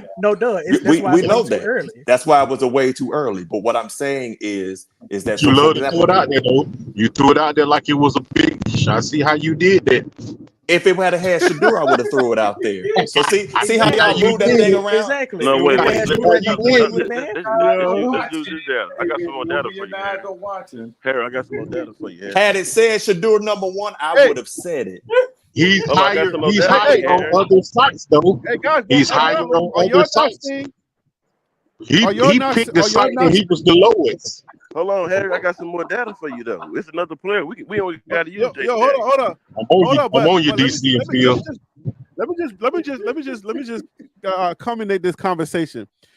I asked a question earlier. I said if you take Shador and put him on your favorite quarterback's team, how would he perform versus how Shador would perform on their team? And we're right now, if you look at your guy Jaden Daniels, right? That's the argument we've been making for the past 10 minutes from LSU. Him, that's what you were talking about, right? These stats right here that's on the screen. I'm finna get a little deeper though. I'm finna make. I got some more. Right, data. so I He just talking wanna about people Arizona State. Phil just read them out. I want the people to understand. Arizona State is 2021, right? We talking about 2023, 2022. bro. Arizona, 2022 they have him at LSU. With a team, like I said, 2022 they have him at LSU. With the Hey, backup bust it quarterback. down, him. Go ahead and bust it down for him. Go ahead and bust it down. Bro, listen. Without him, before he transferred to LSU, they was already projected to be a top 10 team, bro, based off what else they had. You understand what I'm saying? If you can just go look at it like Bo Nix. Look at Bo Nix. At Auburn, Bo Nix would have been a top 15 pick. He comes to Oregon with a lot of talent. Now Bo Nix top 10 pick. It goes by your team. You can't just say what a player is if he's playing with whether y'all like it or not. A trash ass. Well, I'm sorry, watch my language. Sorry 3 level. Dude, that's a lot of money you spending. I'm saying 2 and 3 level players that's not even getting drafted, bro. We talking about one team who got players that's not getting drafted, and a team that got players that go in the first and second round. Come on, man. So let me ask you this question then. What do that have to do with anything, bro? Really? So how do you explain somebody like not Daniel Jones, the guy out of Buffalo? Help me, somebody. Josh Allen. He went to Wyoming. He played with a bunch of nobodies, but he was still able to shine, right? Okay. So it's not always about the team that you have around you. Sometimes it's just flat out about what you put on the tape. And we can agree that Shador's tape looks good. I think at the end of the day, we can squash this and just say his tape is good. And at the end of the day, when it comes down to this draft stuff, a bunch of nobody, his tape don't look too good, is what I'm saying. But he also was freshman too, though. I'm on DC's top. I'm on DC's top. Like, did they perform at their trash teams? Like, okay, watch this. There you go, Harry. Then watch this. Then watch this. Watch this. Then if he knew, then you gotta. Well, you know what? I'm not gonna go there. What I'll sit here and say is this: that sure we can say Shador would have been better on another team, and if you had put one of these other quarterbacks on the other team that or Colorado's team, their numbers highly likely would not have been as good. That's absolutely, I agree with that.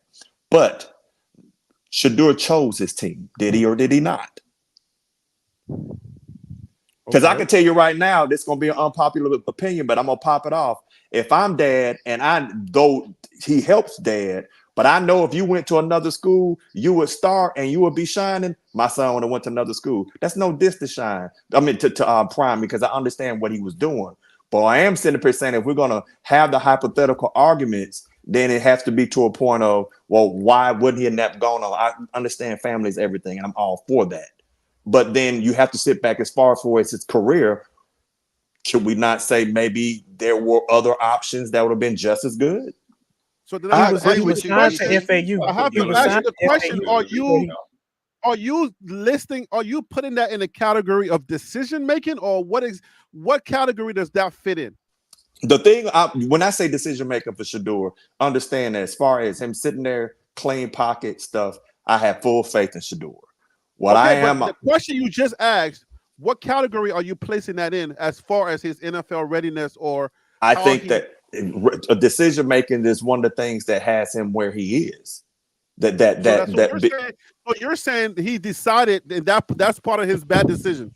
No, I'm saying part of his not bad decisions. I think part of his decision was maybe feeling like he had to hold the ball and rather than throw it, take the sack. I think that wasn't good decision making. But when he had a clean pocket, or even there was time where it was duress. What my question is, I'm in this battle with you. I'm at war. Let's go. I got. He's saying you're saying he made a bad decision by deciding to stay with his dad instead of going elsewhere where he could have been with a better team.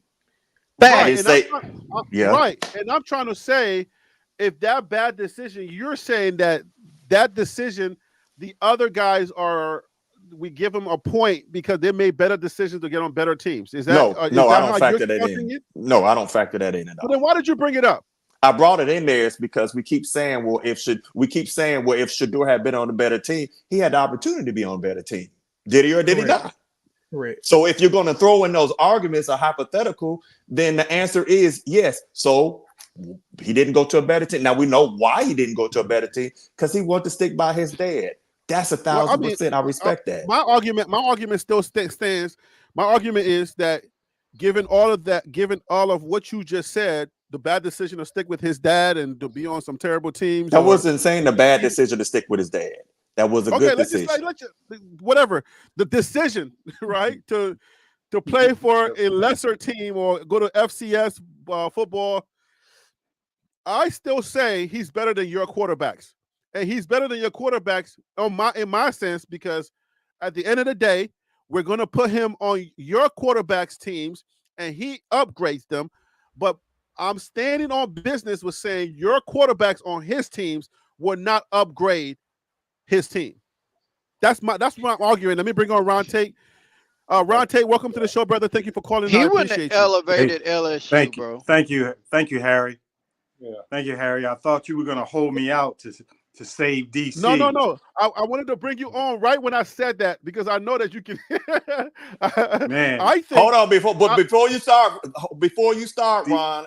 If you don't come in with some data, if you just come in with shaking Colorado pom-poms, I'm gonna flame you. I'm just letting you know today, which I love you, but let's go. Let me set him up correctly. Okay, listen, everyone. Hold on, Ron Tate. Listen, everyone. Hold on, Ron Tate.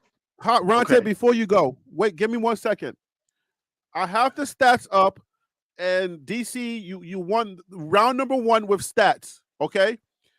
But I question my round number 2 is, let's go to some intangibles and let's speak hypotheticals and try to have an argument based on hypotheticals.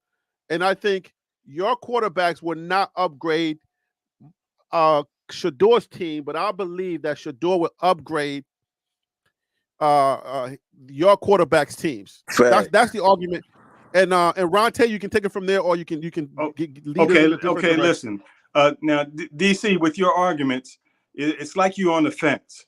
You jump off the fence, you make a negative comment, somebody give you a little pushback, then you say, "Oh no, I'm not saying that's a negative comment," but you throw it out there. I mean, I'm just sitting here. Look, I know Harry B's house phone is ringing off the hook, because I've been trying to get on this thing ever since you started speaking that nonsense. Earlier, I know. I saw you in the green room.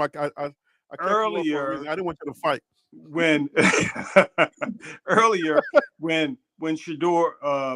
Shedeur, you were saying earlier during the season that Shedeur did not have any arm strength. He was accurate, but he didn't have arm strength.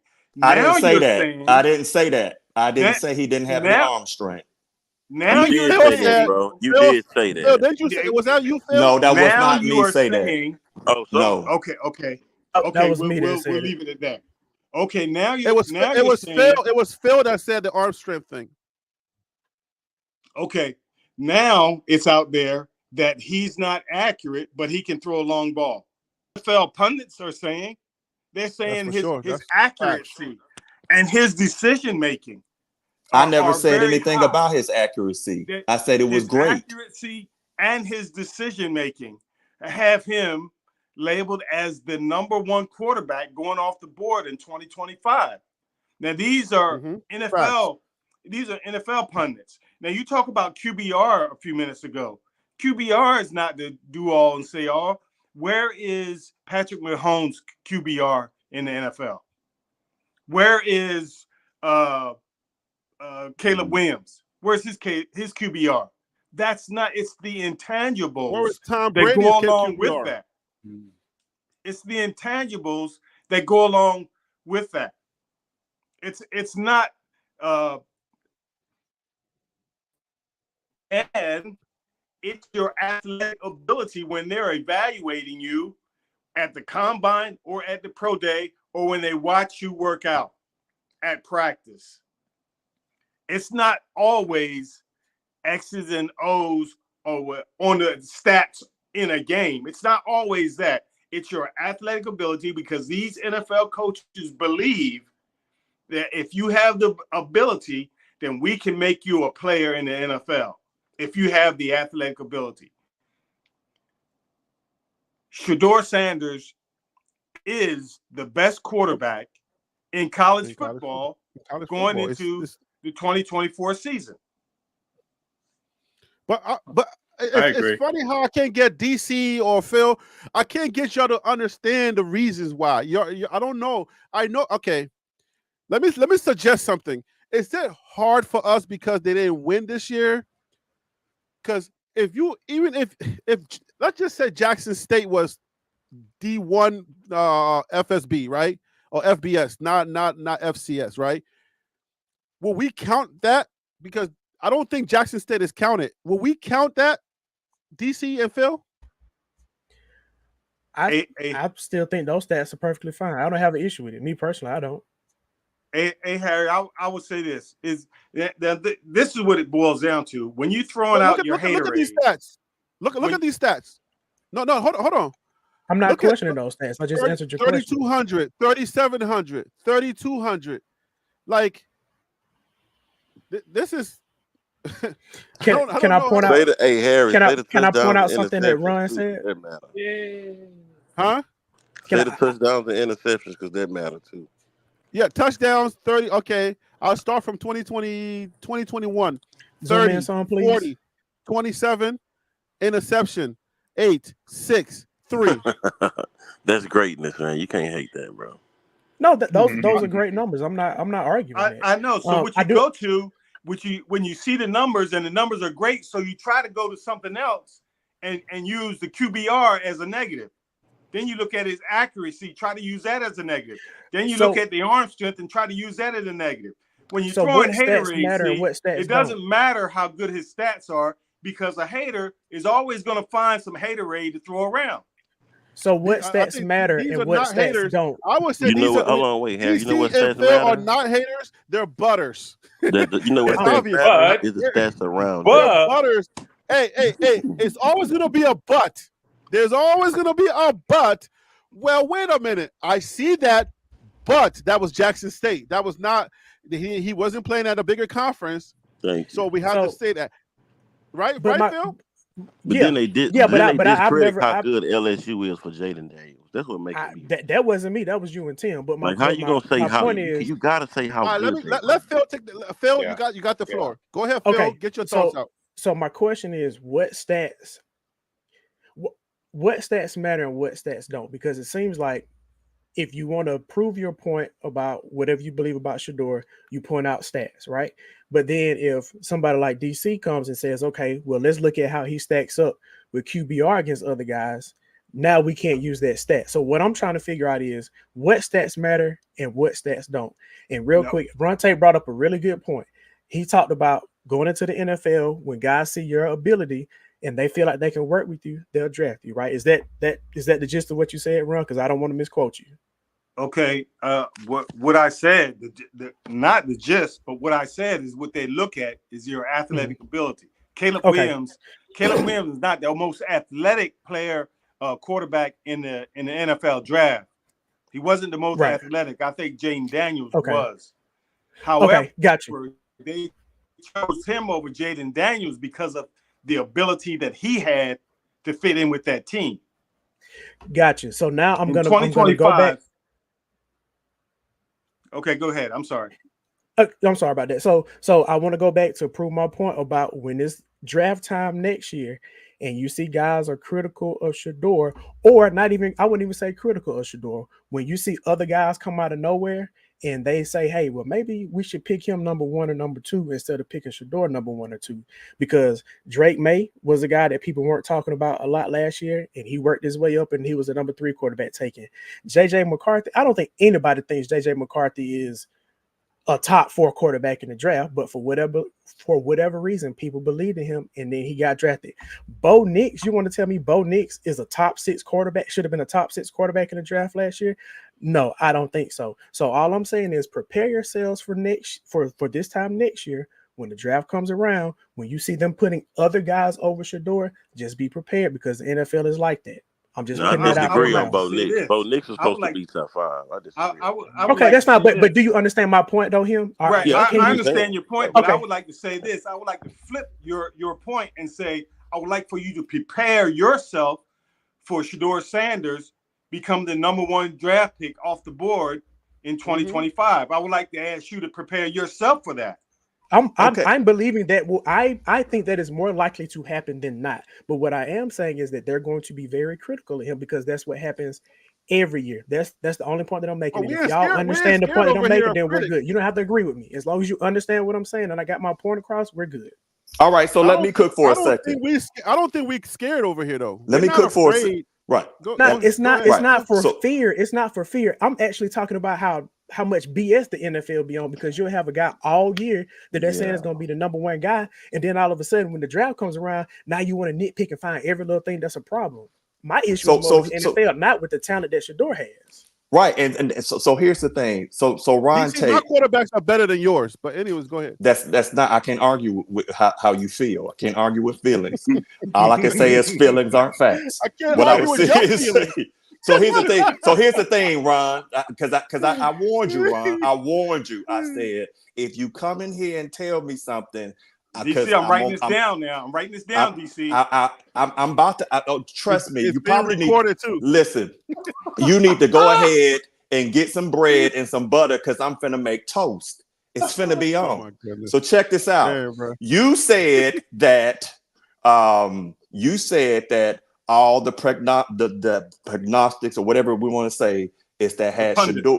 The pundit said that Shador will be the number 1 person taken, right? Mm-hmm. Did you? All right. So would you say that ESPN is an accurate ranker? Oh, heck no. Okay, how about Sports Illustrated? How about Sports Illustrated? Is a hater's greatest television show. Okay, how about Sports Illustrated? Oh my gosh. How about Sports Illustrated? How about Sports Illustrated? How about Sports Illustrated? I haven't read anything that Sports Illustrated has. So here's the thing. While you were talking, I went back over what I had studied. And all of the polls that I saw for too early 2025, which I went to that one that was Fox, and I said that he was projected to go 9th, that all the other ones I looked at from various different sources, they either had Shador being the 2nd quarterback chosen or the 3rd. Yet all of them consistently said he would be the 9th pick for the Las Vegas Raiders. So you see what I'm saying is I'm saying something out of hate, but I'm spitting a fact. And the second thing, I want to know exactly what thing that I say that when I clearly said I think Shador is phenomenal. What's the thing that I said, the one stat that I said that was false, or that I said from a place of hate? Name one. Oh, when you brought up the QBR fact, when you started doing your did you say fact? Did you say fact, or did you say feeling? Yes. When you talked about, when you're trying to compare his ability to his QBR stat, and it was 100% wrong, because it's more than just the QBR, and the quarterbacks, like Caleb Williams and Patrick Mahomes. That's proof right there. It's more than just the QBR. It's the intangibles that you refused to listen to Harry as he was explaining to you. That it's the intangibles that play as much attention as the number of picks that a quarterback throws, which is very high in your decision making.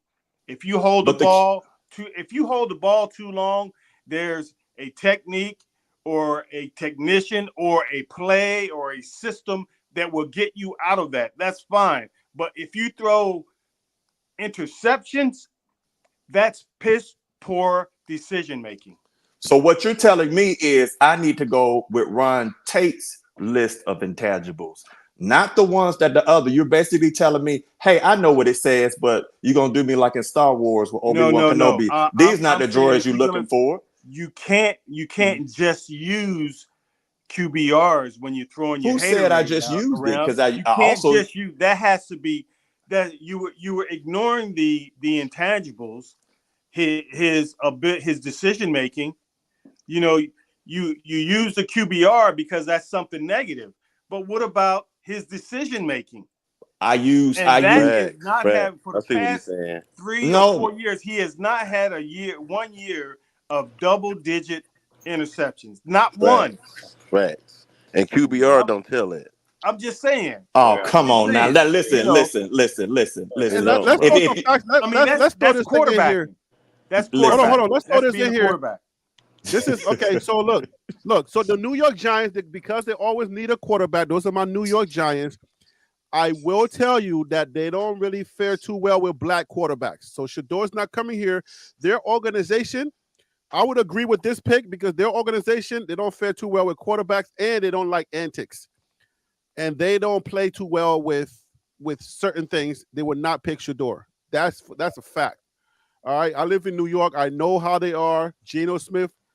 Was Geno Smith here or was he on? I don't know. Geno Smith was in the Jets. He were there. Hey, no, Geno was with the Giants first, right? Shador? No, he was the Jets first. With the Jets. Okay, yeah.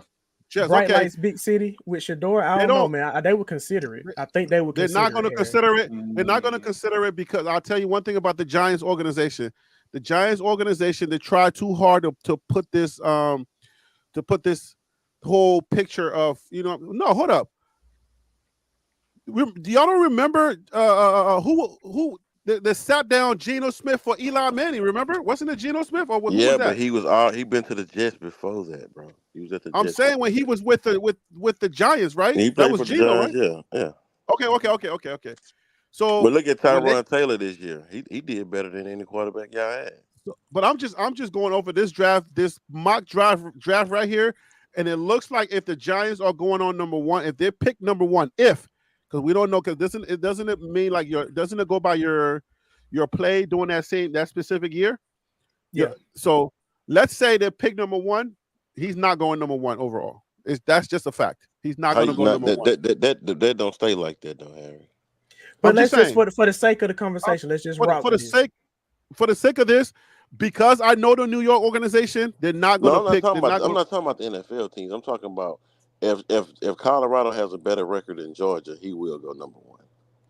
Not with the Giants. I can agree with that. I can agree with that. Yes, with the Giants, though. He will go number one. I promise you, if Shador, with everything that's going on, I'm considering everything. With everything, one thing that you're not considering that nobody else has but him, he's mentored by Tom Brady. That's something that doesn't matter. That would actually put a negative on. That would put a negative on it because the Giants loathe New England. So, but they want to win games, though. They want to win games. They're not going to not pick him just because his connection to Tom Brady. If the Giants cared about winning games, they would make better decisions. They're not making decisions based on winning games. They're making decisions based on culture.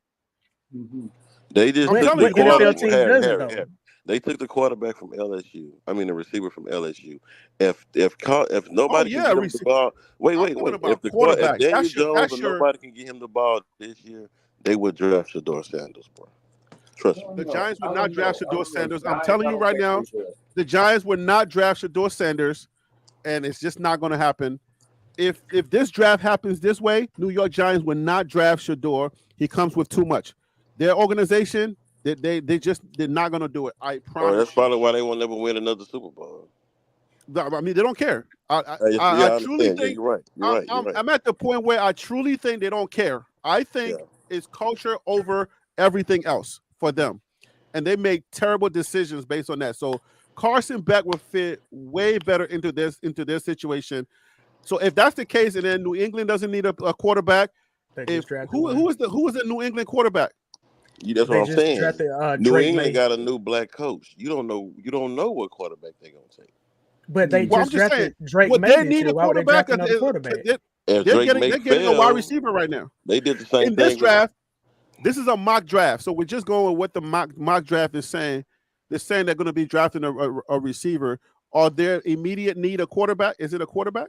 Yes. Immediate need? No, they just drafted one. Yeah, but you don't know what he's going to look like his first year. Right, but I don't think they're going to draft another quarterback. So if their immediate there. need is not a quarterback, then he's not going to be there. He's not going here because Denver, they got a quarterback now. Tennessee, they got a quarterback. So yeah, I mean, I think DC, I have to put some respect in Tennessee your don't name. got a quarterback, bro.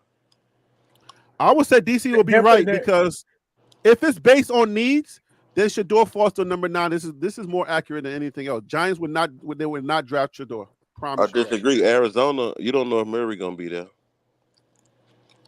That's possible. See, what y'all not saying is you said Arizona Cardinals. What I'm saying is all these teams that you're naming, are they in need of a quarterback? Yes. Listen to what I'm saying. They have one, but he's injury prone. He's too small. But my point is they have a guy there. I know, but what I'm saying is that if you go through the teams that you just named, none of those teams have quarterbacks that they see the future with. They all trying something. The Panthers don't have a quarterback? No. Did you see him last year? Bro, that was his first year. Like you gotta actually think about the fact they're gonna wait, hold on. That goes back to the same thing with the big guy at the top. Yeah, he looked good in college with Georgia, but if you put him on the team with not too much talent, he's gonna look like Bryce Young. Bryce Young won the Heisman. Did he look like he won the Heisman last year? No. Okay. So just like the intangibles, we also have to talk about what kind of scheme did the offensive coordinator put in for him?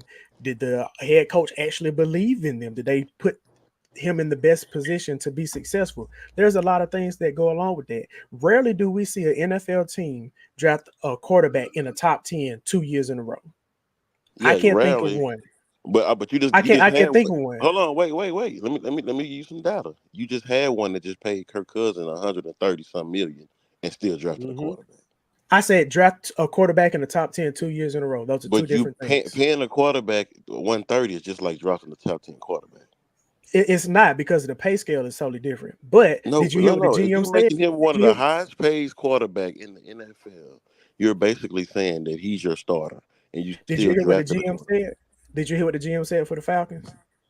It's the same thing with Aaron Rodgers and the Packers that year. He said we're not going to be drafting this high in the foreseeable future, so we want to have our quarterback that can bridge the gap when Kirk leaves. Makes sense to me. What I'm saying is that these quarterbacks are they putting Kirk on a timetable? They put everybody on the timetable. Kirk getting all that money, man. Shit. Hey, I'm gonna sit here and tell you. Hey, I'm gonna sit here and tell you right now. Let's just keep it real. One, I want to sit back and say is Ron Tate. I did consider the intangibles, and it's one of the reasons why I looked at the draft is to sit back and see what was being said. So I read all the articles. I don't just come over here just to hate thing. I like Colorado, but I'm going to look at good and bad. I know y'all don't like to look at that stuff, but the thing. Why are you always acute? Why you always say that, man? What? I know some folks don't like to look at it, but here's the thing. But let's just go straight to it. But let's go straight to it. I got love, but let's go straight to it. I'm gonna sit here and tell you the perfect team is the Raiders for Shador. That would be freaking awesome. Do you see Shador in Vegas? That right there is huge. That's the place dude needs to go. Am I lying? And they got a black coach. Come on. Am I lying? It's a defensive minded coach. It fits his personality and everything. They got a black head coach that's a defensive minded head coach. He's going to put everything in place to make sure he has the ball as much as he possibly can. I think it would be a good fit. So who would the Raiders? Okay, let's pivot a little bit. Let's pivot a little bit because this was part of the conversation. This is somebody. This is 247 Sports game-changing talent. College football's 11 biggest arms at quarterback entering 2023. The first one is already bad. Like Brad Crawford. I don't. I don't know what they be watching sometimes, but okay. Let's go to number one. Let's skip to number one. Well, they're not number one, number 11, right? Number 11. I guess they're doing it backwards, right? Hey, that's how they're doing it. Yeah, real quick, Harry. How are they defining biggest arm? Are they just saying like they can throw the ball 100 yards? Is that what they're? How are they defining it? I just want to make sure so we're on the same page. Most likely, they talking about arm Okay, so strength. it says right here. Kicking off our off-season series on college football quarterbacks entering the 2023 season, the nation's 11. Remember the throw power. What is that? Destination in EA Sports video game. Okay, Keep that I in got you. mind here. You got it. They Yeah, saying points basically and how- ratings how- for the game. Yeah, how far they can throw Let me the get it ball. on tape. Let me get it on tape. Clean tape, guys. Hold on. These guys aren't necessarily going to wow in other categories, though most will, but they have cannons and can essentially throw a football through a brick wall. Film review intel from those close to these programs and advanced numbers from PFF were taken into consideration for these rankings. More than 24 quarterbacks were considered, but these were mentioned most often and have led conversation for players with elite arm strength. All right, so looking back at last season, Tennessee and TCU were the national leaders in passing plays that span 50 or more yards each. This is from Tim, though. Tim, thank you for this information. 50 or more yards, each contributing 15 such completions, chunk plays are game changers, and it's no shock that a couple other top teams in the category, Florida State, Oregon, USC, and South Carolina, finished inside the national polls. All right, so at number 11 is saying DJ Uiagalelei. He is from Oregon State. They're saying that he's at number 11. Then we got Malik Murphy. He's at Duke from this Texas. Year. He's at Duke. He's at Duke. Year. Okay, so he's transferred. Yeah, he transferred. And yeah, the other DJ was at Florida State. Yeah. But isn't this DJ second time transferring? Yes. Yeah, he was at Clemson. He was at Oregon State, and now he's at Florida State this year. Yes. So okay, so he's not even here no more. He's not even at Oregon. Correct. No. All right, this dude be bouncing, boy. He's a bouncer. He's a well, fraud. you can't. After you see what Michael Penix and Daniel's doing, you want to go play with talents. You make you look better. Hey, yeah. So it's making Shador looks pretty good because he's like, I'm staying where I'm at. It is what it is. There you go, and that's my argument. I know what you was doing right there, Helm. I know what you was doing. I'm taking 2 and 3 stars. I'm looking better with 2 and 3 stars, and y'all looking the same. Shador is taking a bunch of bench warmers and turning them into stars. So there you go. I threw that in there. That's so for you, whole Helm. team mid. Okay. There you go, Harry. When you said Harry, it sounded a little better. I know. Shador's making his guys. Shador is the real Michael Jordan in this thing. No, he the real LeBron James. LeBron James. I don't know about LeBron James. Yeah, LeBron. LeBron. Most of his Cleveland teams was trash, but he just made them look good. That's LeBron. All right, so we'll use LeBron James for this. So we got Malik. Y'all agree with number 11 and number 10? Yeah. Malik haven't even played. Why is he go there? I'll say this: he is known for having a very strong arm, but I can't say that I've seen enough of it on tape to put him on this list. Yeah. But the talk around the town is that he does have a good arm. All right. So just consider what they said. Okay, they said to ask other people, and then this is coming from also conversations like ours. Of course, a little bit more elevated than ours, but still. All right. Okay. So number 9 is Nico. What's that last name? I'm a lever. Okay, so we got one from Tennessee. All right, number 8 is Spencer Rattler, South Carolina. Oklahoma transfer. Caleb Williams took his job. Okay. Drew Aller from Penn State. Yeah, he's just your prototypical big QB that can get the ball down the field. All right, we got Garrett Nussmeier. Oh, Nussmeier. LSU, he's still there? Yeah. Yeah. Okay. Is he the next guy up? I think so. Yeah. Okay, that's the next guy up. Number 5, Quinn Ewers. We were just talking about him from Texas. Got a cannon. Michael Penix Jr. He's gone, right? Yeah, this got to be from last year. This from last year, bro. Like what? Yeah, it said 2023. Yeah, that's from last year. Oh, okay, 2023. Okay. Caleb, okay, this is. You got it from last year. And then we got Drake May, and then we got Joe Milton. So Shador that's not even in 2023. Shador did not register on this list because he was coming from Jackson State. There was a knock on him. You can throw it back in the back. They don't count FCS stats, so they don't count that. No. Competition wise, they don't count that. Yeah. Right, because you got to be on the same level. There you go. So you got to, if you're not on that level, that's why I'm saying, like, if we were to, like, let's just say let's total this argument, right? If we were to take this and we were to, next up, guys, is going to be, stay tuned if you can. I want to put that spy cam on K-State. All right, guys. So just give me a second. But if you were to, like, say the totality of this argument, if you really look at it, like, if you can go around the country and who's left on that board, man, the reason why Shedeur didn't go, he would have went, but the reason why he stayed is because you don't really have anybody that's really, like, doing it like that. And his talent that's around him are not the same as these other guys. So not even close.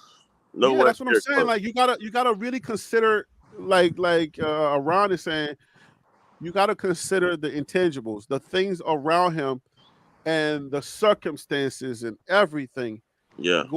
At Colorado, like, let's just say Colorado 1-11 team. Yeah. And dudes are leaving and losing 70-something% of your players. Like, yeah, I mean, that's a big difference from walking in and playing with a bunch of the NFL don't care about that, though. But but we care about it with this conversation, because if you're walking into a team, if you're walking it down center with a team that's already stacked, the guys have been there, they've been waiting for their time, they've been next up for a minute, their culture's there. So you're necessarily walking into a situation where all you got to do is just play. Michael Penix Jr. You know what I'm saying? And then if that's all that matters is just play, and we know how smart Shedeur is. If he got to just learn the playbook, that's it. Come on, bro. Like, that's why I'm like, damn, I wonder if we can only say what if. What if, Shedeur was to do that? Let me ask you, can I ask a question though? Do you want Shedeur to go do you want him to be the number one quarterback pick, or do you want him to go to a team that is going to believe in him and put him in the best situation to be successful? Bingo. Because I personally would rather see. I'm with that too. I would much rather. I would rather him fall to the second round and go to a team that's going to actually put the pieces around him for him to be successful, than for him to go to number one to the Giants, hypothetically, go to the Giants, and then they not do what they're supposed to do, and then they suck it up and they make him look like he's terrible. Because that's exactly what's going to happen. New York. No, that's what's already happening. It's already happening though. With the guy we just talking about from Alabama, Bryce Young, won the Heisman, went to Carolina, trash. Carolina is trash, so he looked like trash. But you got CJ Stroud. To answer your question, I would say I want him to go number one overall, because number one overall it follows you forever and it's bragging rights. But my heart of hearts will probably say I'd rather him go to a good team and then ball out. But I want number one overall. Just from a football standpoint, I want number one overall because of what it's going to do for Colorado. For Colorado to get a number one overall pick, it's huge for that program. So I want number one overall for bragging rights. What? It's more likely that Seton will be a number one overall pick. Nah, it's Travis Hunter. Than Shedeur, just because of the position. Trevor Hunter. I don't think Travis is number one. I think if let's just say the ties turn some in the middle of the season, and a couple of teams come up needing quarterbacks, and they come up number one. Shedeur's going to go number one, hands down. I don't think there's an argument about that. Shedeur would be the first quarterback off the board. I don't think it's going to be back. Shedeur, if the Giants come up, I can see him in New York, but because I know the culture in New York is a big place, but their leadership sucks. All right, they have one of the worst leaderships. You know what? You know how they treated Geno Smith, man? Yeah. Oh my goodness, the way they treated Geno Smith was deplorable.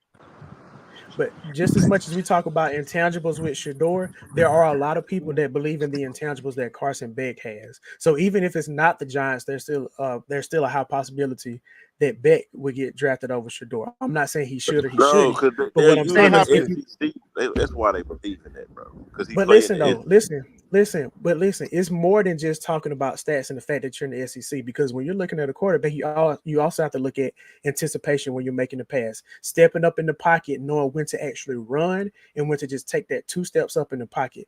Things like that are what they're looking at as well. They're not always just looking at where you played. Because last thing, because again, Josh Allen went to Wyoming. Flacco went to what? Not North Dakota State, South Dakota State, or one of those teams up there. So you can find somebody from a nobody team that's still a really good quarterback because of the intent.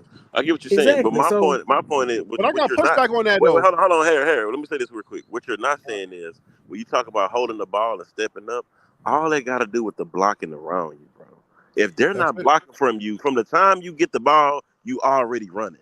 That's a big. But you still have to have a feel for the pocket though. So regardless, you can't say that because okay, look at it like this: if your line blocking for 4 seconds and my line only blocking for 1.5 seconds, that's a big difference. It is, but they're looking at how you manage that. Is my point. They're looking at if you make dinner and come back. Hold on, Harry. Let me go because I want to hear this. And you're making a valid point, right? And so, but what I want to point out to you is, okay, one person has 1.5 seconds, the other person has 4 seconds. But the NFL is going to look at the person that has that 1.5. What do they do in that 1.5? Did they make the right decision? And so if you have a guy that can make that right decision, they're going to look at them a little bit longer and say, all right, so cool. So when he actually has 4 seconds in the pocket, what can he do? And all I'm saying is those are the things. These stats right here tells you what he can do. Thank you, Harry. Those stats that you have on your screen, they don't tell you about. But it doesn't tell you the whole story either. And I'm saying that from a good standpoint for Shador because, yes, he still did that getting pressured a lot. He got sacked a lot, but we can say he probably could have got sacked maybe 50 more times if he didn't make the right decision, just as much as he could have got sacked 20 less times if he did make a better decision. So they're going to look at those things. You keep saying decisions, but those decisions not there though. Hey, don't let me lose this. I got something. What was everybody saying preseason? Shador's coming from FCS. He can't play on this level. They say he can't handle the speed of the game. That's what they said. Okay. What does 2023 say right here? 3,230 yards, 7.5 yards in attempt, 27 touchdowns. And this is bigger. This is actually bigger. And he missed 2 games. Don't leave out he missed 2 games. This is the biggest part right here. 3 interceptions. The speed of the game. The speed of the game should have increased this number right here. Thank you. Right? If you look at Jackson State, the first 2 years, the year number 1, he got 8. So the speed of the game was different for that. And then number 2, he progressed, right? The speed of the game should have increased this number right here. Number 3, it should have been like 20, like 10 or 15 or something like that, based on the speed of the game. Yep. You see what I'm saying? He was coming. So based on the speed of the game. Yeah. Go ahead, Harry. Based on the speed of the game, these numbers, some of these numbers should have been way higher because Shador was not supposed to be able to play at this level. That's what everybody was levying against him. He can't play at this level. This is the big boys. This is not that daddy ball over there that you did over there. You guys had the best talent in Jackson State. Nobody else can compete. Wait till he comes over here, and then what happens? Boom. 32. Harry, do this one. Go look at Jaden Daniel in the in Arizona State, and go look at him in LSU. You're gonna see a big. All right, so here we go. Jaden Daniels. Where we at? Do we have interceptions? Yeah, you got LSU. We got 4. LSU 2022. We got 3 at LSU 2022. 2024, he had 4. Arizona State when he started the most, he had 10. Right. So if we're talking about like progression and what he could do, if you look at these numbers, Shador only had 1 year in the FBS football. If you put him in 2 years in FBS football, then I think a lot of the noise is not there. I think a lot of the naysayers will probably be like, all right, we get it. But right now it's hard because all you got is Jackson State. Even though his numbers were great in the 2 years at Jackson State, you can't use that because it's FCS. My question is though, why is it that me just simply saying what NFL is looking for, the different types of intangibles, is coming off like I'm saying Shador doesn't have them? I'm just saying what they're looking for. I'm not disagreeing about his stats and how good he is. That's because fine, but when I brought it up, you started going straight to him to try to prove it as though I was saying that he wasn't good. No. You see, it's not. That's not how the argument goes. That's not how like when you're talking football argument, you're not necessarily trying to argue the affirmative or the opposite. What did it say? If it's not the affirmative, it's what? I don't know how debates work. We're not saying, you know how that thing that DC always does. He's saying, I ain't saying he's not good, but what I want you to say is that he is good. What I want you to say is that these things that I'm listing are whether it's the intangibles, the tangibles, everything that you can touch and everything you can't touch, it's a full package, right? So we're looking at everything, a 360, full circle. It's not one aspect of it. And I think the argument has to be Shador, if we consider everything, Shador is the most ready NFL-ready quarterback in the draft. And then we can go down the lines with the other guys. The other guys got really good teams. The other guys got really good O-lines. The other guys got a whole lot more. But if you look at Shador's trajectory from playing in the FCS and not really, okay, let's say he was one of we can say Jackson State was one of the best teams, but they were not on the map. Does it count that they were not on the map, right? They were losing. He comes there and he makes them better.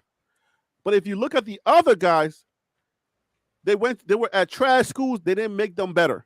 Thank you, Harry. Other schools, okay, so they just the numbers got. You know what I'm saying? So Jackson State was not even on the map. Harry, nobody was thinking about Jackson State. Let him cook. Hey, let him cook. Let him Harry, cook. You finished cooking, Harry? Harry, hold on one second. Hey, Harry, repeat that one more time. Repeat that last statement one more time. Or your last statement. I don't remember which one, but when you was like you said something about he went to Jackson State and I'm not sure if you said made them better. Right. And these other guys. Jackson State was not. Jackson State was not even on the map.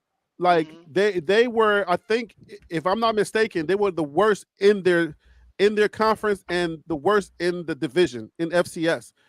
Before Shador and Coach Prime arrived there, they get there and made them relevant 2 years in a row, with Shador being at the helm of that.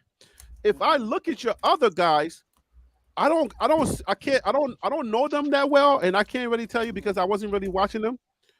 But I don't know that they went to any program that wasn't relevant and made them relevant. Okay, now let me say this. I feel like that's not a fair assessment for the simple fact. And remove your earbuds for just 1 second, because it seems like you got them in pretty tightly. Cool. Okay. They're a little loose, but go ahead. Okay, cool. But you stated it was because Shador came to Jackson State. The quarterback is the most important position in college football. Well, he's not bigger than Deion Sanders, okay? Number one. So therefore, wherever Deion goes, Deion didn't play. Hey, listen, Deion is a Hall of Famer, one of the best DBs that ever lined up. He never played. But no, I know that. But what I'm saying is he's a high-profile figure. Let me use that term. Okay, because you got them. You need to loosen them earbuds just a little bit more, brother. But he's a high figure. So therefore, what I'm saying is wherever Deion goes, the level of excitement grows tremendously. Whether it's Power 5, whether it's FBS. No. I wasn't arguing that point. That's not my argument. I said made the team better. The team actually went to their conference championship 2 years in a row. So forget about Deion Sanders and what he can do. I'm just saying Shador made the team better. So I'm not smoking on no Deion Tuca.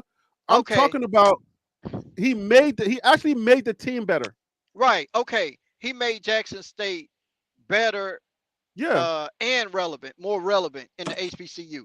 But what I'm saying is that the only reason that he went there is because Only of be his careful. dad. Be careful when you say only reason. Listen. The only reason Shador went to Jackson State is because of his dad. He had other opportunities, just like some of these guys that we are stating, to go play at a Power 5 university year one. The only reason he went to Jackson, because you're trying to compare Jackson State or Shador versus the other guys, but he had that same opportunity, and I feel like it's not a fair assessment. You're not arguing the specific argument I'm making. I want you to, if you push back on the elements of the argument, not bring in new elements. I'm not saying the decision he made to go. I get that. Let's say we give you that, right? Like I see he went to Jackson State based on his dad, but I raise you. Jackson State wasn't good as a football team, and he made them better with his arm, with his football skills.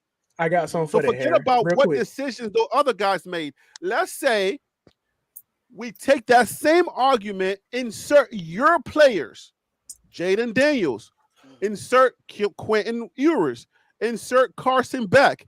We insert them in that same scenario. Did they go to a team that wasn't good and upgrade them? Would they be able to do that? And according to him and this, what is this guy named Jaden Daniels guy? It doesn't look like he made Arizona State better. I got something for that real quick, Harry. Oh, go ahead, Phil. Yeah. Let me jump in real quick. So him. Can we agree to that? He didn't make them better. I don't know what their record is, so I can't say he made their record better. It's right here. That's not their record. That's his stats. That's not their record, Harry. Yeah. Okay, that's not. You're talking about stats. Yeah, I want to see their records the year before. Arizona State in 2022 was not a winning program when Kenny Dillingham arrived. Okay, so can I get to my point real quick? Let me see Arizona. Go ahead. Go to your point. So him has been pointing out the talent around Shador not being the same as the talent around Jaden Daniels at LSU, right?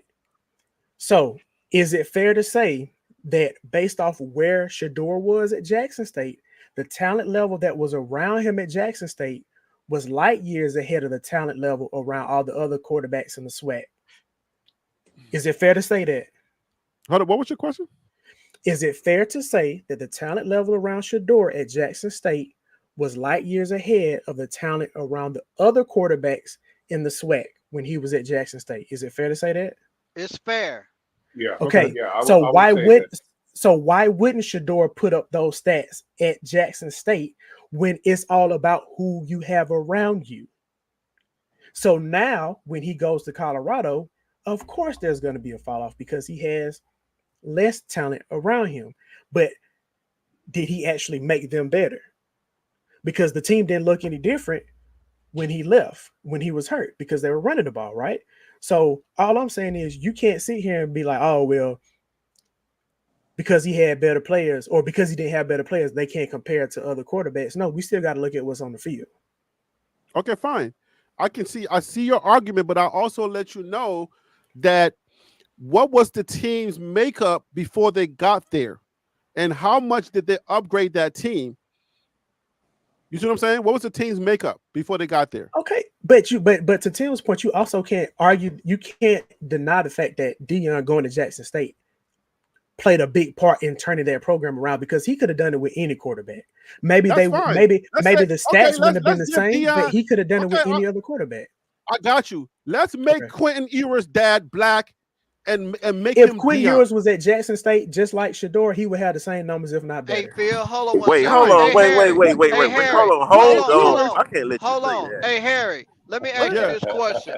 If Deion Sanders was not Shador's dad, and Shador chose to go to Jackson State, Now, I want you to be careful how you answer this. Okay. Will Jackson State, would he have upgraded Jackson State, or would Jackson State remain neutral like everybody else in the HBCU? Okay, fine. Can I answer this question with a slight question so I can get a perspective?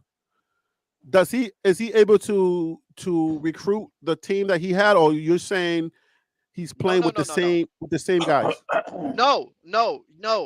What I'm saying, if he decided without Deion being his father, chose Jackson State coming out of high school. Yeah. Do he have with recruiting? I'll give you recruiting. You will? Yes. I get recruiting? Yes, you get him recruiting though. Not his Wait. Do I get Deion's recruiting or Shador's recruiting? Because Shador's not a recruiter. No. Deion is not his dad. Take that out of the equation, okay? All right. So who are the players? Are we talking about the players that were there before they got there, or are we talking about the recruited class? We just talking about the player. I'm talking about upgrading. You said he upgraded Jackson State. So what I'm asking you is, if Deion was not his dad and he chose Jackson State, I'll make it simpler. Do he get a Travis Hunter? Okay, that's what I was trying to get at. I was trying to say, does he get the players that he got? If he's playing with the same players, he puts up the same numbers, but does he get a Travis Hunter? I mean, that one is like. Hold on, Harry. Let me get that one. That's the unfair question because you. I mean, it's kind of unfair because I'm like. How is it unfair? Wait. You said that. Hold on. Listen. Go ahead. Hold on. I'm gonna give you the mic. Him. He stated, not me. Harry stated that Shador elevated. I said that Deion Sanders is the one that elevated, that made other people want to come. That's how Jackson State became better as a team, because of Deion, not because of Shador. I got it. I got you. Wait, hold on. No. This is my question. I got it. I eat African food. I'm about to cook. Take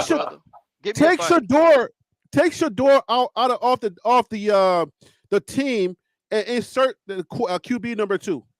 How does that record go? How does that record look? QB number 2 on Jackson State roster?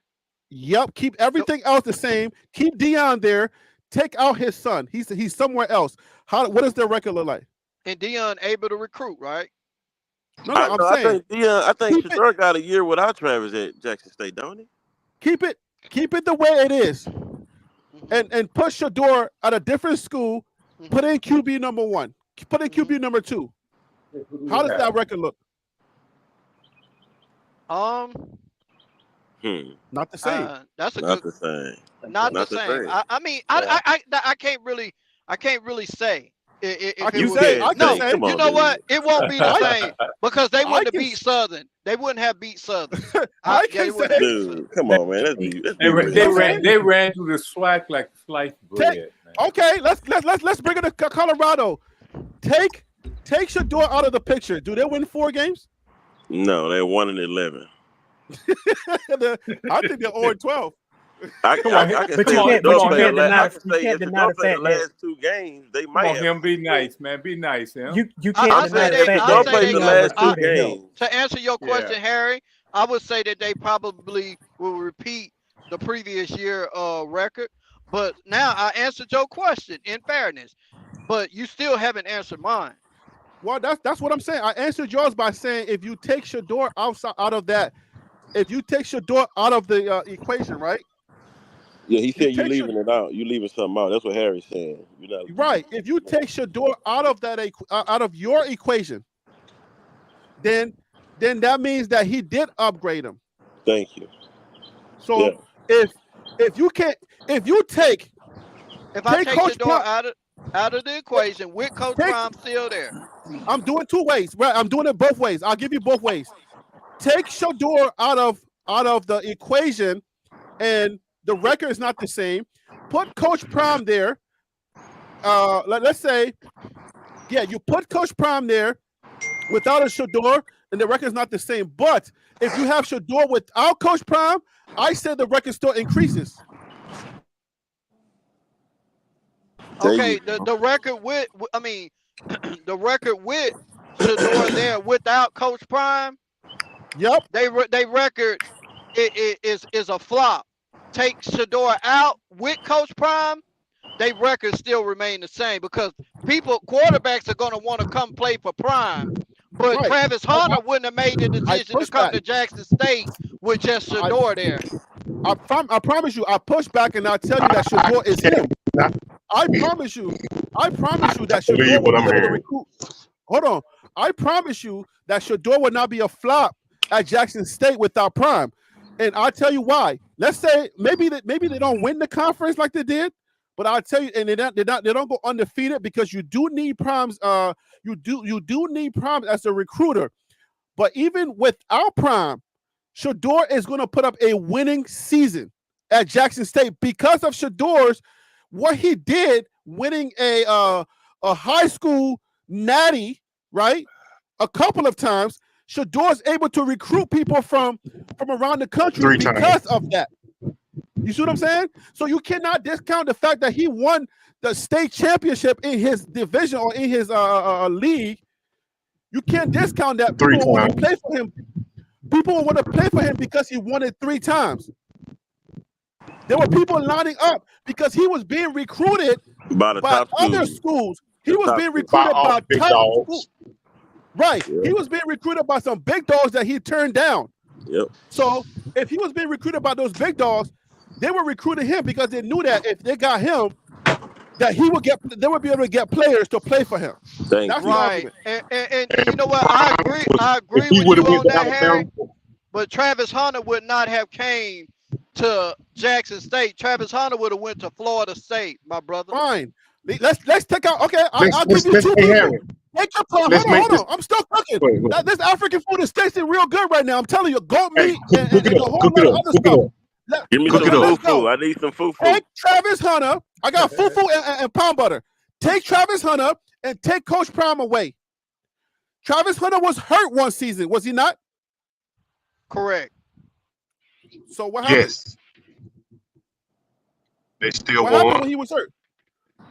Shane Hook. Crick is in here. Answer the question. They still won, but he still have Coach Prime in the equation. That's the thing. I understand they still won without Travis. I gave you 2. I did you a favor. You're stuck on Travis Hunter, and I took him away, and I said take Coach Prime away. And the top schools that were trying to get Shador were going to get him based on people with the potential of people playing for them. So let's say Travis. Let's say Shador's able to get some decent quality guys. I gave you 2 people. Your 2 top people I gave you, and Shador still wins. Hey, but check this out. Check this out, out, Harry. Hey, and let's be clear. No, you don't need no help. No, you're going to get this work all by yourself. No, Tim.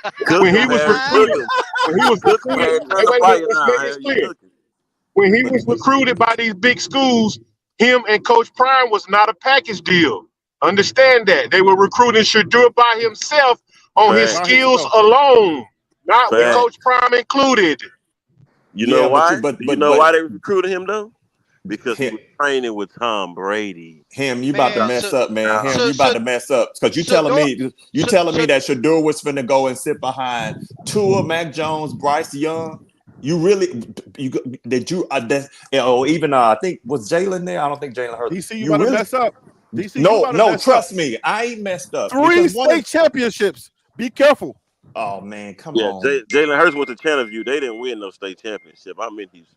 3 state championships. Let's not do that thing. God, man. Let's not discount his resume. You really think championships and what, Harry? You know what? I'm gonna back out of this. I'm saying when you're considering quarterbacks that are going to big programs, the big programs are taking everything into consideration. When it comes to Shador, we're gonna strip him of everything that he has, and we're gonna just say, okay, you know what? Let's give him his dad, and that's it. But 3 state championships where his dad was on the sideline, not playing with him. We talking college or high school? Right, I'm giving you the full spectrum here because I'm about to unleash the venom that y'all need. 3 state championships, and he was being recruited by top schools. So if you got to consider that when these top schools are recruiting, they know that the quarterback is the best, is the most important position that you have in college football, and you're going to get your quarterback in place, and then you're going to surround him with other with players that can help him do what he does. So now we're not saying, okay, that's not good enough. Why? I'm about to take your cornbread if you talking about. It's not cornbread. It's fufu and pound butter. Well, I'm about to take and pound butter. Let me see if you can take one of the goat meats or anything off my plate. Let's go. I'm ready. Right, I'm gonna take that. I'm gonna take that goat meat. And guess what? And Tim, I'll do one more. I'll do you one more better. I'm only 1 year in. I'm cooking you. Right. Okay. Check this out. How many years you been watching college football? Hey, all my life. All my life. Okay. I like that shade. And you're getting cooked right now by a 1-year-old. Let's go. All right, cool. So you said 3 years. I hear Coach Prime say that too. 3 years state championship, right? Correct.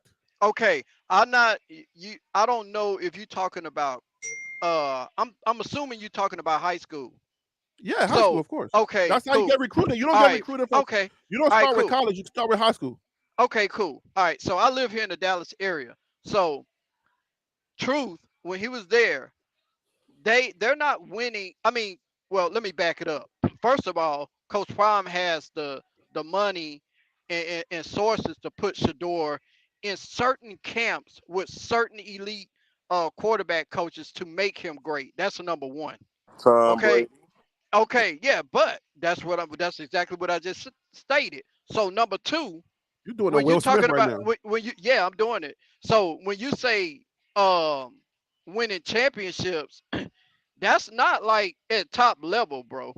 Here in the state of Texas, Truth is not beating Duncanville. Truth is not beating South Lake Carroll. Truth is not beating Allen, where Kyler Murray come from. Truth ain't beating DeSoto, bro. Hold on, Harry. I'm in Texas. Let me get him. These are top. They I not could beating get him with my 1 year data. I'm in Texas, though. You're talking about 5 and 4A schools. True or 3A? No, 6A, bro. I'm talking 6A schools. Exactly. The schools that I'm just talking about. So what I'm saying is he not playing top tier talent, bro. You're saying the exact same thing on a high school level, bro. You're saying the exact same thing they said when he left the FBS to come to Power 5. You're saying the exact same thing. I was going to give it to you. I was going to cook him. Let me cook. Go ahead. Kyler Murray too, though. Allen was in the top. Hold on. I know. I don't have all the stats. 6A school, bro. Okay, so let's go there. Let's go. Hold up. One second. So now what you're doing is you're saying that his connections are his fault. You cannot use his connections. No, I'm not using. His fault. I'm saying his connections is what got him to where he's at. Okay, fine. We just sat here and went through. Hold on, let me turn my alarm off. My wife is gonna pick up my son. Carson Beck, he plays for what team? Carson Beck plays for what team? Georgia. His school is what got him this. Okay, that's one. The only reason why he got this is because of his school that he goes to. That's the only reason. He cannot take, if you took this guy and put him, if you took Carson Beck and put him on Jackson State team, is he putting up those same numbers? He gonna put up probably more numbers than that with the same team that they had. Dude, you saying the quarterback from Texas will put up more numbers than Jackson State? You really saying that? You said you don't think Carson Beck with the squad that Jackson State had when Shador was there, you don't think that he would put up the same numbers? Hell no. You must ain't never watched HBCU, bro. Football. But what I'm saying, no, the point that I'm making is Shador is doing 85% of that. Carson Beck cannot do that, bro. Listen, man, Shador is a top talent quarterback. I'm trying to make the Beck argument is a top talent quarterback. Well, hold on, Harry, let him go because I got something for him. If you take top talent quarterbacks, bro, with the team that Jackson State had, I can't speak for all HBCU schools because they're different as far as talent. You getting a lot of 1 stars and 2 stars, bro. You get some 3 stars, but for the most part, you getting 1 and 2s. Exactly. But, and the data. Oh wait. The data you're talking about bet playing with is 5 and 4 stars. So I want to tell me about Beck. No. Wait. Tell me about Beck's high school career, because you only talking about when he played with Georgia. I'm talking about. Tell me when he did answering the high question school. that was asked. Where did Beck play high school football? It's Google. Google works, bro. Jackson is right here. It says birthplace Jacksonville, Florida. It's right in front of your faces. And he probably wasn't even the best quarterback in Florida. Hey, check this out. I just a side note to the discussion. Hold on. I'm not done. He's in Florida, right? Hold on. We need this data. Look it up, Harry. It's right there. Keep cooking, Florida. Harry. He was Jacksonville, Florida is where he's from. Mm-hmm. Hold on, let me look up Carson Big High School, dumb. All right, so we're gonna put that aside. But your original thing where you try to accuse Shador of saying, well, if it wasn't for his dad, then he wouldn't be where he's at. But a lot of these guys, their stats are coming from the fact that they are hiding behind these big O-lines and they are inheriting things that Shador never had. So They projected. Hold on, Shador is working with less and doing more with less than a lot of these dudes.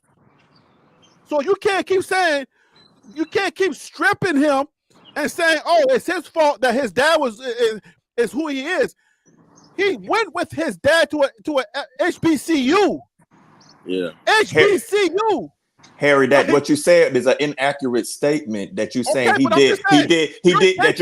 did more with less. He didn't do more with less. He did close to what they did. He went to an HBCU. He chose an HBCU. Okay, let me cook for a second. Let me cook for a second. Let me finish with Tim. In Africa, we chew the bone. I already took the meat off. I'm about to chew the bone right now. Give me a second. Eat up, Larry. Eat up. Eat up, bro. So I'm telling you, where it's like you got to read between the lines, where these guys are not taking. They're not taking less. They're deciding the route, the easy route. Shador was being recruited by some of the top schools in the nation, but he decided to take less. He keeps deciding to take less. You don't think he can leave his dad? You don't think he can decide, like, hey, Pops, let me go if I want to be Heisman, let me go to a different team, right? It's just like his Pops. When his Pops says, hey, let me go to a team that's already made, and then I can be this great coach and get, my gold jacket will just do the rest. Thanks. Both of them are making decisions to take less and then see what they can do with the less. And they're always turning over the less. They're natural winners. You can see it in the data. They're going to FCS. You're not taking Jackson State. Listen, Jackson State in the HBCUs, bro. They are Coach Prime. They were trash before they got there. They were trash. Listen, I know, but they brought in some key people too that other universities in the HBCU can't get. So that's almost like I heard somebody say, I don't know if it was DC or Phil, but somebody was like, that's like varsity playing JV. So if you got a Deion Sanders, it was him. That was him. Okay, my bad. I apologize.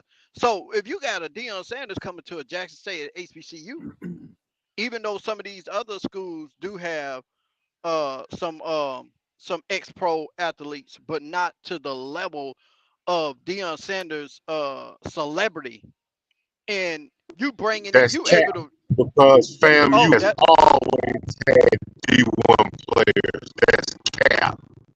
Yeah, you're in the blender, bro. With the level. Okay, well, who are they bringing in, bro? With FAMU. What I was saying, my bad. I don't know if my signal good, but what I'm saying is,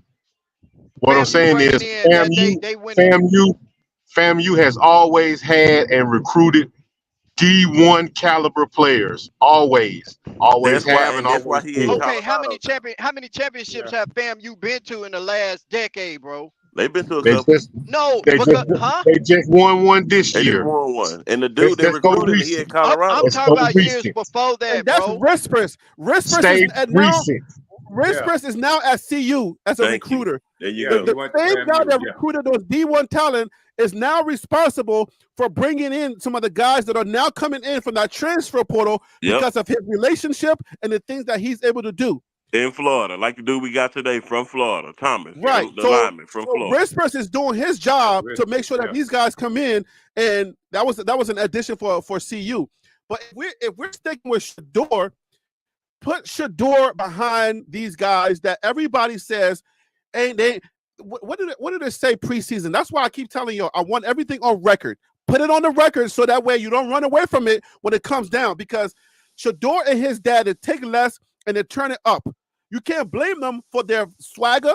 You can't blame them for their bravado. You can't blame them because they can do what they do, right? Shador is good, but you're saying, oh, no, it's because of his dad. We're saying his dad is good. We say, oh, no, because he's Deion, he's a gold jacket. Keep stripping them. Let's just strip them of everything and see what they can do. Okay, we go back and we say Deion was a 3 or 4 sport athlete. If you strip everything from Deion before he became Deion, who was Deion? Deion was a 3-sport athlete coming out of high school. He could have played basketball, football, or baseball. That's Deion. You want to strip him even more? I can go to his diapers. We can strip. We just keep stripping and stripping and stripping. Oh, no, let's pick something else. It was because of that. No. Let's pick that because it's this. Shador goes anywhere, any school, he will upgrade them.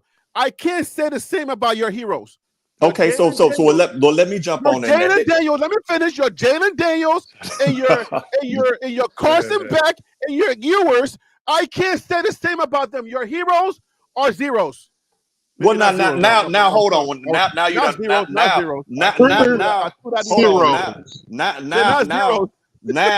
now. That's when you say that right there. That's not when we. That's strap that for the record. No, I said the zeros for.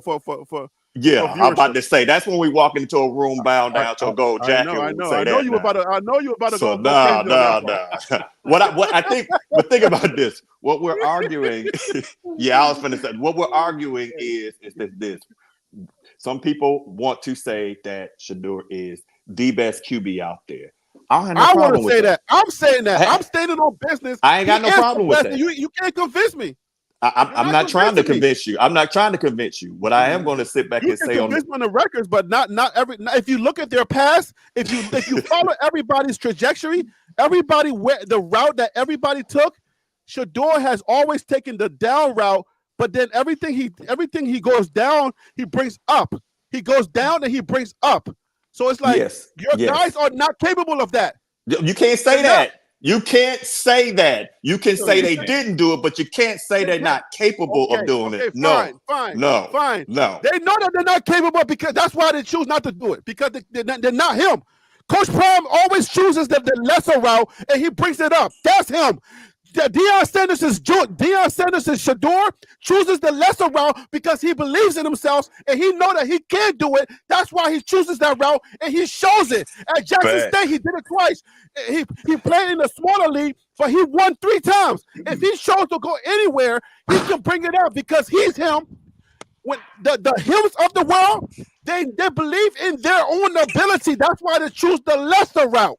Yeah. So they get this squad that they have right now with Prime and no Sworn Sap and all this, or do they still have the same squad that they have last year?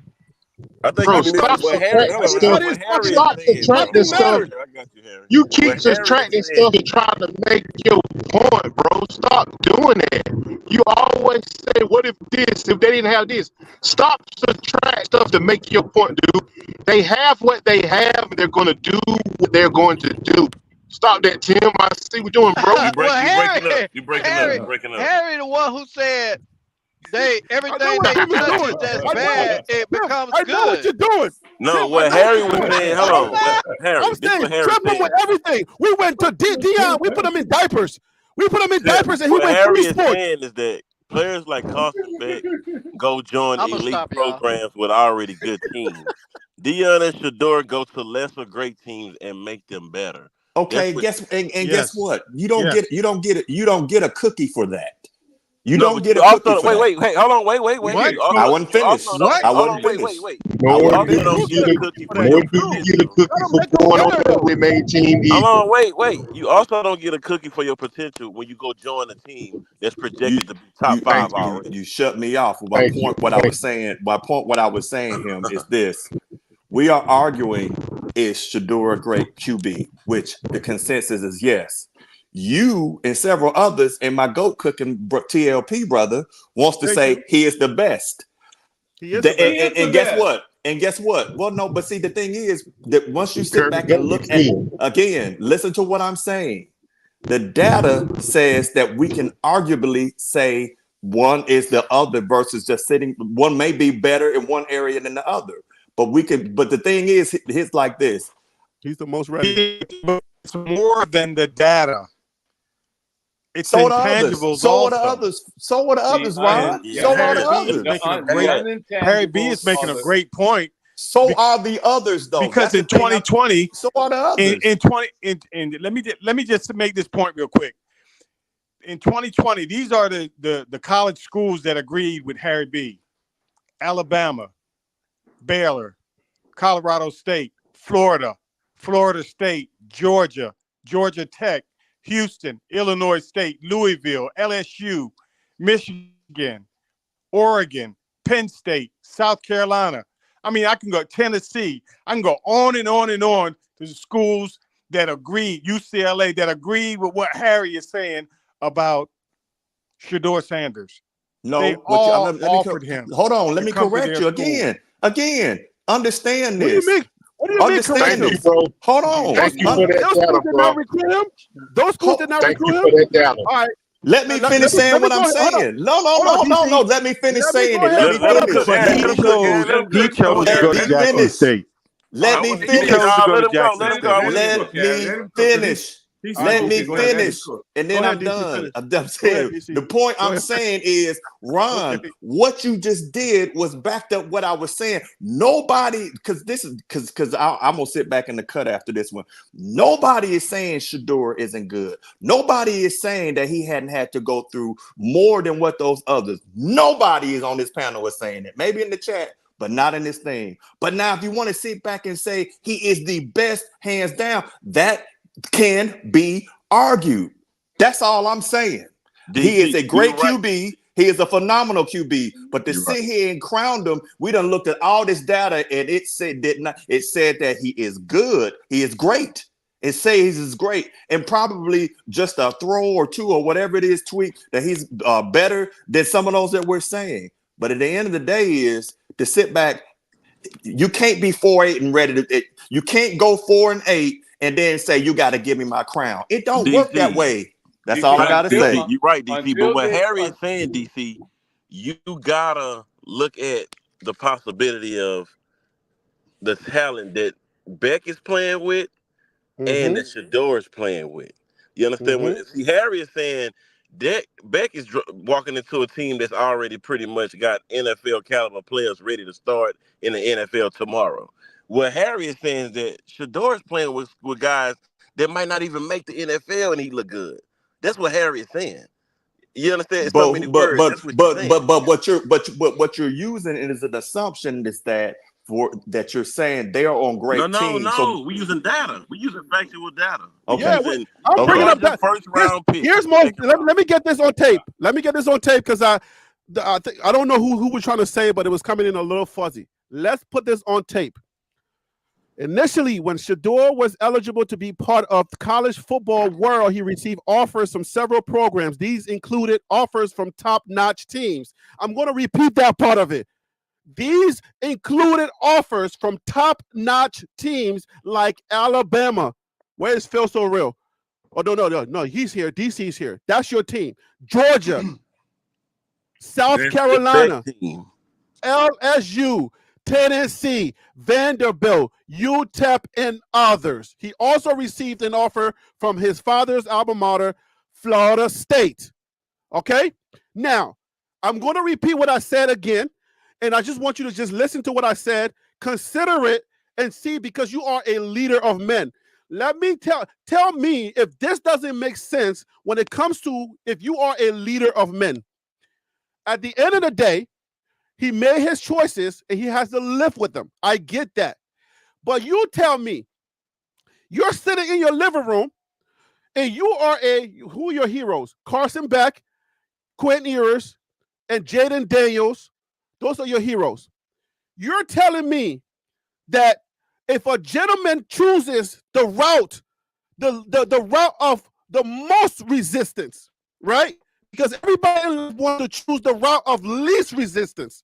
You're telling me a young man making the decision to go the route of the most resistance to take him to his destination, final destination, which is the NFL.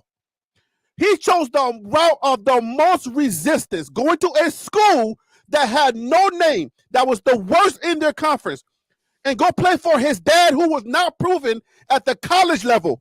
You just said the parameter right there. You just said the parameter. The key parameter was this. Had he gone to a place that was just, hey, you know what? I can go to Bama, but I went to FAU. I can respect that. But when you sit back and say, hey, I went with my dad, that's a different parameter. Totally different parameter. I'm trying to give you this. I'm trying to set it up so you can understand why he's him and why the other guys, listen, consider the fact that he chose that. In order for you to make a decision like that, DC, you gotta have some type of different level of believing yourself. There's no young man in college right now. You see guys jump into the transfer portal. Why they jumping into that transfer portal? Because they believe they can play somewhere better. They want to go to a different school where they can get playing time. If you have the opportunity, if you have a chance, right? If you have the chance to play at all of these schools, just consider this, DC, and I want you to really take this into consideration. You as a leader of men coming from the Army, wherever part of the military you was in, Alabama, Georgia, South Carolina, LSU, Tennessee, Vanderbilt, UTEP. If you have the opportunity to go to those schools, you want to go there because you believe that those are the schools that's going to put you in the best position to win now and to get to the NFL. Here it is, you got a young man who had all these opportunities and chose the route of least most popular. Okay, let me push. That decision doesn't put you in the mentality when you are an NFL recruiter. It doesn't tell you that this is a young man that I know I can go into a battle with every Sunday, and he's going to be tough because he believes in himself that much to where he had all these opportunities but chose the least FCS. He chose the least. So that means that this young man has a strong understanding of who he is and his abilities to be able to choose that route and still come out and be in the conversation of Heisman and still be in the conversation as being going number one or at least top, first round draft pick. We smoking out your foxhole today, boy. Oh no! I'm letting them finish. We smoking out your foxhole. Oh no! You coming out of that hole today, my boy? No! I'm letting him run all the way across the field and get to the tree line and think he's safe, and then I'm about to bam. So here it is. Coming up out that hole today, buddy. No, here it is. Here it is. That line of argument, that line of thinking. I'm finna cook you. I'm finna cook you with one statement. I'm going to cook you with one statement. You are correct when it comes down to if going to those schools to make you, to put yourself in the best position. You're right. But guess who is going to put me in the best position no matter what? My dad. So that's the parameter of why he chose it. You're making it sound like he just said, well, you know what? You're making it sound like he went, well, you know what? I could go to these schools, but I'm going to go over here because I want the path. Wait. Do we understand? Wait. Do we understand that he was going to FAU first with Willie Taggart? So JSU wasn't his first choice. It wasn't. He was going to FAU with Willie. Okay. Did you watch that episode watch that episode on his YouTube channel? Yeah, see you, Buff. Would you like to be cooked? Because I'll give you a chance. Was he not committed to FAU? Was he not committed to FAU? He said something important. DC. His dad didn't. DC don't want the smoke. DC don't want the smoke with me. Oh, I do want the smoke. I want all of y'all. You cook me, but you didn't cook me. I did cook you. I did cook you because at the end of the day Africans do not like raw food. I'm still raw. You didn't cook me yet. Do we understand that he was committed to FAU first? Okay, ask your. Okay, see, I know if I answered. Hey, I know if we understand? Go ahead, bro. Go ahead. I know if I answer that question, see you buffs, that y'all are gonna come and try to cook me, and I ain't gonna be able to talk for about 30 minutes like we got going on right now. But it's a fact though. So, rather than get in there and trade barbs in you, I'm gonna break contact for a minute because if I answer that, it's gonna fire this chat up, and I'm gonna have Ron Tate already. I'm gonna have Ron Tate calling me an Uncle Tom and everything. I'm just messing with you, Ron. I'm gonna have. Man, you know we ain't gonna do that. I know he's not. I know he's not. Since you're in the Lions Den and you're getting cooked right now like African food, okay? Because we like overcooked food. We don't like that raw meat stuff, okay? That you can do that over here. But let me cook you a little bit more. You just said I'm gonna cook you. You said one line, and your one line fell flat. Was dad. He followed his dad. Right. But how is that cooking me based on? Because you're trying to make it sound like Shedeur was just sitting somewhere with his cape flapping in the wind and the gold jacket in the background and going, you know what? Rather than go to these schools where I'm gonna get all of this, I'm gonna go somewhere where I can make a name for myself. And then y'all turned into this big Broadway play when he was just following his dad because his dad was gonna put him in the right position to win. His dad was not a college coach. Yeah, his dad had no experience what are you talking coaching about? at the college level. His dad didn't play. His dad has zero experience coaching at the college level. Okay, then it doesn't mean. Y'all gonna force me to answer it. All right, so I'm gonna answer this. Listen. So check this out. So check this out. Let me get this out. DC, oh, I got one for you. I got one for you. DC, now you want it, I got you. Yeah. Let me get this out, and then you can have the mic. DC, going with his dad, who was the gold jacket as a player, does not solidify him as a legit college coach. So he took a chance on his own dad, knowing that his dad was not a college coach. He was a coordinator in high school. So that's a double risk. Understanding that his dad was not a coach, it puts it in his mind like, dang, I mean, I love my dad, but like, there's Nick Saban's out there, Kirby Smart's out there, all these other guys are out there, and I'm about to go to my dad who doesn't have any experience at the college level. That's a decision that a young man had to make to decide to go there. So you're just looking at his dad's gold jacket as a player and saying he went with his dad. No. So what is it what significant role that on the decision that he made going with his dad, how is that significant enough to legitimize the fact that he was a good player or he wasn't how does that legitimize your statement? I didn't say he wasn't a good player. Never said that. But what I need you to do is go how on does your statement legitimize or cook me? Because you said he went with his dad. I'm about to. First, I need you to go into your kitchen and sprinkle your favorite African spices all over your hair and rub it on your arms and stuff like that. Because I got the fire, but I need to make sure it's seasoned. All right. So here's the thing we don't want to consider, and that is Shedeur chose FAU because he was going to start playing immediately.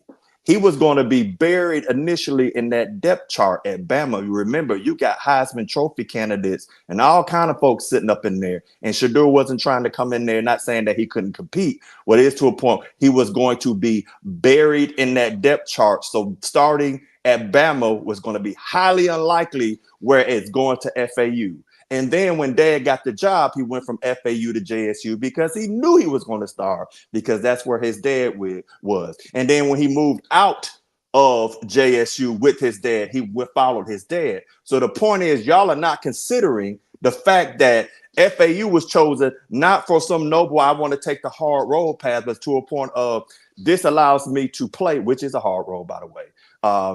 It allows me to play quicker than I would have been buried in Bama. Telling the truth. What? Okay. I see your argument. I see your argument. Yeah. I see. Hold on. I see your argument that he wanted to play right away. But what takes away? What cooks me as far as the argument I'm making, where the young man is making a decision, right? The young man is making a decision of the path that is the least. Okay, if Shedeur wants to play right now, he goes there, and guess what? He plays, and he has to still prove himself. You can't just say I want to play now and then be a dud. You can't just say I want to play and then don't pull up these type of numbers. Let me go back to Shedeur so I can remind you. Let me go back to Shedeur. Whether he wanted to play now or not, there are a lot of guys that want to play now, but guess what? When they get there and they get their playing time, guess what they don't put up? They don't put up these type of numbers. So what is your argument between the I want to play now, your ability to then produce once you do get the opportunity to play? You got to still play the game. So these numbers let you know that he can play the game. Somebody else sitting him on the bench. Let's use a different example for you. Let's use Kobe Bryant for an example. Or LeBron James for an example. Do you believe Kobe Bryant and LeBron James were capable of playing? And their coaches still decided to bench them just for the mere simple fact that they were rookies. I'm going to wait for that answer. It's quiet. It's going to stay quiet. You're going to be able to hear a pin drop on a black gummy cotton ball. I'm waiting. Y'all just said the same thing. DC Go just ahead. said if he would have went something to totally different. Yeah, No, I mean, y'all keep going back to this point where you think I'm saying Shedeur's not good. That ain't what I'm saying. I'm not saying you're saying Shedeur's not good. I'm trying to tell you that I'm cooking you, and you're not saying that I'm cooking you. We offer that. Fried DC Carson music. Hey DC, just say that he cooking you, man, so we can get on to this spot. No, Tim, Yes. I need you to step up too, so we can fry you and let you to the side. I'm cooked. Hey, you know what, Tim? I'm cooked. I'm so cooked.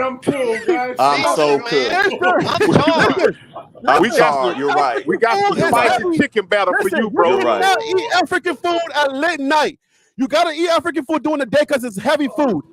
Okay? So what I'm cooking right now is not for the light. You cannot eat this at night. That's why I'm cooking you, making sure I cook you early. Okay? So you can understand when you're cold. Listen, you gotta answer this question. Do you believe that LeBron James and Kobe Bryant in his soul rest in power, do you believe that they were capable of the numbers that they were putting up, even though that they were just coming out of high school? Do you believe that? Yeah. Okay. Hey, Tim, if you believe that, if you agree to that, right? If you agree to that, then this kills your argument of he wanted to play right now. It's inconsequential. Everybody wants to play right now. The reason why people are leaving and jumping to that transfer portal is because they want to play right now. That has nothing to do with his abilities or his lack thereof. It just means he wants to show you that he's the monster. Okay, well then, does he have better numbers? Does he have better numbers? Quarterback. No, he does not. Your argument was not based on does he have better numbers. Yes, your it was. I started off with the whole his dad. thing. No, I started. That the only reason why you were about to cook me this whole meal right here, I'm still undone. No African person will eat your meal because it's raw. And you're telling me that your answer to what I just gave you, right? Your answer was the fact that he left. He wanted to go play with his dad because he knew that he was going to play with his dad. So if that was the only argument, I submit to you that every player that has the ability to play, they want to play right now. Kobe wanted to play right now. LeBron James wanted to play right now. And they were frustrated sitting on the bench, knowing that the guys that were on the daggone court sucked. Knowing that. And as soon as they put him into the game, they started cooking. So that has nothing to do with the fact that he wanted to play right now. Because if he could not play, which I know you're not saying that, right? So don't repeat that thing. If he didn't put up these numbers, then you have to answer that question. Hey, let me say something right quick, Harry. Let me say something right quick. He just trusts his dad at the end of the day. His dad been coaching him his whole life. He trusts his dad, so that's just pretty much it. Exactly. Hey, Tim, let me say something. Let me say something right quick, Harry. Let me say something right quick. Was not a college coach. Let me say something right quick, Harry. Can everybody hear me? Yes. hear you. You know I when you don't fry. want to. Okay, I know. I'm messing with you. I'm messing with you. Hey, Go ahead. you know. Hey, listen.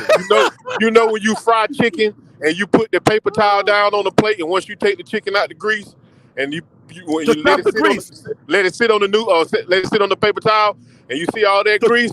DC, you in the degreasing stage right now. You already been fried and laid to the side there, my boy. Hey, we trapping your grease right now. Right now, we're trapping your grease. You're getting cooked. Oh no, I'm only 1 year in. I'm only 1 year in. Give me 2 years, and I'll come cook all of your SEC boys. Give me 2 years. Major weight network. Hey, you know what though? All I can sit back and say since we go on there is that you know what? It's one thing you can't cook. It's one thing that your stove can't get around, and guess what it is? Here we go, 4 and 8. How would you know I'm going to say that? Oh, wow. 4 and 8. Interesting. Go. Interesting. Exactly. 4 freaking and 8. I can't wait to come back when that is no longer on the table for you to pull at it. Boy. Hey, but it's here right now. What was y'all saying preseason? What was all of y'all saying preseason? Oh my gosh! You know what TCU's gonna do to y'all? Oh my goodness! And what were y'all saying? 1-11, y'all can't do nothing, right? I was saying they look good. Then Colorado State, they look good. And then who would they play after Nebraska? Nebraska, then Colorado State. They look good. I said they look real good. They look real good. Even as I said at halftime, I said, God, you know something's wrong right here. And I can tell you, I said that. I said they done dominated. This is a good team, but it's something I see down on that field I'm not too sure about. Maybe a little bit too much premature celebration. And then you got cooked. And then you continue to get cooked the rest of the year. I rest my case. You know the only reason why you got life right now? And I'm not talking about God. The only reason why you got life, Phil got life, my boy, my guy, Surfer Boy 3000. The only reason why you got life right now is because we had a mold in our team. Okay? It wasn't for the lack of talent. We had a mold, and other circumstances led us to go to 4 and 8. But I submit to you, if we were 9 and 3, if we were 10 and 2, a lot of y'all would then be moving that goalpost again. Okay, y'all will be having a different kind of talk. Y'all want to strip everything. You want to take everything and strip it down. No matter what we do, there's no way we win an argument with y'all. Because y'all want to strip everything. No matter what we put up, you want to strip it. I gave you a talking point. We on ESPN now. I'm giving you a talking point. You're skirting the talking point. You say his dad. I said, can you argue the point? Because you're a military guy, so y'all should be disciplined when it comes to like this type of stuff. But you lacking discipline right now. So I'm asking you, DC Carson. I'm saying, DC Carson, argue on the lines of the fact of his decision-making when it comes to his mindset and how NFL teams are going to look at him and say, this young man did like his dad always do. They don't want to go to a ready-made team. They're going to go to a lesser team and upgrade that team. You did not give me a valuable. Prime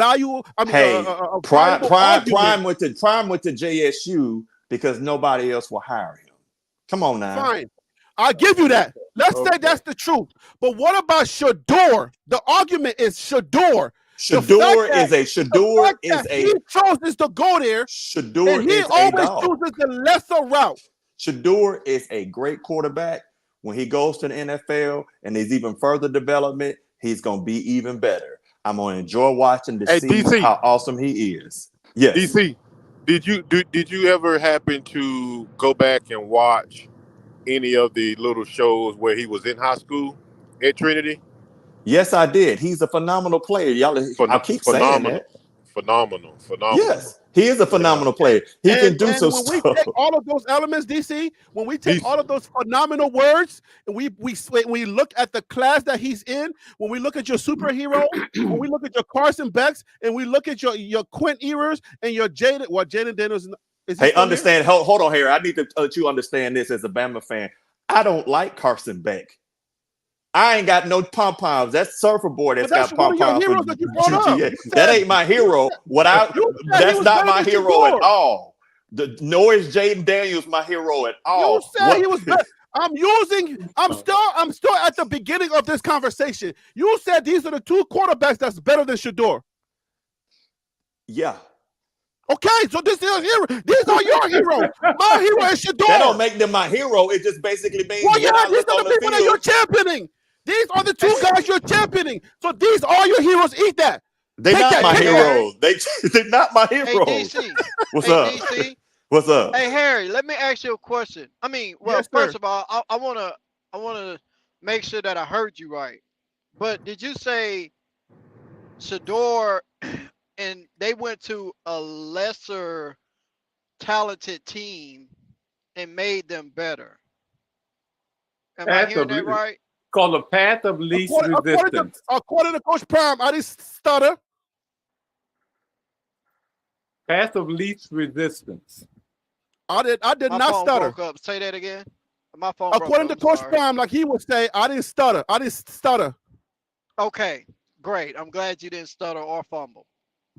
So, my question to everybody on the panel, including you, DC, and I kind of know what you're gonna say, but when earlier we talked about the NFL and Shador possibly going to certain teams, just for the sake of the argument, say he goes to New York, he gets picked first round, #1 pick overall, New York Jets. Okay, can we all agree that the New York Jets, New York Giants, not New York Jets. New York Giants, excuse me, thank you, are less, one of the less talented teams in the NFL? Yeah, they are. Okay, great. I'm glad you said that, Harry. So we bring everybody and we train them to go to other teams to do better. Hold on, no, see, don't try to move the goalpost. I'm not gonna let you keep going. Hold on, wait, Harry, because I got something for him. Keep going. Oh, okay, great. So what I'm asking y'all is, how are you going to view him if his first 3 years of I'm gonna use his first 4 years of his contract is a flop? What? That's impossible. I'm saying if it'll never happen, how bro. are you going The history to says him? no. Okay. The history says no. What history are you looking at? Okay, the history It'll say never no. happen. No, It'll never it's happen. different. Hey, Harry, go around the panel, Harry. Go around the panel and get each other. Why go around the panel? Because I'm showing you history right here. The history shows you. Let's start when he was in diapers, or we can start when he was in Deion Sanders' penis.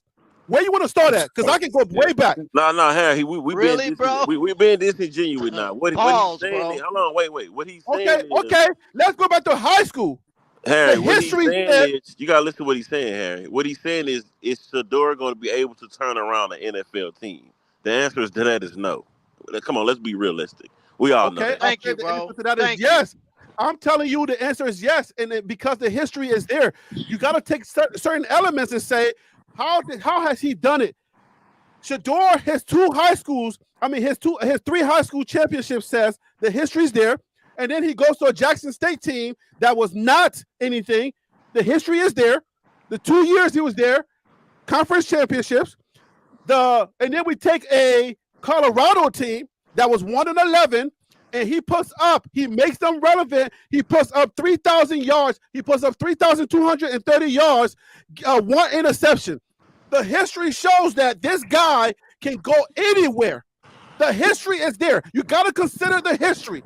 He can go anywhere and make them better. I disagree with that, Harry. The NFL is different. Is that how the rest of the panel agree with Harry? The NFL is totally different. Yeah, NFL can be a little tough. NFL can be a little so Bryce Young won the NFL, Heisman. You see him in Carolina?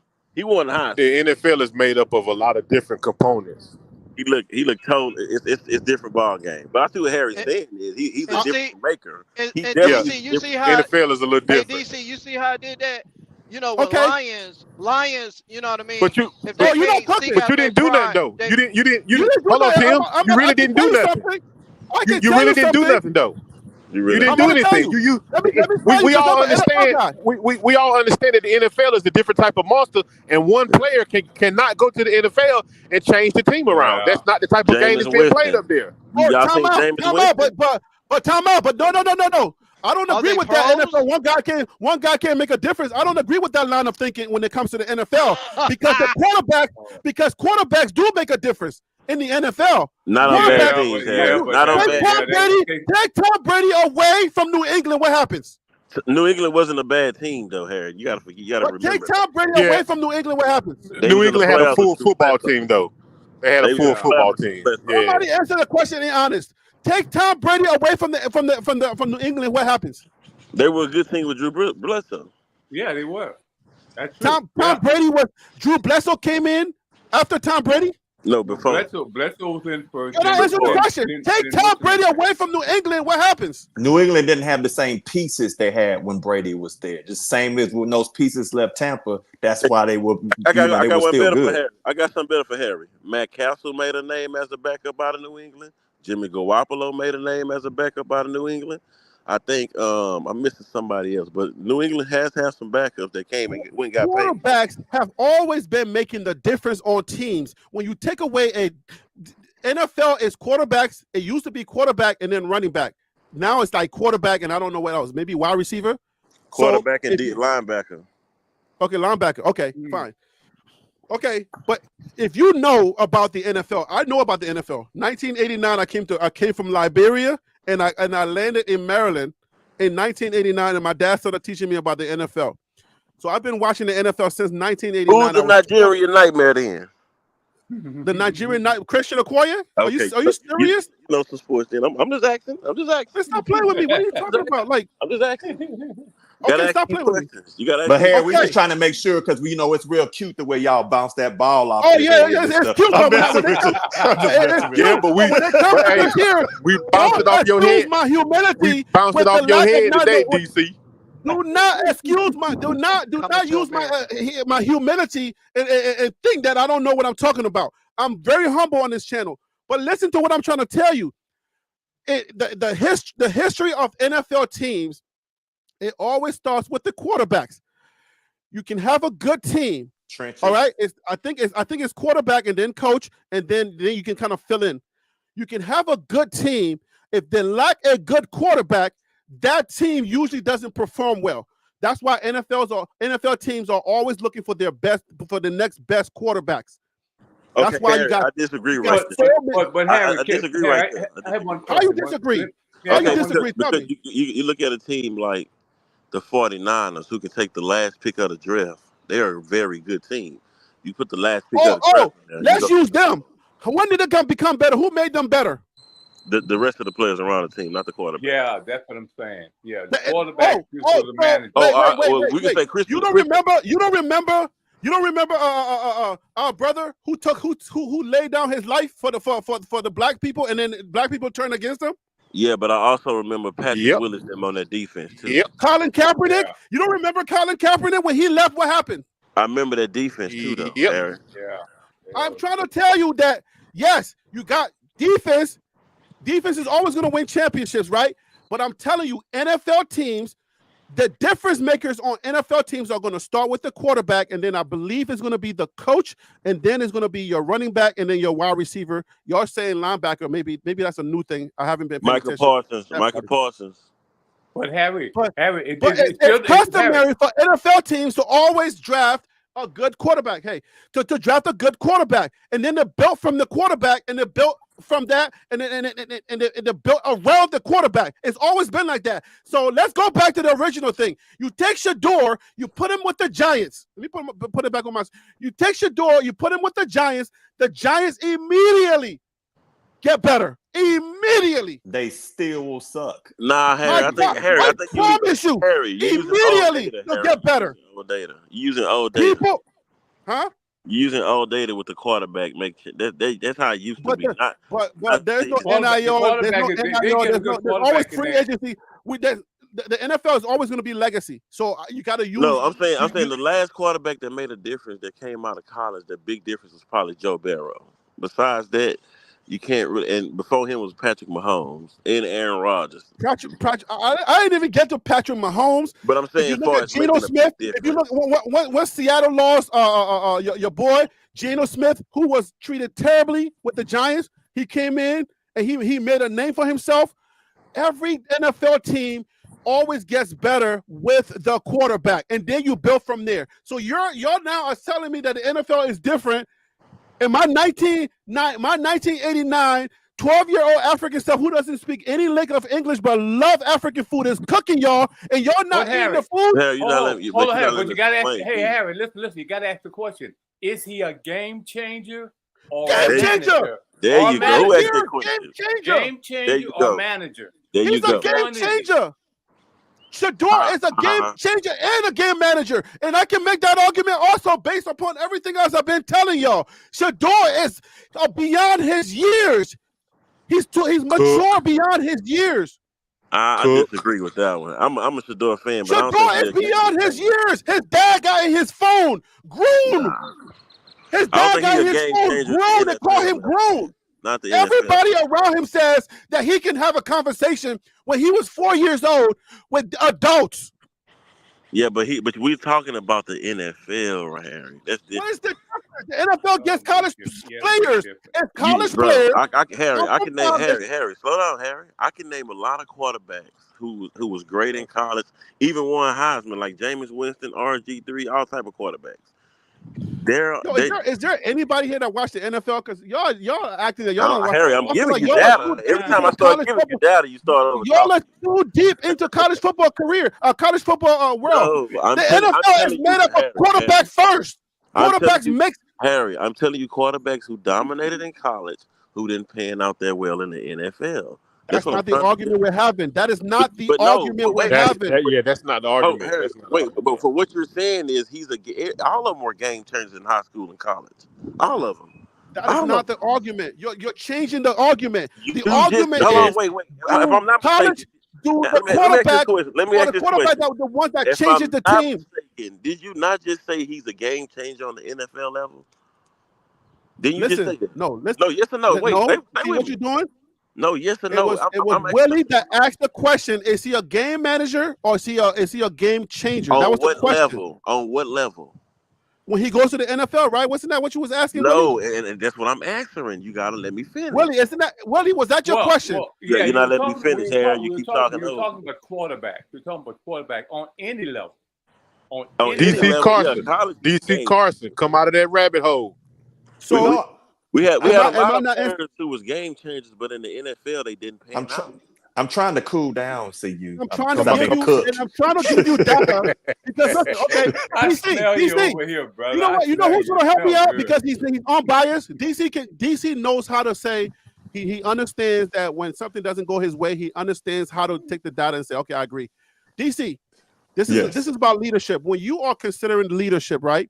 Yes. When we're making an argument based on hypotheticals or we're just projecting, right? Mm-hmm. Would you not include when you say, well, will he be a game changer or will he be a game manager or will he be this? Would you not say, based on his historical data, the information, the way that he takes organizations and always change them around, would you not consider that it is more high on the scale is more likely that Shador will be this guy we're talking about in the NFL more so than not? Does he look like the type of guy that will flop based on his historical data of changing programs that he go to? Would you not say that it's more likely that he doesn't flop than he flopping? I don't see him as flopping. I will say that he probably needs to be in a system that will let Shador do what he does best. And out of all these teams, it's probably not going to be the Giants. It's going to have to be Vegas. I think Vegas will turn him loose.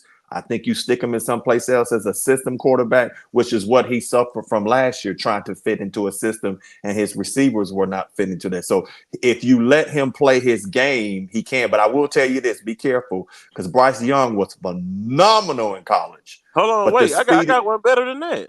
Y'all forgot about Jameis Winston? Well, yeah. I was gonna get into it. But, hey, he won the Heisman and the national championship. I'm gonna tell you how deep this is for me. I got John Elway rookie cards and doggone Emmitt Smith, and I got cards from back when I was a kid. And then football has always been in my life. So I will sit here and say it, but I've seen, you're right, quite a bit of people be bust. And Jameis Winston being from Alabama, absolutely. And with the argument that I'm making, there's Hey, I got a couple of them cards from Alabama. You do see we the same. Hey, I got a whole box of them, bro. This is what I'm just telling y'all. I'm saying, if y'all stay on the trajectory of the decision making that he made, going to lesser programs and taking those programs to places that they've never been before, based on his skills. Forget about his dad.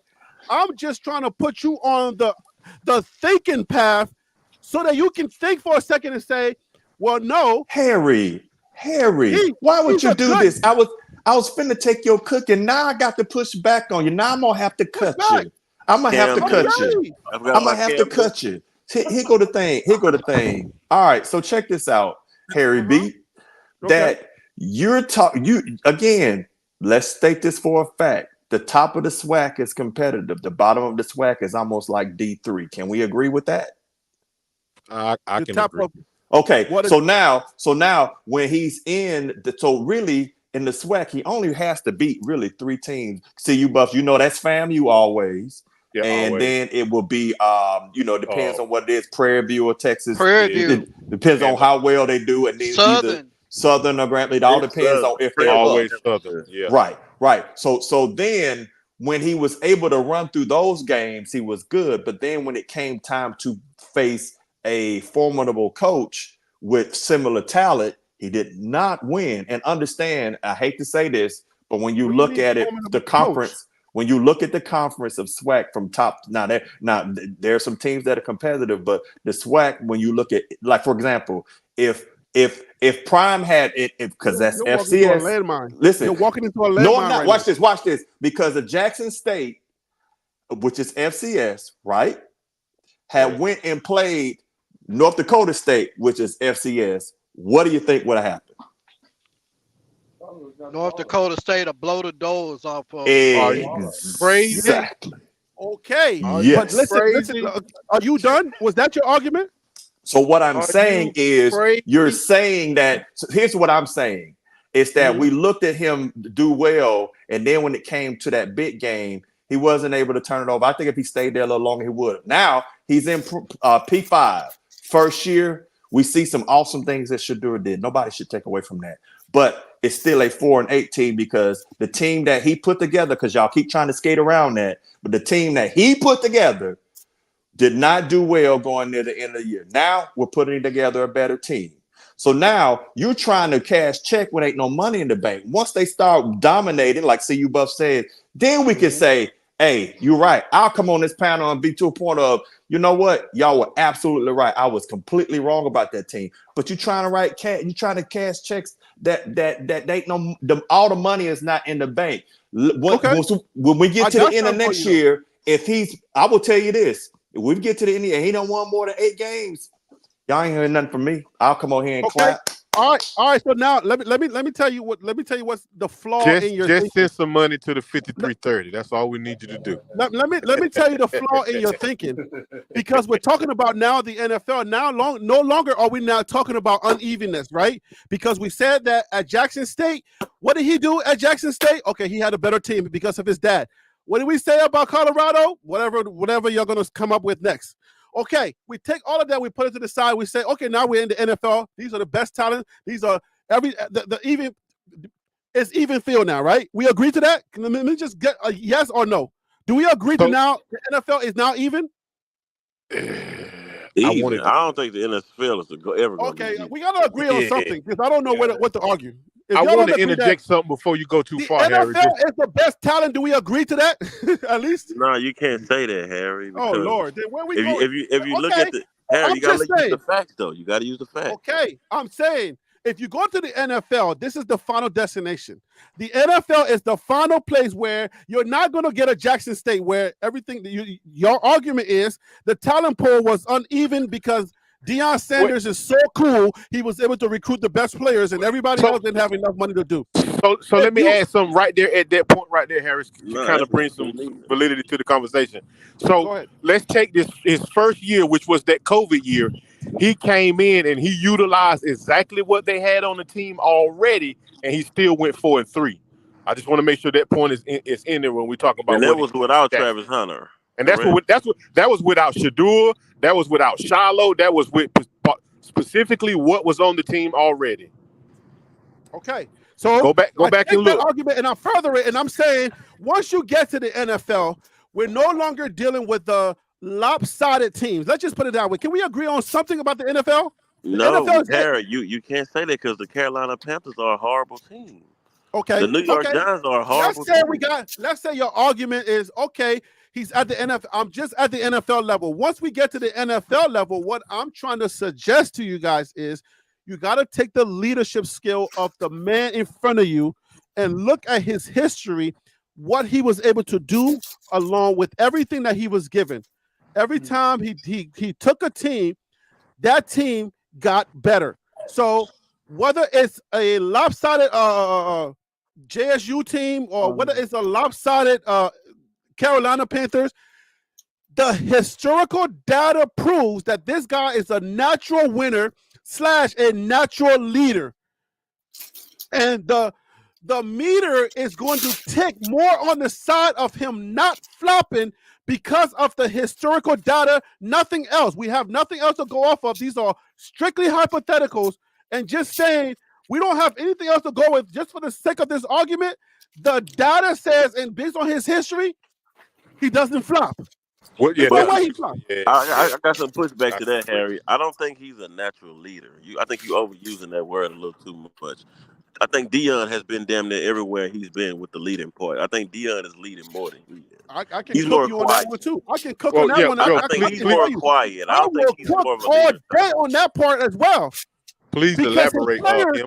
The players that he played with, you gotta let me finish. Let him finish, Harry. Let him finish that because I'm confused by what he said. What I'm saying is that if you was to go watch the well-off media and all the Colorado film, he's not the more talkative quarterback like some of these quarterbacks. Like I said, natural. I'm sorry. Hold on, let me finish. Gotta let me finish. All right, so go ahead. So being vocal doesn't always. You gotta let me finish, though. You have to let me finish. If you go down the pipeline, you would say Jameis Winston was the leader. We seen halftime speakers from Jameis Winston, didn't we?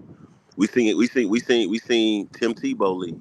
We seen who was the quarterback? C.J. Stroud. Those like you gotta understand. We can't really give him the leadership because, like Deion, the daddy even said, everywhere he played, his daddy pretty much coached him. So we haven't seen him out there leading the team alone. Now his ability to go out there and lead a team, I can't argue that. That's like LeBron. LeBron. Wait, let me finish. LeBron, go ahead. Go ahead. Most vocal leader, but his ability leads. His ability can lead. Okay, so you said exactly what I was just about to say. Bro, I'm a LeBron fan. LeBron has never been Can I put in my 2 cents down to let you know that he's a natural leader? Go ahead. Okay. If you a natural leader, when you are a leader of men, first of all, you got to think about the players that he played for, the players that are playing around him.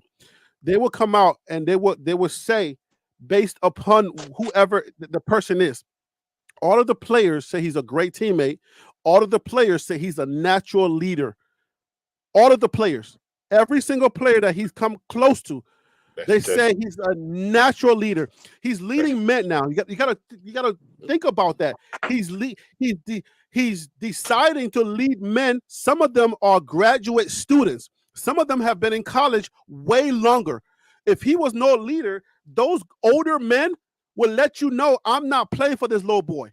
So true. Shador no, that's not true. No, how would y'all say true to that? Y'all talking because about the players are saying it. I'm using data from the players, and I want you to know the players. Justin Mayers just got here. Justin Mayers just got here and said Shador's a natural leader. Yeah, but the daddy is always in the picture. So they're not. Wait a minute. So the quarterback is the leader. Wait a minute, Harry. Him I do agree with you on that point, but to separate that point, Prime is not on the field with Shador. That's not what I'm Shador is on saying. the That field goes with back the to the point to players. where his ability leads. His ability can lead. Okay. I'm not. Y'all I'm making an misunderstanding what I'm argument saying. against your ability What point. I'm saying is, you can't make that assumption until you see him not with Deion Sanders, the father. Yes, you can. Yes, you can. You can't really make that, bro. You can't say Yes, you that. can. Yes, We you haven't can. seen it. I'm We gonna say haven't you. seen it. I'm gonna say that We haven't seen that it. I'm gonna say this, Harry. I will look at this. If I know that somebody that even if I want to push back at Shador, that I know that there's a power over the top that's got my scholarship, my all kind of stuff, my career in his hands. No, You think I'm don't do gonna that. push Don't back? do that, man. Don't do that. Don't do that. Don't do that. Don't But do is that not? I mean, I know that's an uncomfortable thing to consider, but Yeah, is that not a truth? don't do that, DC. Don't do Man, that. I'm not saying Prime would do that. I'm not saying do it. Prime would do that. You just said it. You just Don't put do that it. out there. Don't do it. And then, Don't once do it. again, Though. once you But say something again, as he's negative right as though. that, then you step back and say, Don't. "Oh no, I I'm didn't not say saying I that he would didn't. do I that." didn't. What I said Nah. that what I'm saying Because is, let me make sure. what you're insinuating is I didn't insinuate. is What that I you kids are going to speak highly of him because his let dad me is let me running tell over y'all how this with works. that. So if we're gonna go, Go so ahead. let me go ahead and jump all the way in this water. When I've Well, seen that, what about the if players you that know, have left? What about the listen, players that have listen left? what I'm saying. Listen to what I'm saying. I'm What not about the saying players that have Prime left? is- Wouldn't they say that their dad Go ahead, is bro. a tyrant, that Shador cannot lead? Yep. I'm not saying Shador can't lead. They may or may not. Go ahead, I DC. don't Go ahead, know. make your point. What Make I'm your simply point. what I'm Make your simply point, DC. saying here. What I'm simply saying here is that I think Shador is a leader. I don't know how, and so I can't sit here and say all the stuff y'all are saying because we don't know. What I can say is that I know. okay, that's fine. What I am saying is when you have organizations and you have a dynamic of that where there's like a nepotism or something like that, or it's considered or even perceived, even if it's not real, do you think that people are really gonna push back on Shador when they know that there's an ultimate power straight at the top that they ain't getting around? DC, why are you totally forgetting the players that have left? The ones that have spoken out in a disparaging way against CU. Why wouldn't they be able to say that, hey, there's a lot of nepotism and they get favoritism? Well, we say daddy ball, don't we say daddy ball? Some people But say daddy ball. no, people like the haters say daddy ball. The players don't say daddy ball. I'm not saying daddy ball either. And here's Ron. I want to make sure I'm clear. I'm not saying daddy ball either because Shador is a baller. I'm never gonna take that away from him. But you said it earlier. He followed his daddy, so that he knew he was gonna play. There's nothing wrong with that. But I it's would do kind the of like same. Kawhi Leonard, bro. Kawhi Leonard lead with his ability. Why are y'all not answering the question? The question on the floor is he a natural leader? And then y'all say he's not a natural leader based upon X, Y, and Z. I didn't say that. I said I don't know. I don't know. I made the argument that he's a natural leader based upon the testimonies coming from the players. He's a natural leader. Every leader does not have to be a yappa, yappa, yappa. I'll accept that. True. No, I disagree. I'll accept that. Okay. Listen, Shador lead by example. There you go. Watch He him leads by play. example. Just look at him. He ain't got to do a lot of yelling and rah, rah, rah. And Yeah, but that counts though. Y'all misunderstand. In the locker room, that counts though. But him, you're mistaking leadership with talking. No, Harry, you're not listening. You say he don't talk much. That was your first thing you said. Harry, that's the biggest knock on Kawhi Leonard. He don't talk. That's why people consider him a leader. You have to vote. You have to rally your troops. If you can't rally your troops, then you're not a leader. And when you say rally your troop, what do you mean? Rally your troops mean get them ready up to go make a play. Like you seen Tim Tebow highlights, you seen Jameis Winston talking to his team. That's rallying your troops. That's making them pumped up, ready. If you just a quiet guy, you looking around and you just wait for somebody to say something, you're not a leader, bro. You just can lead with your ability. You're not describing leadership. What you're describing is the different forms of leadership. You're talented don't mean you're a leader, bro. No, I got a question for Ron. You're making a mistake. You're describing different forms of leadership. I got a question for you. I say Shiloh is more of a leader than Ron. You're describing a leadership style of being boisterous, That's the going leader, out there bro. rah. That's the leader. Ray Lewis was a leader, wasn't he?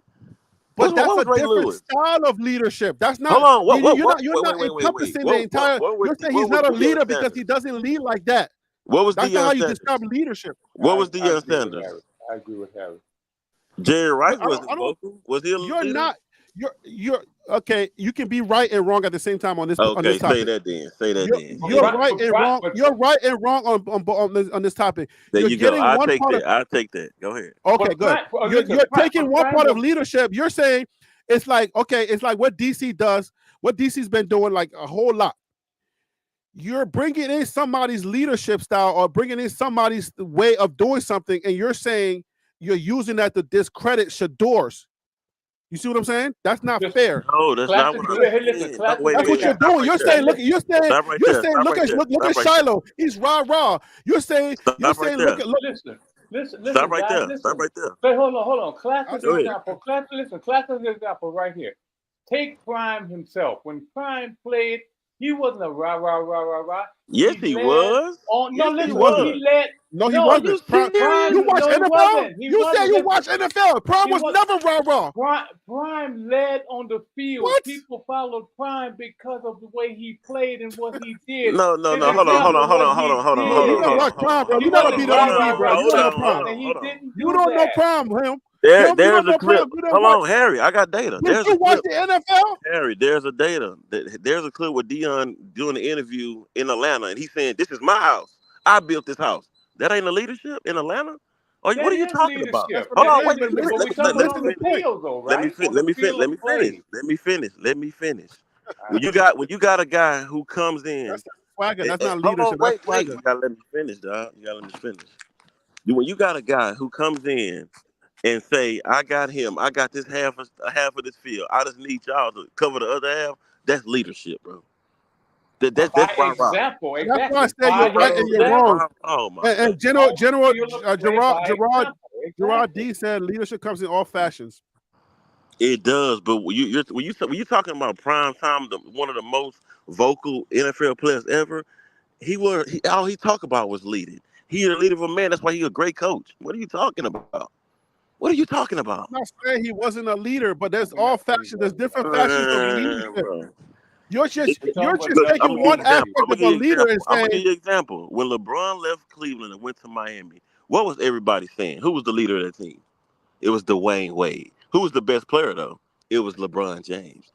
Just because you're the best player don't mean you're the leader. Y'all have to stop throwing the leader word around. That's not my argument. My argument is I'm trying to prove to you that Shador is a leader of men. He's a natural leader, and the players have confirmed. Yeah, the players are on the team leader. with him now. And Deion has already said it too. When you look at that L on Shador's shirt, what does that L stand for? Why didn't he get a D? Why didn't he get an LD? That stands for that's my son, and I want him to lead. No, that stands for leader, bro. That stands for the leader. That's why he made it. That's daddy ball. That's daddy ball. Of course, you want your quarterback to be a leader. That's daddy ball. You want your quarterback to be a leader. You want your point guard to be a leader. But what I was going to say is, and I was going to ask Ron this because I think Ron, I have that a great perspective. All right, so Ron, I can't say whether he's a leader in those other styles, though, because I don't watch a whole lot of off media. But wouldn't you say that them games where, like, for example, the UCLA game and a couple of others where he was getting the crap beat out of him, that as a player, when you see that makes you want to fight, and that makes you want to be led by that, and that's what I figured as much is that when you see him gritting it out and going to get the shot and come back, wouldn't that make you, Ron, want to go through the wall for him? Oh, no, sure. That's ability. That's Willis Reed type stuff. Yes. And also, that's a natural leader. He doesn't that's put people under the bus.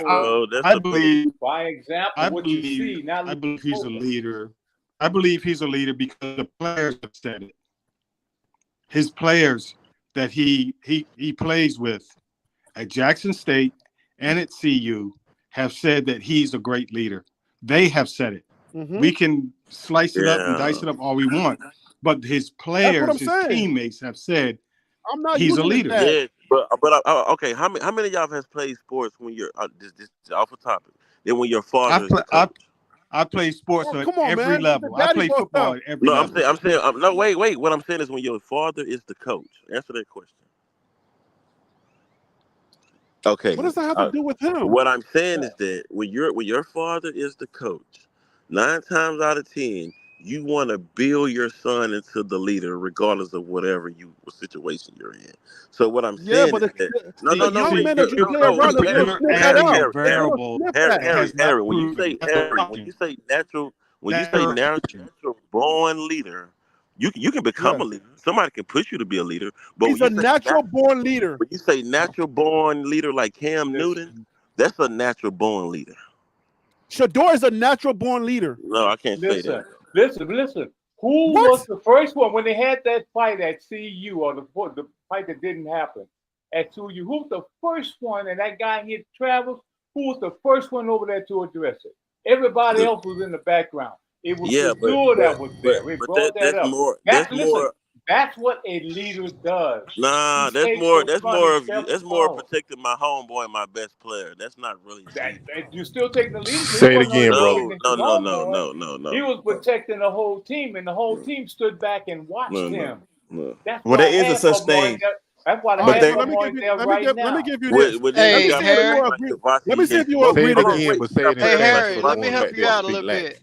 You got players like Kavasi. All right, Tim.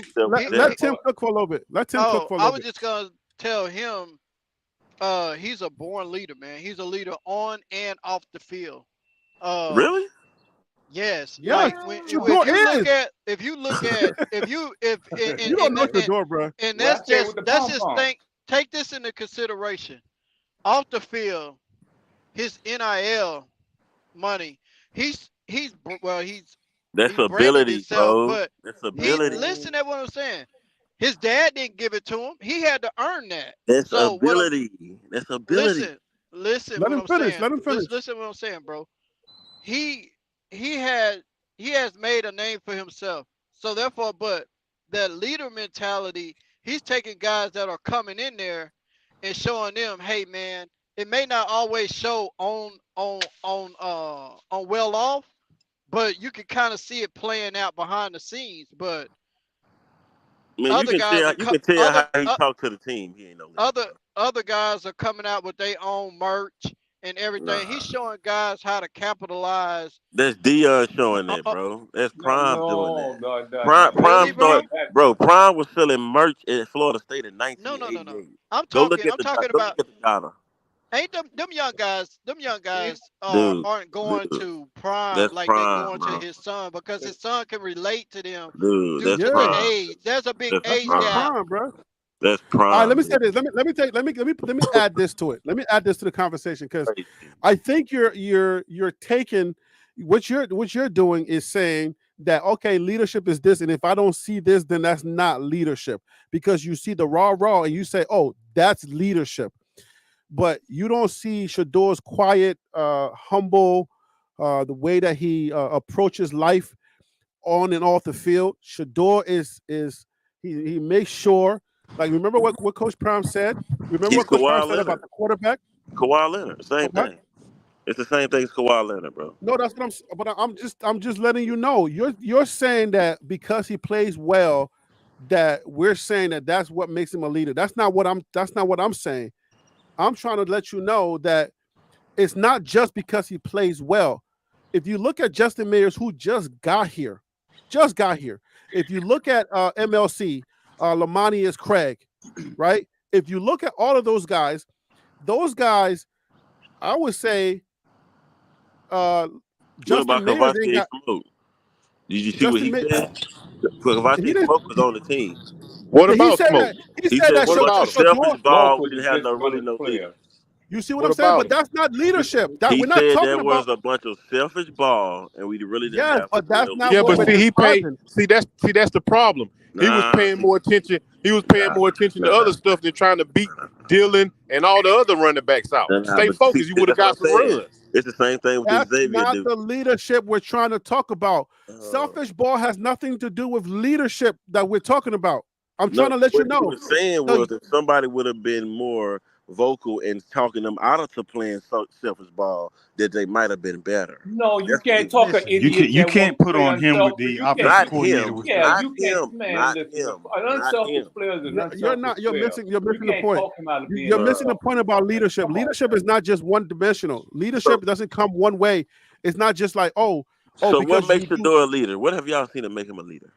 Besides his play off Coach Prime say you can lead from the back and you can lead from the front. You gonna say that about your son? I'm talking about what has he done to show me? No, I'm saying in general. In general, he didn't say about Shador. I'm saying did he not say you can lead from the back and the front? What you saw. I'm not talking about what his daddy said. I'm talking about what you said. What I saw. I'm trying to tell you. Here's what I saw. You're not listening to what I'm saying. Let me see what you saw. Justin Mayer said he was a natural leader. He just got here. Justin Mayer's kissing butt to play, bro. I'm talking about. Man, you're not going to see anything. You got to excuse. Okay.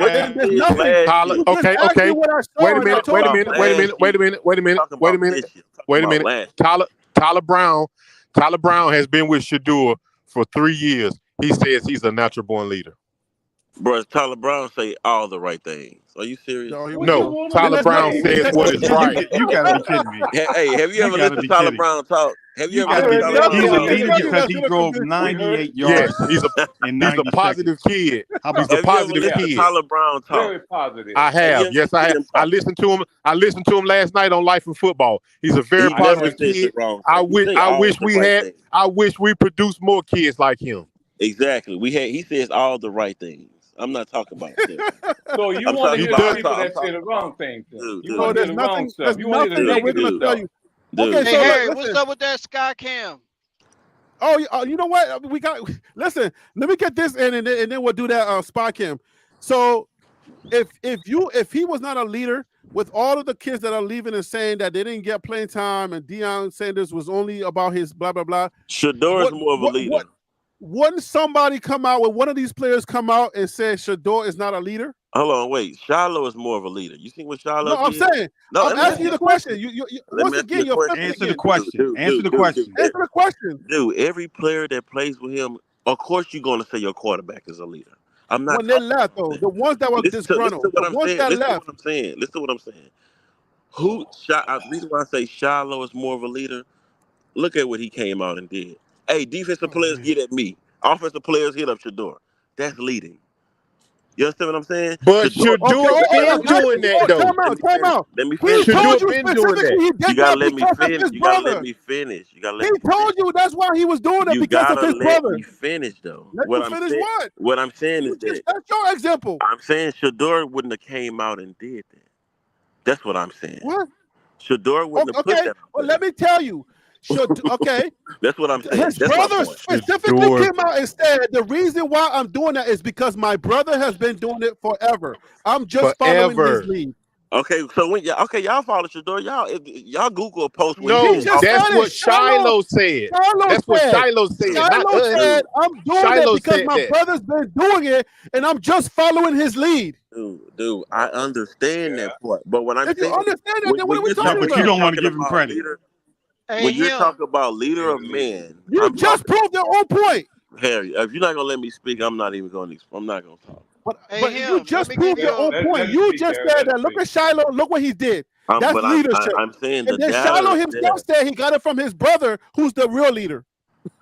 Of course, he's going to say that about his brother and his quarterback, Harry. Come on. Hold on, wait. What are you supposed to say? Hey, Harry, just put it on the screen, Harry. Put it on the screen. What he's supposed to say is, I got to do this because my brother not a leader. Come on now. But you use that. That was your example. I'm saying, what is he supposed to say? You use that example. That was your example. Nobody used that. You brought that up. Anybody that's affiliated with Colorado football, do they supposed to come out and say Shador not a leader? Like, look how y'all sound. No. The example was yours. You said that this is look at Shiloh. That was leadership. Why didn't Shador do it? And then I just told you the reason why he did it was because of his brother. You said that was leadership. If you watch the practices, you hear Shador saying, "Hey, defense, we finna shut them down today. Defense, we finna do this thing. Finna do that today." You're just gonna leave that point you just try to make. And you can't lead with your ability, bro. What you're speaking in reference to is Shiloh being a leader on defense. That is what he's supposed to do from the safety spot, dude. And What what are the you talking quarterback about? supposed to do? No, The same your what he's quarterback doing has what we're nothing doing right now. has Hold on, wait, nothing let to him do finish. with Let him defense, finish. Your bro. quarterback has nothing to do with what? With defense. I'm saying He leads the offense. What you're exactly. So speaking of is Shiloh leading the defense. He's supposed to do that from the safety spot. okay, He so is what the I'm saying quarterback. is he's a He lead. is the He's a Wait a minute. He right. is the quarterback You're right. of the You're right. defense. You're right.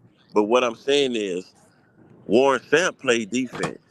He wasn't only the leader on the defense of Tampa Bay. He was the leader of the whole team when it came down to let's get in this huddle and let's talk.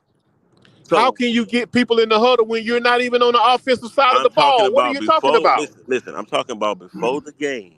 You know how the team huddle up in the hallway, in the locker room, Yeah, wherever. yeah, yeah, Listen to me. Let me finish. yeah, Every time I start yeah. talking, I start talking. I No, can't get I'm the saying point I across. agree with you. So what I'm saying is that if you go back and look from the Ray Lewises to the to even to Ray Suggs when Ray Lewis retired, Cam Newton, Tim Tebow, Jameis Winston.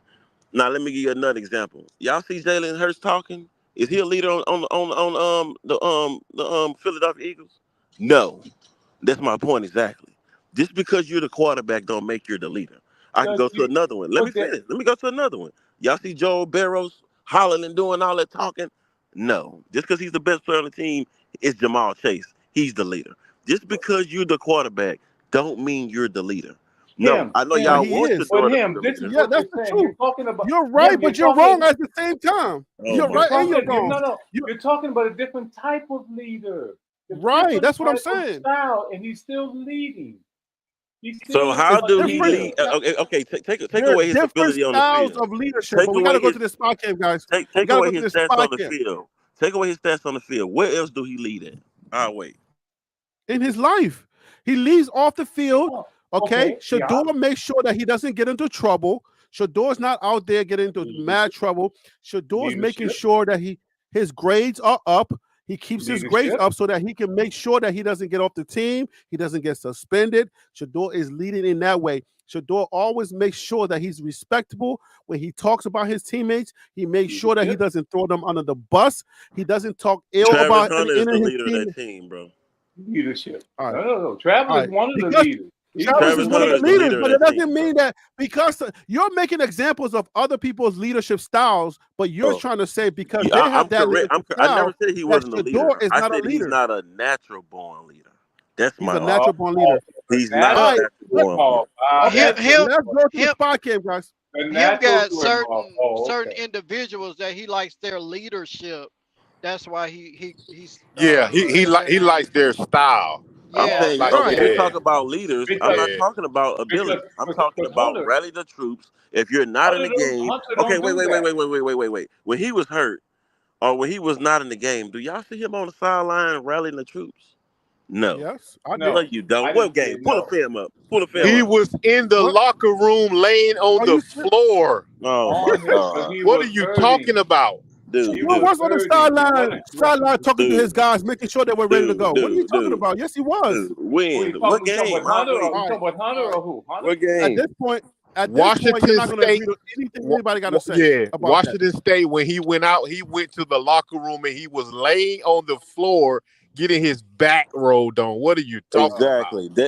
Okay. Oh, Okay. That's an He could injury. not be on the No. sideline helping anything. He was Dude, that's hurt. an injury momentum speech. I'm talking about Oh my God. leading. So do you want this him is kid? You picked playing out So with us, one man. game. Him is so nothing. He now don't you really. telling me Wait, you you want went this to one kid game. through a Wait, back listen to what you injury just did. Listen to what you just did. to come on the field where he can barely walk Bro, listen to what and you be a just did. leader? You picked out the game where he Come got on, hurt. man. You picked out the one game where he got hurt You to say he trolling that was him. I was messing you with you earlier, bro. you picked out Yeah. one game where he got hurt to say he was a leader.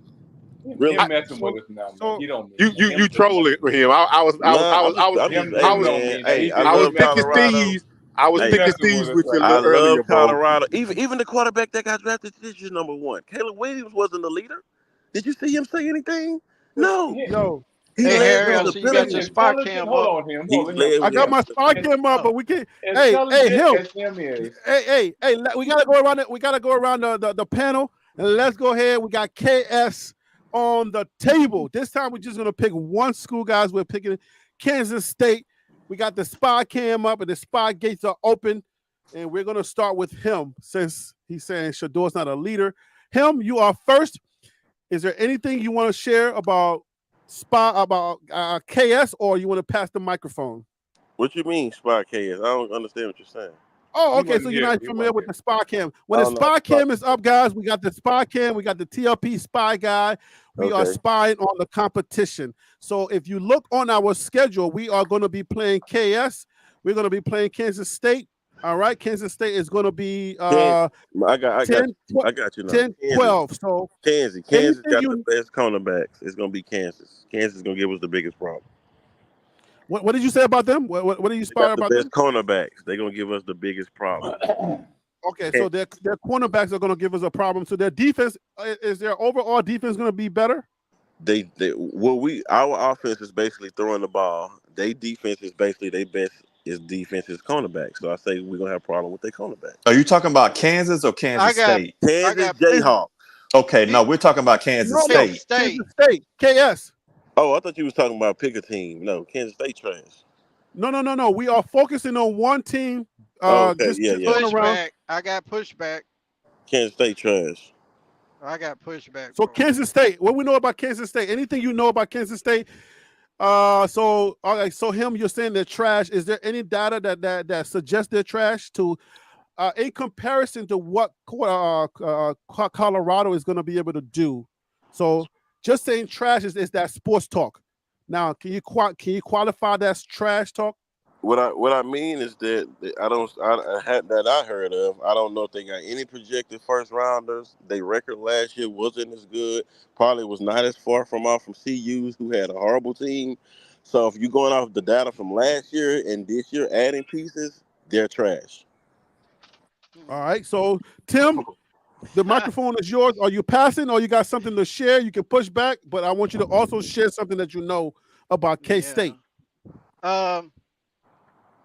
You're probably gonna be dealing. Okay, let me gather my. Nah, he's a part of it, but Avery Johnson, the quarterback, I talked about it. I talked about him earlier. The sophomore, he played in that Pop-Tart Bowl. He started as a freshman. He was getting points from, I guess, various coaches as freshman of the year. He passed for 479 yards last season as a true freshman. He had a 56% completion rating.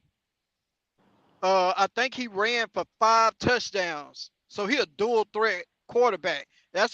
He's somebody that they're gonna have to spy, because he can hand the ball off to Giddens, that running back, and he ran for over 1,200 yards last season. So he can hand the ball off, or he can pull it back, and he's able to run, because he's averaging, don't hold me to it, but I want to say 6 or 7 yards per rush, if not higher. So adding Dylan Edwards is another weapon. K-State is a team that we really gonna have. Our defense gonna have to be on their A game. Even though we playing them at home, they're gonna have to play. I would say they're gonna have to play one of their best games to beat Kansas State. Man, Iowa State beat them 45-0. Are you serious? Like I said, is it my turn? Are you serious? Come on. No, DC's next. You ready to go? You want to take somebody's spot? Bro, you know what? Hey. I'll be quick. First of all, him, you surprised me, and then you just disappoint me. You didn't do your homework. You're not looking at the team was 9-4. They took Texas to overtime. That team that Colorado struggled against. that they wind up beating the living mess up out of TCU 41-3. We can go around and see. You just lied right there. Texas beat them 69-31. I'm looking at the schedule right now. Kansas State beat TCU in that No. Wait. He just said he put out false data. He said they took Texas to overtime. They did take Texas to overtime. Beat them 69-31. Kansas State. What year are you in? I'm in last season. I'm looking at the schedule from last season. So hey guys, last season, right back, okay? November 4th, 2023, Texas won 33-30 in overtime. So what year are you in? Sure did. They sure did. Yep, you gonna do like Willie was in the time machine, come back and be like you was at the Edmund Pettus Bridge. I'm messing with Willie. I'm messing with you. So check this out. Yeah, so you're looking at that. Let's go to, so they had a 9-4 record. I think they finished the season ranked 18th. So I don't know what you're talking about. The Pop-Tart Bowl, they did phenomenal. He's right that the quarterback is good. He's gonna be better than Shador. There's two. I'm messing with y'all. The double-headed monster. Hey, I'm messing with you. I was messing with y'all. You know how to throw it in there, bro. No, I'm messing with y'all. Oh, wait. I got one. I'm kidding. I'm kidding. You know, I was wrong about that one. But hold on. All right, let me finish cooking. Hold on. Let me push back on that. They only beat TCU by 3 points. Okay, if that's what you. How many touchdowns did that quarterback run for in that TCU game? Put together team with 3 and 4. How many touchdowns did that quarterback run for against TCU? Bro, you said we did TCU the first game in TCU. Are you serious? How many touchdowns did that quarterback run for in TCU game? Let me get the factual information for you. Right. Hey, let's get this going. Let me finish up. But it was 41-3. He wasn't the quarterback then. Right. It was somebody named W. Howard. All right. So that's Will Howard. Will Howard went on to right. So let's finish cooking. Right. Let's finish on cooking it. Yeah, they probably will have a two-headed monster in DJ Giddens and Dylan Edwards. You got to remember that Kansas State won the Big Ten title in 2022. I think that they have a decent defense, but understand that this team is projected to win the Big 12. So I don't think you should be taking Kansas State lightly at all. I think Colorado will give them a good game. I believe the game is going to be in. Is that game going to? I forget which one. That game is at home. Right. So that game is at home. But again, Kansas State is a pretty solid team. That's all I got to say.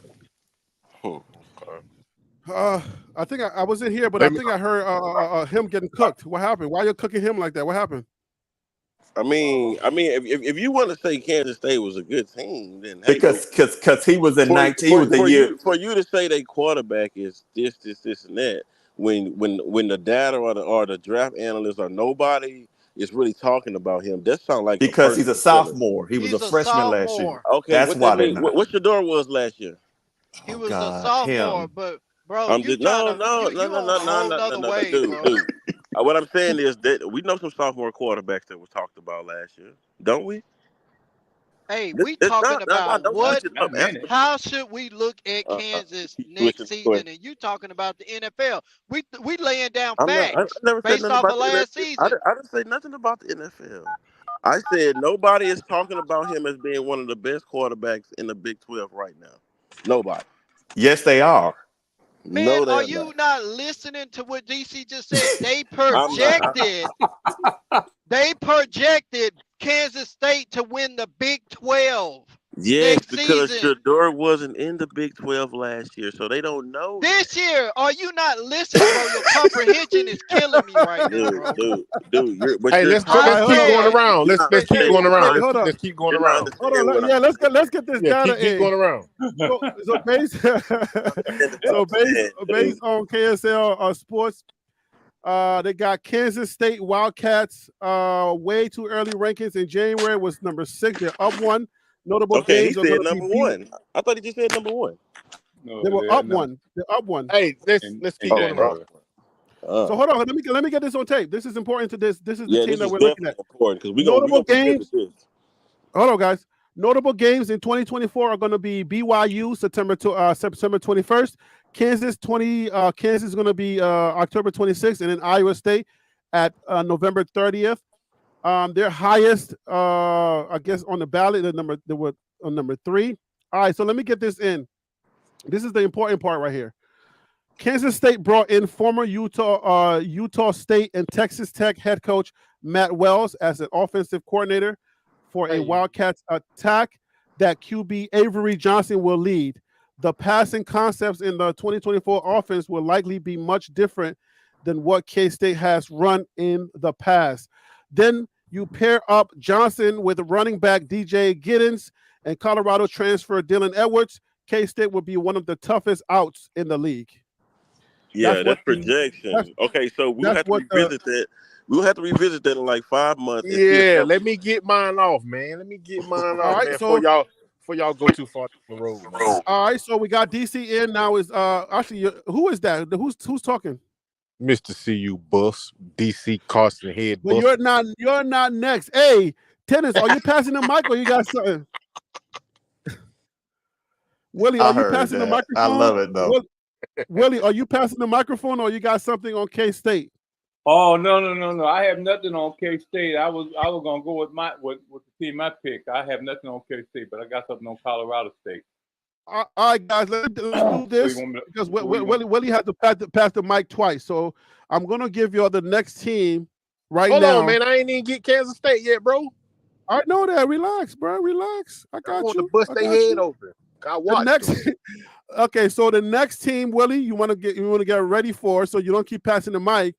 I want you to should there be a consensus on this? What team y'all want to look at next?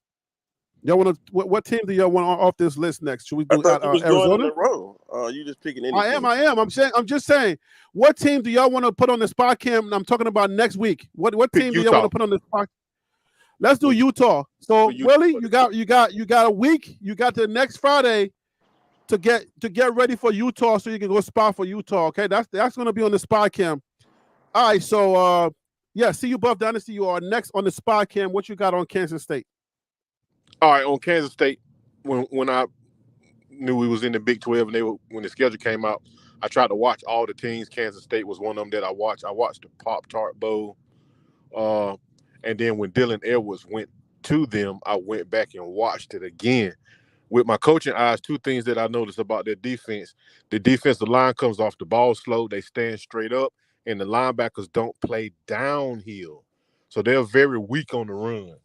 So if we can establish any kind of running game along with our elite passing game, we should be able to take them out.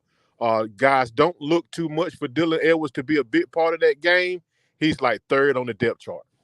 And even if he was, you gonna shut him down. Yeah, don't even worry about it. They got a depth chart already?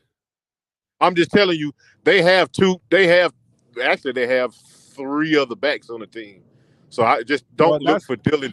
Don't look for Dylan to come in and shoot all the way to too deep and on the field playing like. No, they Dylan Edwards fans. They think he's gonna be Emmitt Smith. Yeah. Don't. I like Dylan Edwards.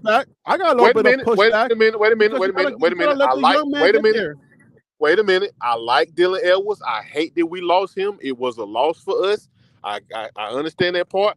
But when you look at Kansas State team, they have 3 other running backs. Do not expect Dylan to come in and shoot up to the 2 deep amongst the guys that were already there. Will he get a couple plays? May he do some special teams? Yes, but don't look for him to be an effective piece like you guys think he's going to be.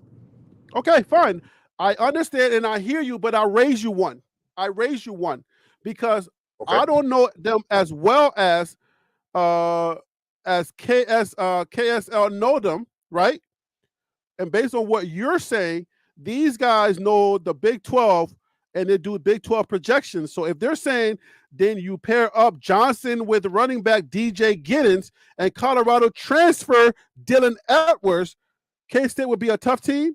Then if they got 3 running backs, according to you, right, I would say those 3 running backs should make the write-up. And Dylan Edwards should not make the write-up. That's my argument. Why would you agree? Do you rebut to that? So we we all understand the narrative that's going to be put out. They want to make it seem like Dylan Edwards was a super loss to us, and he's going to go over there, do some high and grade, and beat Colorado, XYZ. But in the all natural things, I think DC, as much as I knock you on the head, we both can understand he's not going to go in there and move right up to the 2 deep. Even at this far behind. Well, these folks, KSL, they disagree with you. Who is KSL? What is he? Is he a fan? Is he a part of the program? Is he a coach? All right, I'll give you that information right now. Yeah, he's just speculating like us. That's what I'm saying. Okay. Y'all going by predictions. Hold up. I'll If he's give a you the writer information. and all that stuff, It don't matter. Once again, the KSL, okay, once again, I'll give you the information. Once again, the KSL sports team, a combination of individuals from KSLsports.com, KSL5TV, the KSL Sports Zone, and KSL News Radio voted on these rankings. So that's an opinion. That's opinion. That's an opinion. It's all opinion. If he's not a part of Kansas State, it's not he. What I'm saying, it's a consortium. It's like a big old organization. Okay, I don't give Go to the big12.com. I want it from the Big 12. If that big consortium is not a part of the actual coaching staff who makes decisions, then his opinion is the same as ours over here on TLP. Exactly. Hold on one second. Hold on one second. Hold on one second. These are writers, though. Hold on one second, Harry. Please. Writers. I'm telling you, writers are the ones that do the voting. Harry. Now I'm getting ready to cook. Now I'm getting ready to cook you. I'm gonna cook you Jamaican style, jerk style. You gotta be very careful. Writer, careful. Listen, writer, listen. Wait a minute. A writer is true bones. Listen, you wanna be listen. Yes, a writer or a consortium of writers are not coaches on the team who make personnel decisions. Coaches that coach against him. All right, man. So okay. So check it out. Be quiet so I can give you this. Well, Harry, let me just give you something real quick before you're gonna cook him first. Okay. No, I'm gonna give you support that. So he'll sit down and tear down KSL, right? So then if we go over the 2747 Sports, which is the other one I looked at, that it actually has the same thing of it has Kansas State, but it also as number one, not like the article you have, but guess who they still have in that 10 and 11 spot? Yes, Colorado. So now let's go ahead and click on the name because we like to talk about, well, that's a writer. They don't know what they're talking about. It's 24/7 Sports. Let's click on it. 24/7. They had USC number one. Listen, I got it. Again, 247 Sports are not a part of the official coaching staff who make personnel decisions. So all I'm going to say, agree. All I'm going to say to you is before we cook, because I promise you, if he had said Colorado would be a number one, you wouldn't have said nothing. But here's what I'm going to say right now. Here it goes. That's an opinion. Here it goes. Let me tell you something. All right. Are you going to listen? Yes, sir. The writers, everybody listen, okay? The writers pretty much run the sport. Not true. The writers, please pay attention. God. Pay attention. No, I'm telling you. It's just not listen. true. Oh, listen. This is where you guys have to lean on my knowledge of research. Just listen for a second. The writers are very responsible for the voting, for the things that go on in the sport. The writers have picked the names of most of your favorite teams. They have picked the mascots. The writers are responsible for a lot more in college football than you give them credit for. And I'm not done. Huh? Listen, I'm telling you, I'm giving you a game right now. This is free game. Let him go. Let him hang himself. Free game. Preseason, postseason. The writers, they have a research team.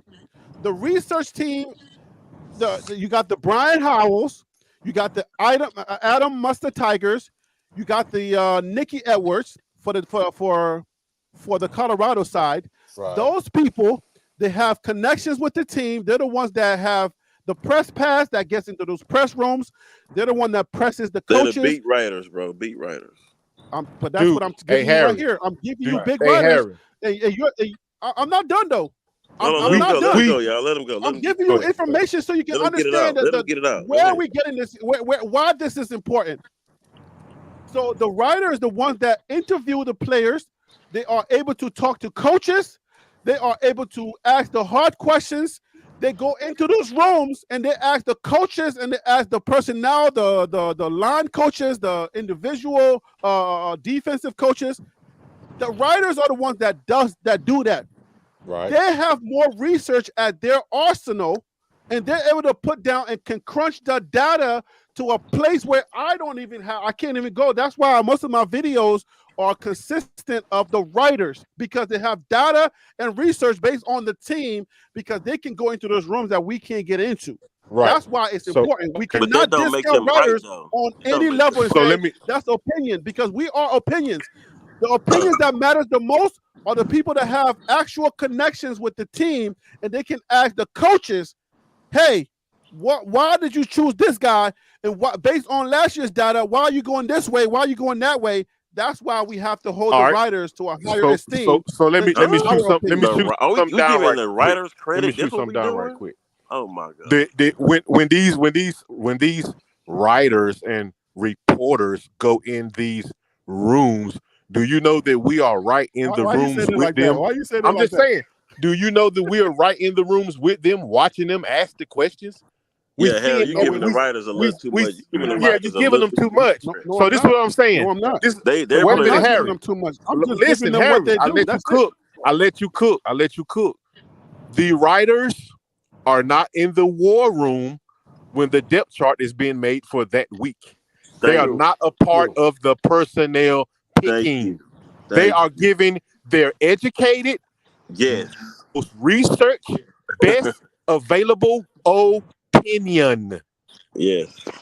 Opinion. Now, Harry, you heard that. Did you hear me, Harry? Did you hear me? Did you hear me when I said those writers and that consortium are the same as us? Yeah, but we can be completely they have more wrong with esteem y'all than us, saying. because it doesn't matter. We're all giving an opinion. No, we're all giving an opinion.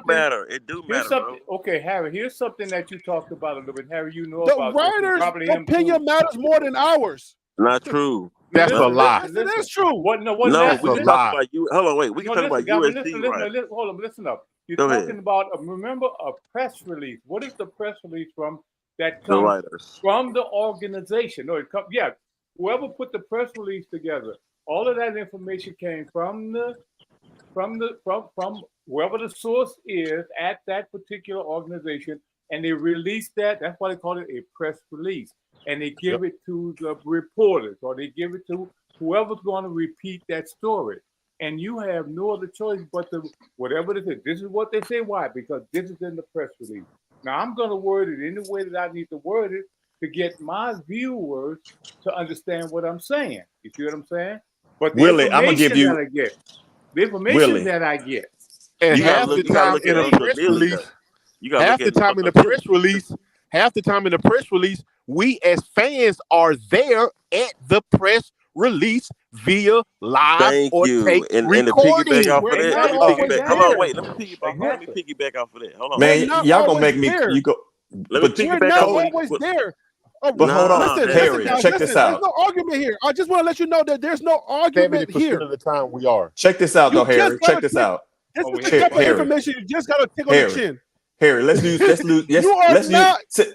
this, Harry. More knowledgeable than a writing consortium. You're not. All right, Harry. So Harry, check this out.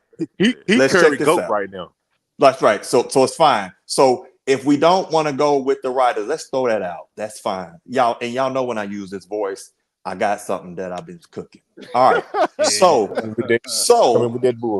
Right. Oh so if that's going to be the case, then wouldn't we say we want to have somebody that's going to be as objective as possible, because there is a it benefits them to be accurate or biased? Sure.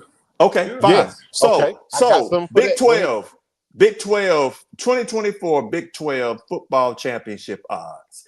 Kansas State is plus 350. Utah's plus 350. Kansas plus 550.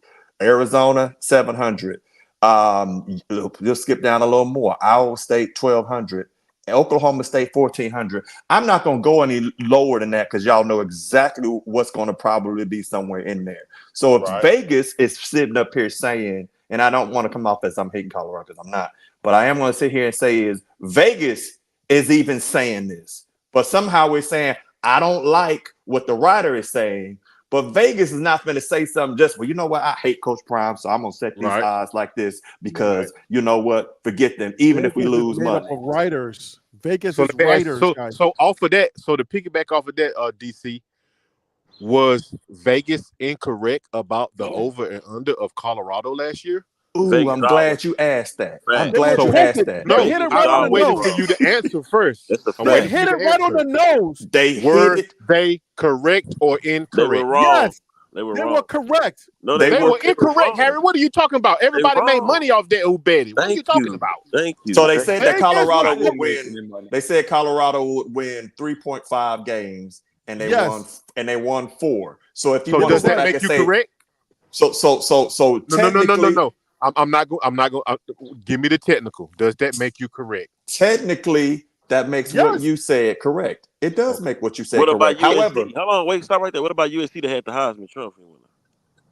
They projected them to win the Pac-12, didn't they? They you know were what? They were 7-5. Yeah, That's what I'm saying. did. You can't always listen to Vegas. Okay, I got You a can't better one. always Wait. Okay. I got a better one for Skewing you. the data. I got a better one for you. Give him another one. I got a better one for you. Give him another one. The Houston Texans and C.J. Stroud. Nobody projected the Texans to be in the playoffs. They was the sorriest team with the number 2 pick. Thank you. Vegas had the Texans winning 5 wins.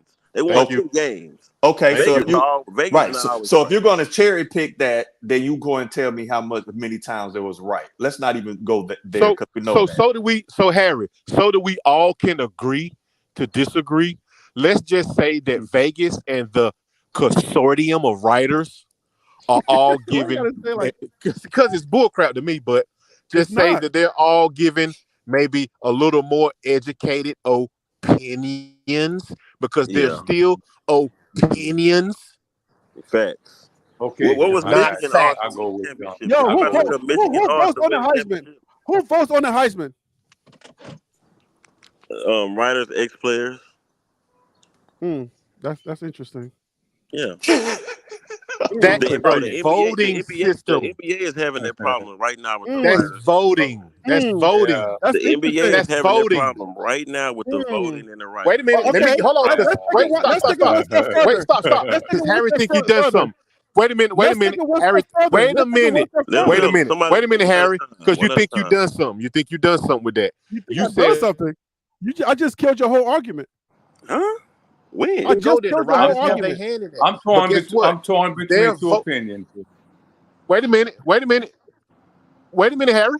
I agree with you that the writers have their hand in voting for the Heisman, but guess what they're voting on? They're voting on stats and games that was already played. They're not voting on any type of inside information from the teams. Thank you. Oh, but I think you're missing the argument.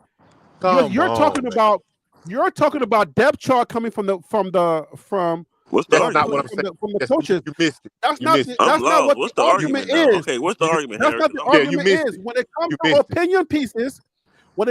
opinion pieces, right? Preseason stuff that we don't have access to.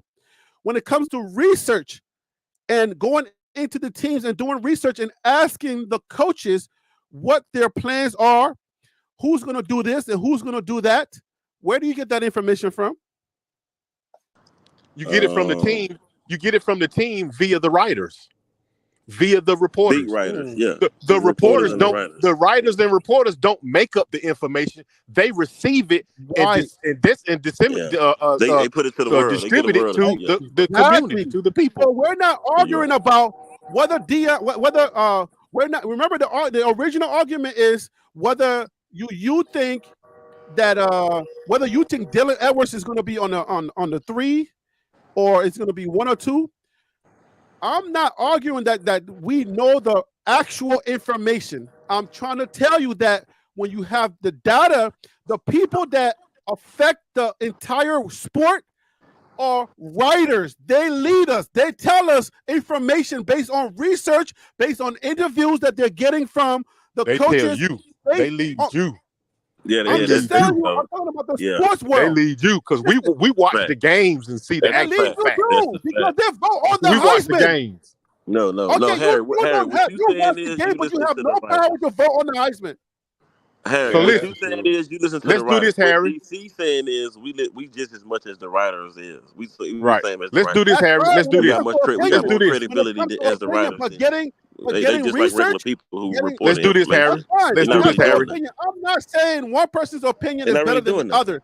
They just You're reporting missing that. information from the press. Me and I'm you. not telling you that one Hey, person's Harry. opinion is better than the other. I'm just Me- saying we all are making our opinions, but when it comes to who has access to the coaches, when it comes to who has access to the actual organization, they can go inside of the room and say, hey, coach, what's going on? What is your thought on this player? He comes with these stats. The people that comes into those rooms and they have access to those coaches, what Man, they're Hey, get that background. me? That background. Okay. Hey, let's The do this, people Harry. that have Let's do access, this. the reason why they have that access is because they have the data.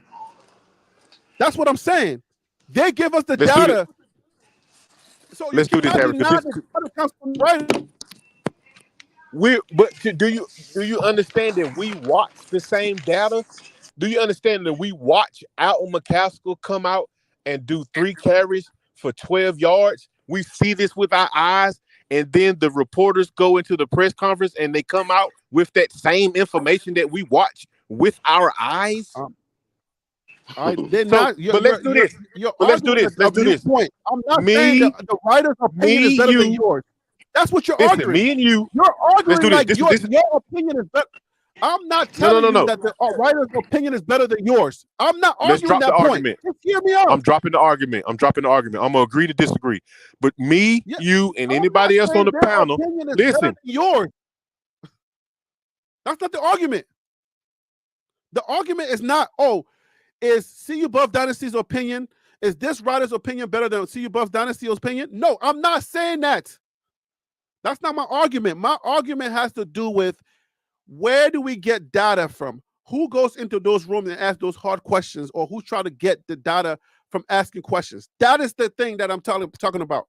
That's why they can vote on Heisman and stuff like that. Do we understand that? What the argument is? Hello? Yeah, we understand. I'm here. Okay. I'm not telling y'all that your argument are not valid based on your projection. I'm just saying the guys that we are getting the information from, these are the guys that write for the sport. These are the guys that can vote on Heisman information. These are the guys that are giving us the data that we are using for the most part. All of that data, they know how to, their companies collect those data.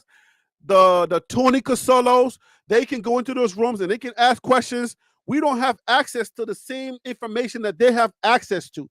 So when they make predictions, their inside access that they have from the coaches, it holds a lot more weight than our information. We're out here. They're in there. I hope you understand that. From that standpoint.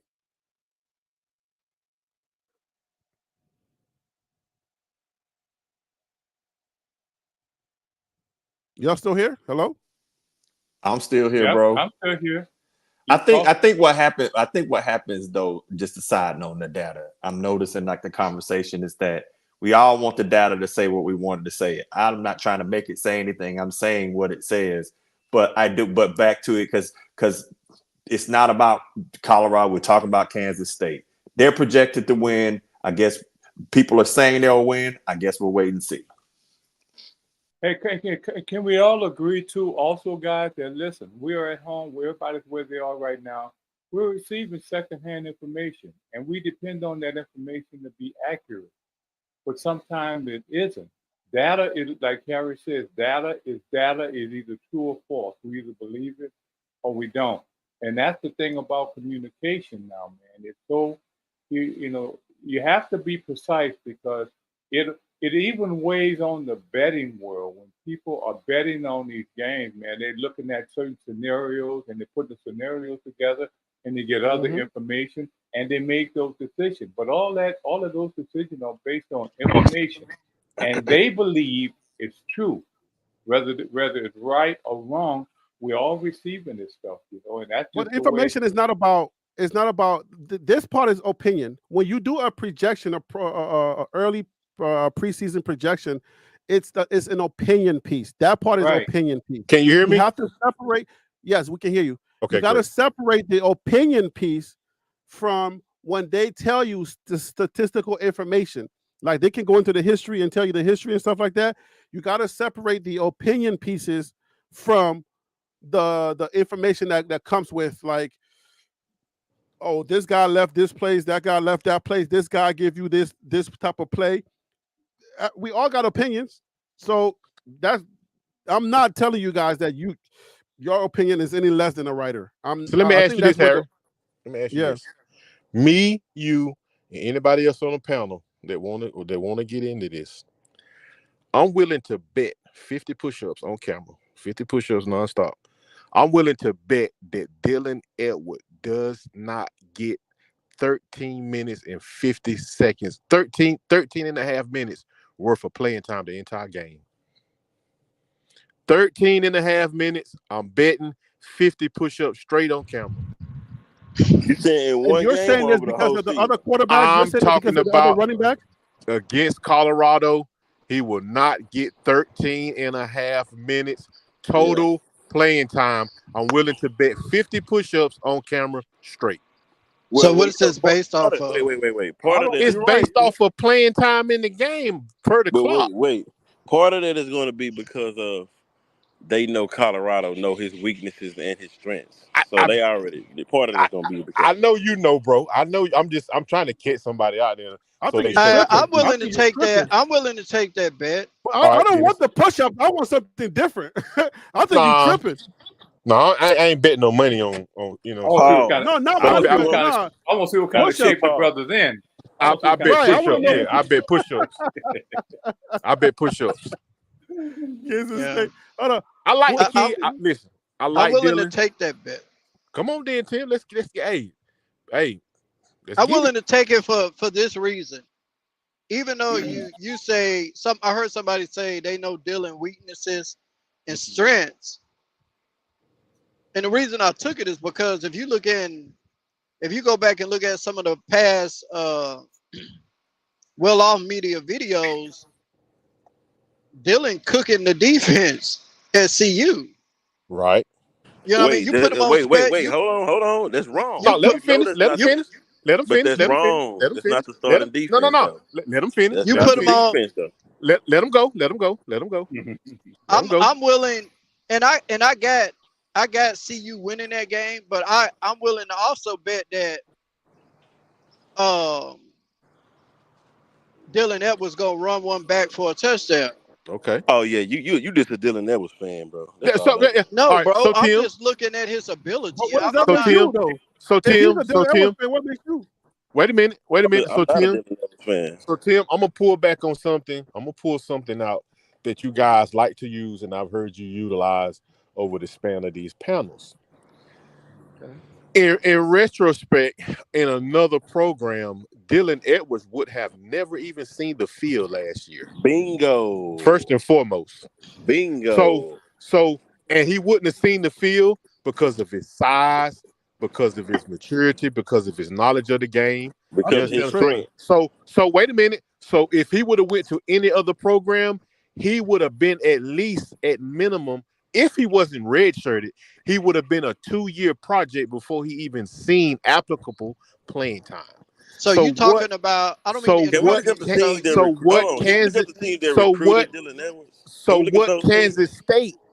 Kansas State is going to do? They're going to get Dylan Edwards, and they're going to put him in what they consider the right time frame of things. Please don't expect him to be out there on that field like that. Trust me, he's not going to be, bro. Not utilize if you don't think they're not going to utilize Dylan Edwards, then you tripping. you sadly mistaken, my brother. Bro, Yeah, you sadly mistaken if you think Dylan Edwards is really like that. Yo, You I mean, this is. I mean, come on now, y'all tripping. We know what Dylan brings to the table. Hey, Surfer boy, why don't you never come up on the panel, brother? You seem like you make some valid points, but I don't really even want to pay attention to you if you don't come up on the panel. And they trolling down there. Yeah, verbally. how on, Harris, since you want data, let's go look up the teams that recruited Dylan Edwards. Since y'all think he's just this all-American bad running back. Here's the thing.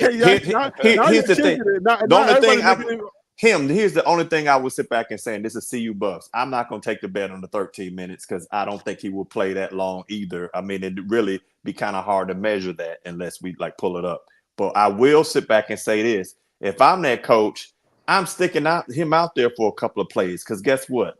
That whole team going to be focused on Dylan trying to shut him down. Yeah. And if they make that mental mistake, if they make it, I'm not saying they will. That's the fact. If they make that mental mistake, then it's gonna cost them because I'm going over the top on you. But the numbers y'all say he was cooking in practice, y'all know that's not our starting defense. That's not exactly.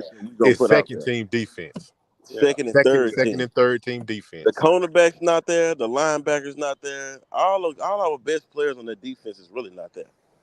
Well, then you know what? Him after that. Hey, yo, on the screen. All right, since y'all know K-State so much, which running backs are playing ahead of Dylan?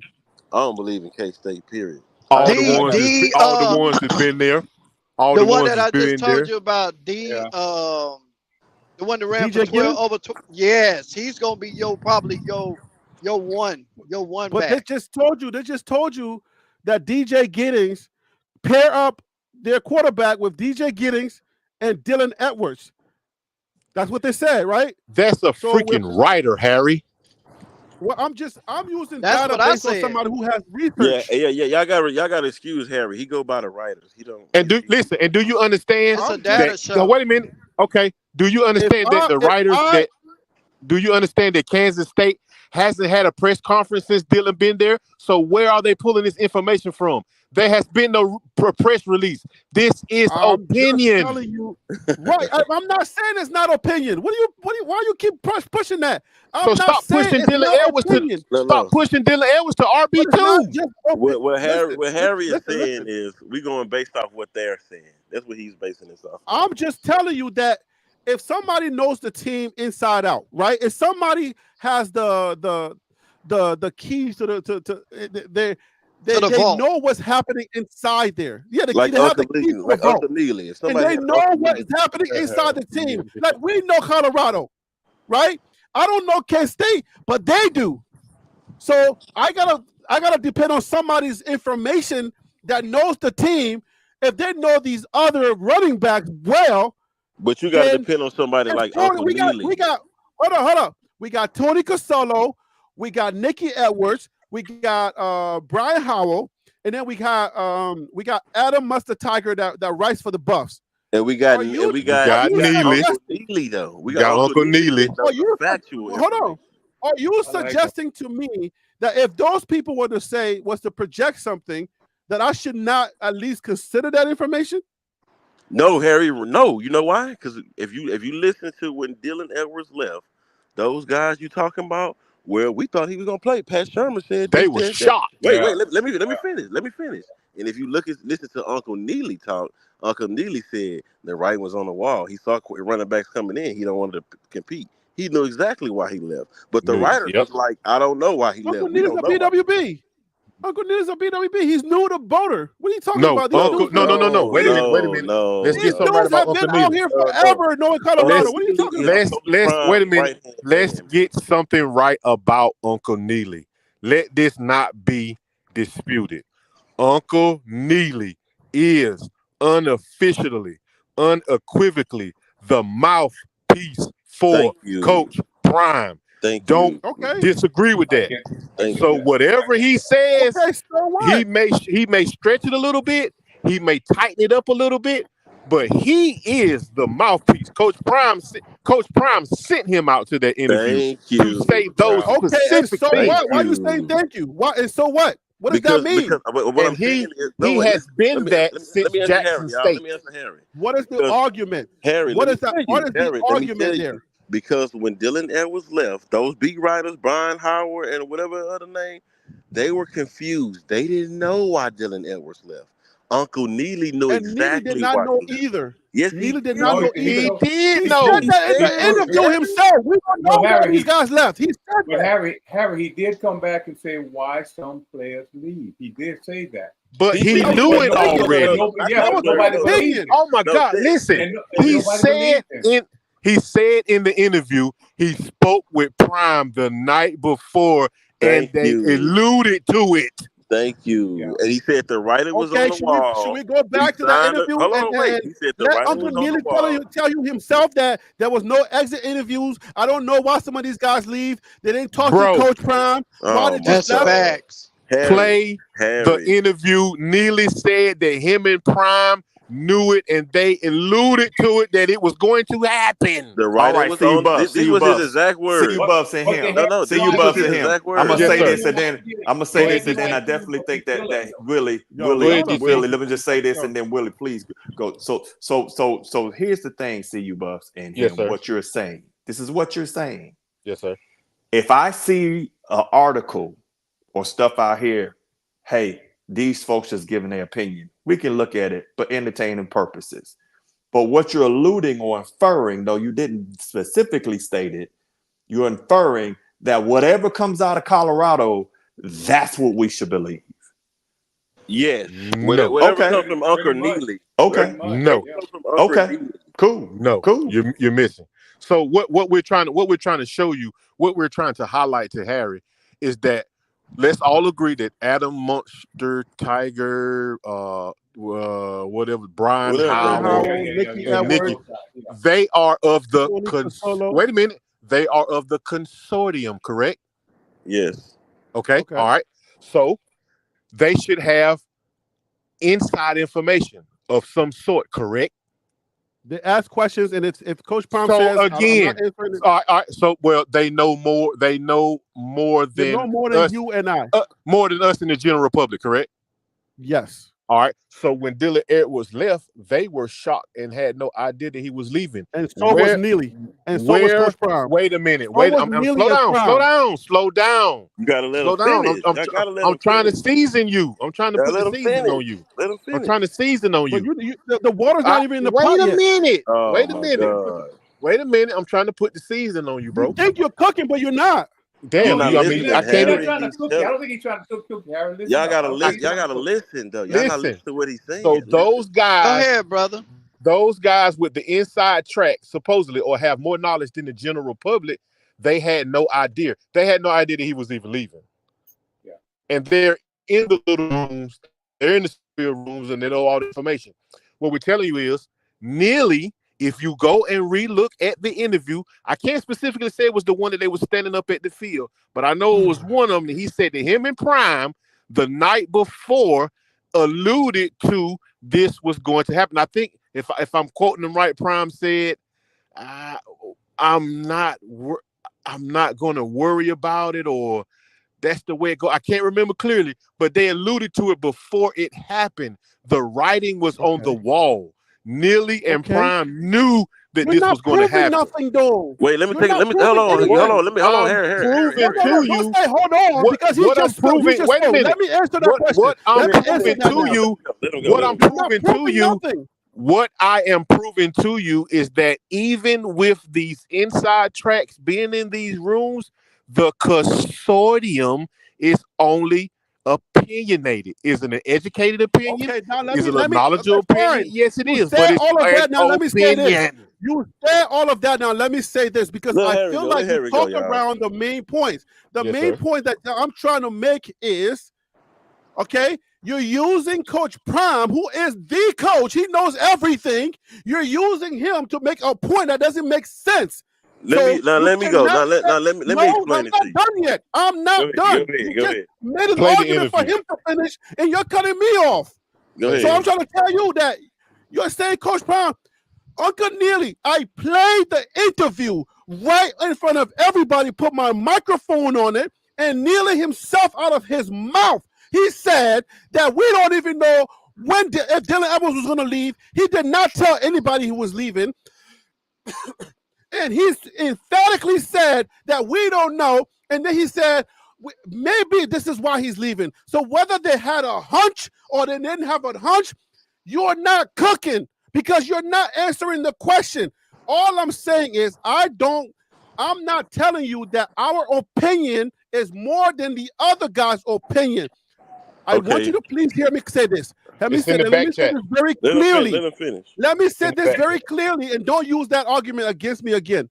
Listen, the guys that have access to the coach, the writers, the press, those guys, they have more data and they can crunch more data. They can go into history. They can go into the future. They can go into other things.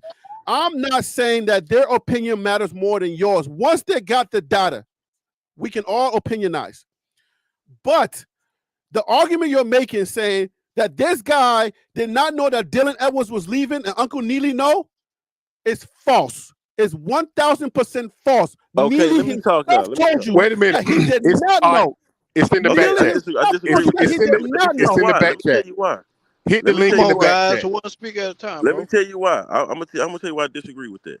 Because so now Neely's a liar. Now Neely is lying on himself. You didn't hear that. You didn't hear that conversation well. I remember exactly what Neely said. He said the writing. Now he's lying on himself. Listen, he said the writing was on the wall. Once we signed the running back from Ohio State, we knew that they was gonna start hitting the portal. So stop right there. And when I say Neely is the real Buffs beat writer. Neely know who's gonna commit Monday before anybody knows because he's in that circle. So when I say that we'll put it like this, he's the Coach Prime beat writer. He know all the information Coach Prime knows before the world knows. He knew that our Arkansas player was. And if the other guys come out and say the same thing, we knew the writing was on the wall. What does that prove? Buff. Let me ask what you does a that question. prove? It's in the back chat, bro. You're not understanding what I'm saying. The interview is in the back chat. What I'm saying is that Coach Uncle Neely, it's just like at Jackson State. Uncle Neely knew Travis Hunter was coming to Jackson State before the world knew. He was there with Coach Prime.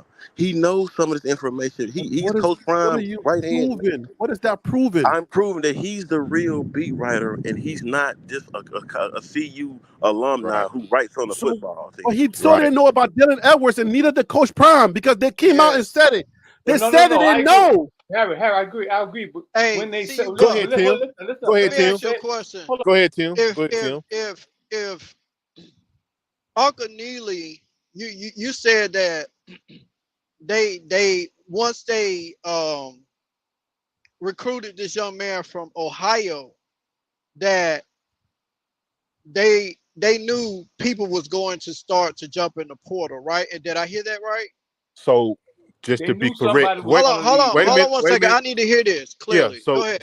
just to be correct, I never said anything about a running back coming in on any of that. I never spoke to any of that. All I said was Neely said him and Prime alluded to the fact. I didn't add anybody else into that. So take that part out. So who said that a running back was coming in and they alluded to knowing that Dylan Edwards was.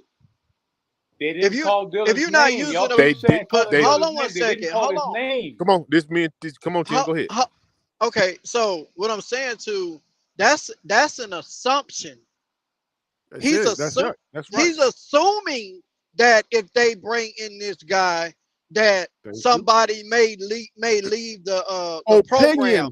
That's an opinion. So therefore, didn't nobody know, because when he was talking to that kid from DNVR, yes, sir, on the screen. It's on the screen right now. Y'all want to play this? Y'all want to play this? Yeah. Let us finish though, Harry. Let us finish. Let us finish. All the way through, please. Everybody can draw their own conclusion of what may have happened. Because I think, if I'm not mistaken, correct me if I'm wrong, but I think Prime was asked that question in a press conference, and he didn't even know. Thank you. So wait a minute. Okay. Even though Neely is there, and he has a lot of information coming out of the words of Prime, I will agree with you on that. But the way Dylan left, didn't nobody have a slightest clue. That's why they unfriended him. They unfriended him on social media, Travis and Shador. Wait a minute. So all right. So I when I listen to these things, I listen to them with intent. I also heard, I believe it was Neely say that Coach Prime knew and knows a lot of these things are coming, and he knows exactly who they are. He has intuition. That's all you're saying. Wait a minute, Harry, let me cook. Because because he can read body language. He can see how. Did you not hear him say that? Did you not hear him say that? Yeah, he did. I can read body language. Let's put the clip. You keep saying you're cooking, but you're not even boiling. You're boiling water, man. Go ahead, man. Go ahead, man. Go ahead. Listen to the words he's saying. He's using. Turn it up a little bit. Drama? What drama? What's going on? Well, the portal's doing poorly. Oh yeah, the portal is poorly. Yeah. Jake, how are you today? I'm great, man. What a beautiful day. I mean, it's never a bad day to be in Boulder, but man, it looks like this. We'll be here Saturday for practice 15. But like you said, today is practice 13. In spite of, or maybe because of, everything that's been going on out there on the internet, great practice today. Let's go. Didn't miss a beat. Offense was humming, defense was humming, Sap was being Sap, Prime was being Prime. Beautiful day to be in Boulder. Love it. We talked to Coach Livingston and Cam after practice. Coach Livingston, of course, trying to install that new defense. Of course, he said, though, it's going to be built around the players. It's not a scheme like Charles Kelly brought in that the players are going to have to adapt. How's that process gone so far? I think it's going wonderfully. You hear this catchphrase of a player's coach. Yeah. That's Coach Livingston. He'll sit in the room, and you heard Cam bring this out in his portion of the press conference. He'll say, look, it's one of me. Should I fast forward it, or should we keep playing this the whole thing? Let's get the whole entire context. No, keep the thing. But you can see some uncomfort. What do y'all want to call it? I will learn your word. I'm not coming in here with my playbook and just forcing it down your throat. I'm evaluating talent, what you can do well, and let's grow the defense around you and your abilities. And the guys are eating it up. You have a player of the day today? Today's Tuesday, right? Yes, sir. And we did a scrimmage Saturday. Yeah. Let me rewind first. Yeah, let's go. I want to go with Jeremiah Brown on defense. Yeah. This past weekend. And opinion. You can close your eyes and reach in a barrel of a name and pull out a receiver's name. They all had a great day. Let's go with Jimmy Horn. Great day. Let me tell you about the Jimmy Horn touchdown I just love. Protection broke down. Shador scrambled out to his right. Just as Shador is signaling what Jimmy should do, Jimmy was already giving him the signal. Broke open for a touchdown. I mean, their chemistry, their connectivity off the charts. You could easily pick Jimmy Horn for offensive player from the scrimmage. Beautiful. Seems like Shador and these receivers, what we saw last year on the field, it's just being built upon. They're getting even better and better. The chemistry is just getting better and better also. Yeah, absolutely. And today, probably a tie of sorts. I saw the defense get the better of some things. I saw the offense get some better of some things. So I tell you who I will go with, and this is going to be the first time I'm going with this in now 13 practices in the book. Mark Fassett is punting the out of the ball. So you got right now, Jason Phillips is working with the punt returners, and there's a punt return by committee back there learning mechanics. So you got Travis Hunter back there, of course, Dylan, not Dylan Edwards, but Jimmy Horn Jr., some of the new receivers back there, learning the mechanics of it. But when you talk about the practice reps and the way Mark can sky that ball or kick it deep or angle it and make them do the things they have to do in the game, I'm going with Mark Fassett today, man. He performed. Yeah. Let's get down to business. Let's get talking about down to business. Savion Wilkerson into the portal. Yep. And then Dylan Edwards into the portal today. The running back room just seeing a lot of attrition. What's been going on? What can you tell the people? I can tell you what you just said. They were not at practice today. They were not in the building today. I think that this is one of those things, man, that you just have to look at the chronological order of how things happen. And I think it's just a red flag to college football out there. There are some people that do not want to compete. It is no coincidence to me that when Coach Prime announced that Charlie Offerdahl was going to be a number 2, and then we sign a running back from Ohio State, 2 guys leave. Yeah. This is not the environment where you're going to be guaranteed anything. Alton McCaskill, his own statement when he left, he wants to be the one somewhere. And if he's not going to be the one, he's not going. We don't negotiate like that. The best players are going to see the field. If you don't feel you can compete and become the best player, we wish you well in your future opportunities. Dylan Edwards, great guy, very talented, had much success week 1 last year at TCU. Wish him the best wherever he lands. But it just seems chronological order-wise that he left camp because someone was coming in. Mm-hmm. A lot of the questions are, surrounding this kind of drama right now. Mm-hmm. Can you tell us or share any insight as to why Dylan entered the transfer portal? I haven't spoken to Dylan, right? So these are, again, just assumptions on my part based on the timeline. I do know this internally. When you look at what Pat Shurmur was developing for this offense, Dylan Edwards was a part of it. You heard his press conferences, how he was now featured in the pass game and the run game. For you to have all that going for you and want to transfer for a better opportunity, because let's just keep it 100. These guys transfer for a better opportunity. Yep. And I can't knock you wanting a better opportunity. But I don't know what better opportunity than you have than when you're on a team with Travis Hunter, Shedeur Sanders, and you're still getting featured in the playbook. Yep. Like, I can't make sense of it where you think you're going to go and you're going to get more than that. There were schemes based on him. There were play calls drawn up based on him. As he said in a press conference a couple of weeks ago, he was excited about being in the pass game. Just last week, he asked me to mic him up for practice. Yeah. I mean, just last week. So when I look at the chronological order, Charlie goes up to firm 2. We sign a running back. He leaves. It just sends a message to me, you don't want to compete. Same thing with Savion. He came from Jackson State with us, got here late. His waiver was approved. A lot of things were done to help him be able to transition smoothly. Scored a touchdown at TCU. Yep. Dylan had that big day at TCU, and Savion still scored as well. So this running back room is always operated by committee, and everybody eats. But they chose to leave. A lot of people. Assumptions, opinions. No, wait, right there, right, Harry. What you did nowhere in that, Harry. What he clearly said was, we don't. I didn't speak to him. Hold on, wait. He said, you heard what? Let me say my part. Let me say my part because I run the show. You don't run the show, so let me say my part. But you won't let people make valid points, though. I'm gonna let you go. I'm just saying. I just played the clip. The argument was what? That Uncle Neely knows what's going on. The question was asked to him, what happened to Dylan Edwards? What was his point? His statement was, I hadn't spoken to Dylan Edwards. And then he proceeded to speak on opinions, give his assumptions, saying, if you look at the timeline, this is what I think happened. So that debunks what you just said right there. You're wrong. That's why you gotta let me speak. Hold on, y'all. Wait. Let me get my point across. Y'all keep. Go ahead, bro. Go ahead. What I'm saying is that if you listen to the interview correctly, he also said when Alton McCaskill said he wanted to be number 1. What was his first word after that? We don't operate like that. So in other words, what he's saying is, I'm part of this inside thing too. So wait. Just stop. Don't butter out nothing. You can make the Dylan Edwards argument. Nobody knew he was leaving. I give you that. But what I'm saying is Uncle Neely know more information than the beat writers know. That's what I'm saying. He knows the linebacker from Michigan, the Kyle Green, he knew he was going to commit before the beat writers knew he was going to commit. That's what I'm saying.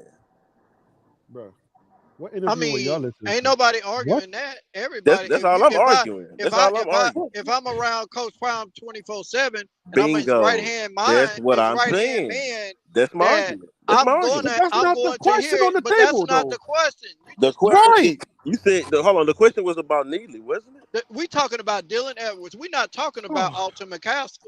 No, we're talking about Neely. You said y'all said that he knows. Oh my God. Exactly. Y'all literally said that Neely, he knows. No. He knew. And then I played. You sent me the tape to play. You said play this tape. Bro, wait a minute. It doesn't say he knew. He literally said on this tape. So I did not talk to Dylan Edwards. So that's the wrong one. Y'all keep talking. I'm gonna go get the right one. Just keep talking. Wait. Dude, what I'm saying is that's the wrong one. You right. Hey, see you, Bubs. I want to say this real quick, and I'm gonna shut up. Oh my God. Okay. Now, you said that's the wrong one, right? And I'm glad that you said that for the simple fact of this. This was the first video that aired soon as it happened. So you can go back in and you can spin it and then come back out with something else. Yep. To his words. He said, I didn't speak to him. Of course he didn't. What are you supposed to come out and say? Yeah, we knew Dylan was going to leave. Just acknowledge the part that acknowledge the fact that we just what was on the table was Uncle Neely knows. And then I argued and said, Uncle Neely don't know. Hold on. I got you. Neely is giving his opinion, his assumptions based on things that have y'all keep talking. Y'all keep talking. I got you. No, you can't agree to your own evidence. You cannot agree to your own evidence that didn't happen that way. Keep talking. I got you. You a CU bandwagon. I was keep there. going. Why you keep cutting me off? I was there at Jackson State. I will let you talk. Look, I will let you talk. But when you're having an intellectual discussion, you cannot keep moving the needle because you gotta argue the point that's on the table. What did you say was why did I put up this tape? Because you wanted to prove to me that Neely said he knew what was going on. No. You see, I think you got me. Wait. You got me in here. You got me agree on what you want to argue because now you're confusing me. You got me and CU. You're arguing something else, and he's arguing something else. You're arguing something else. You got us mixed up. Exactly. Okay, fine. That's what I'm saying. But I'm not arguing with you, though. Oh, okay, I'm not talking to you, though. I'm talking to CU Buff Dynasty. The argument on the table was that Neely knows. He's the insider. They already knew everything that was going on. And I was arguing the opposite side and saying, no, he has an opinion like everybody else has an opinion. The writers have opinion. That's why I disagree. That's why I disagree right there. This is me talking now. So stop. He don't have an opinion. Hold on. Let me finish. You're not going to let me finish. The opinion that he has, if you listen to that tape, he said that these young men, first of all, I didn't talk to him. And he says, if you look at the chronological order of how things happen, first Charlie Offerdo gets a promotion, and then we got an Ohio State quarterback. Just look at everything that transpired before he left. It lets you know that he left because he didn't want to compete.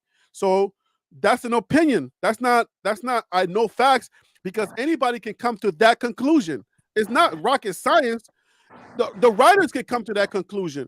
Anybody can come to a conclusion based on that information. That's all he said. That was an opinion. That was something that he was speculating, saying, if you look at what happened, then he landed his plane and saying, that's probably what happened. That's probably why he left. That's an opinion piece. That's not knowledge. That's an opinion. Harry, you're wrong. But I'm gonna let you talk because it's your show. Let me know when it's my time. What's wrong about that? I'm telling you, that's not an opinion. Tell me why it's not an opinion. Tell me why it's facts. It's not an opinion. Harry. The way he put it out to the media, that's opinion. But what he can't say is, yeah, I know he was gonna leave. We got 2 running backs coming in that's better than him. He can't say that. Okay. He can't say that. That's what you have to understand, Harry. I'm not disagreeing with you. It's most opinionated. What I'm saying is, Uncle Neely knows a lot. He knows who gonna commit before the beat writers know. Before the team know who gonna commit. He's not arguing that. That's all I'm saying. I'm not arguing that, but that's all I'm saying. Hey, him.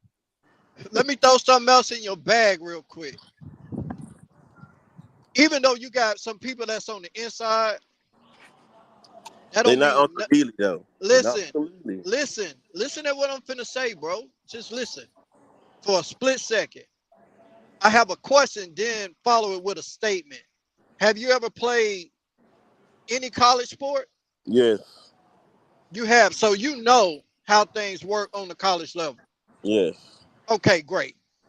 Now, you know that players will up and leave. When I was playing, they couldn't do that. But I know what you're saying. Listen, players will up and leave at any given moment without any type of explanation of why they're leaving. They will leave in the middle of the night, and everybody will be wondering where they're at. Yes, I can't argue that. Okay, so why can't Dylan Edwards do that I told you, sir. I give y'all a Dylan Edwards argument, but what I'm saying is, Coach That's what Neely. we talking No, about, no, though. I know, but what I'm saying is, Coach Neely knows the players that Coach Prime going at right now that we don't know. Right, and I Nobody knows. agree with you on that point. But what's on the table right now is what CU Buff said, that Uncle Neely knew, him and Prime knew. Hey, just wait a minute. I'm on it right now. I'm gonna give you the exact minute mark. Just hold tight. Keep talking. What even if you find something, like, what difference is that going to make? If you saying, if somebody comes out and put out a statement, we didn't talk to Dylan Edwards, the way that he left is, Coach Prime and Dylan Edwards, they have history, and the way that he left is not a good look. All right, if that's the case, then no matter what you bring after that makes no difference. It's not going to change the trajectory. It's not going to sway the conversation. It's not going to back you up. Nothing is going to be able to back you up because they have already put out statements and say, we didn't talk to him. Now, if they're going to, right there, Harry. If they're going to retract that in your new video and say, well, no, we knew, if they're going to say, no, what we said at first was not true, we didn't know, then yeah, we can come to that conclusion. But you can't give me evidence and say, oh no, Uncle Neely knew, okay? And then when I play your evidence and debunk you, you say, oh no, that's the wrong video. I mean, you can pick the wrong evidence in haste, though. Just hold tight. I mean, but he already gave us a statement. He said I did not talk to Dylan Edwards. Coach Prime has already come out that they already said that Dylan Edwards didn't talk to anybody. Uncle Neely, I think further down in this same interview, he says that Dylan Edwards did not, some of these kids, they don't even do their exit interviews. So if that's the case, then what else is there to talk about? That means he's giving his opinions. Let's talk about what this circling around. Let me push back on Tim real quick. So what I was saying was, of course he's not going to come out and say, because he took some heat for coming out and saying what he said anyway. Then that's fine. I'll argue that. Harry, I'm talking to Tim. We'll not even have a conversation if you said that. I'm talking to Tim, Harry. Let me answer what Tim said. But Tim is on my side. We both trying to cook. I know, Harry. What I'm saying is, though, although what he said in that interview politically correct, I get that point. But what I'm saying is, there are meetings and one-on-one conversations. Like Neely said, Coach Prime knows. You bring a freshman in, you get a walk-in. They already probably knew weeks ago Dylan Edwards was probably gonna leave. They not gonna say that though. If you want to stay on that, then yeah, then you would not be going this long. We would not be. But yeah, what I'm saying is, that's what coaches are saying. That's what coaches know more than we do. Hold on, because y'all. I'm agreeing with you. No, wait. I got more data though. What I'm saying is that that's not data. What I'm saying is that the coaches are looking at it too. Like in the world, if you got a freshman coming in and a walk-on that's getting promoted ahead of you, that says that you're not good in that. You're not that good in their eyes. You understand what I'm saying? So what I'm saying is that they probably knew he was gonna enter the portal. They just ain't want to say it to hurt. They professional. They didn't want to run him off or be disrespectful. They just want to let him leave at his own will. You feel what I'm saying? That was a way of putting him in. That was a way of putting him in third string, letting him know, where, man, you really ain't first or second. You might want to start looking, but they not gonna say that. Now you're tripping because because he just told you that Pat Shermer had designed. Yeah, they was working at him in receiver. They was working. You're right. You can't even keep your own guy upright. I'm not disagreeing. You're right. What I'm saying is, but Pat Sherman them also said they was going to work him at receiver and in space. He was not focused on being the running back like he wanted to be. That was another problem. So what you as much as y'all like Coach Prime them, y'all want them to be blunt and disrespectful about some of these players. They not gonna do that. No, I'm not saying that. But as far as Dylan Edwards, like like he said, and we talked about this on a couple of shows ago. Our speculations of why he may have left. And I agree with you on that. Like, I'm sure that Neely knows a lot, and Yeah, there may be some things that he don't know, and Prime will hold it to himself just so it won't leak out right. into the press. So as far as I said it on the last show, I don't think it's competition. It's definitely competition. I don't think it's the bag. If you had 700 total yards and you go to Let him third finish. string, Let him finish him. Let him finish.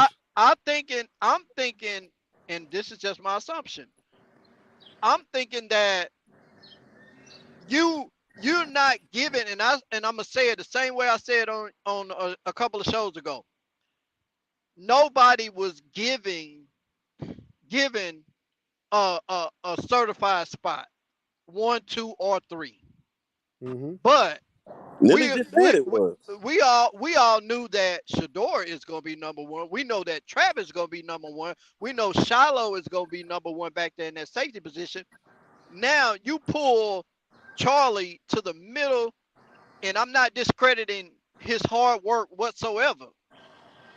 But to say that he's a better, I would say, you know what, I would agree with you and say that he's a better running back than Dylan Edwards. But is a better athlete? No, it's not even close. So Dylan Edwards, he specifically stated in his press conference that he's looking forward to that. But if you didn't told me I'm your number 1 or number 2, and you bring in another guy from Ohio State, which we all can agree that Ohio State pushes out running backs, and then you bring a guy to the middle and say he gonna be my number 2. So what do you do? Do you stay and fight or do you run? Compete or you leave? Which do one you do? stay and fight or do you run? Nah, don't say stay and fight. Say That's compete. the bottom line right there. Hold on. Willie. Say compete. Don't say fight. Use the correct word. Do you compete for that position or do you leave? Because that's all Neely was saying. If it's me, I could just use me. If it was me, and I know my capabilities of what I can do and what I can bring to a team, and you done already projected this guy as your number 2, then I may go somewhere where I know that I can get that time that I desire.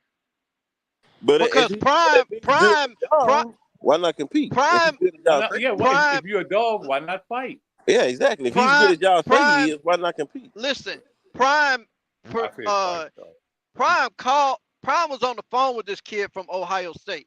It was stated. So he was projected to be his number 1.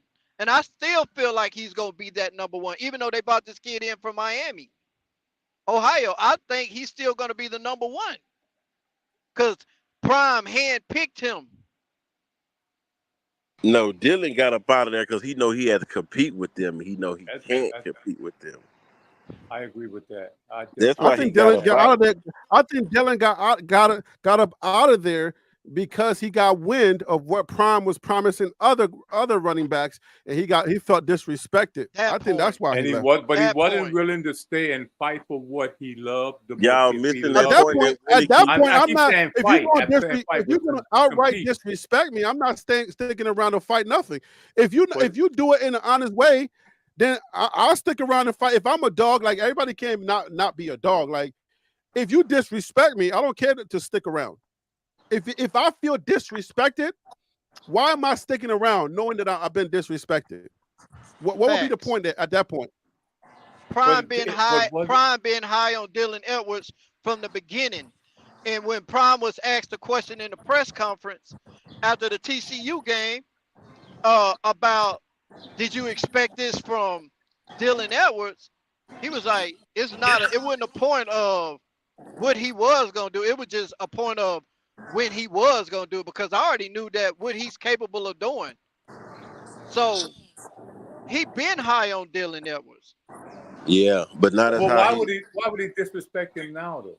He will, Why but would you know why, Willie? Great question, Willie. You know why? It wasn't a direct disrespect. It was inadvertent.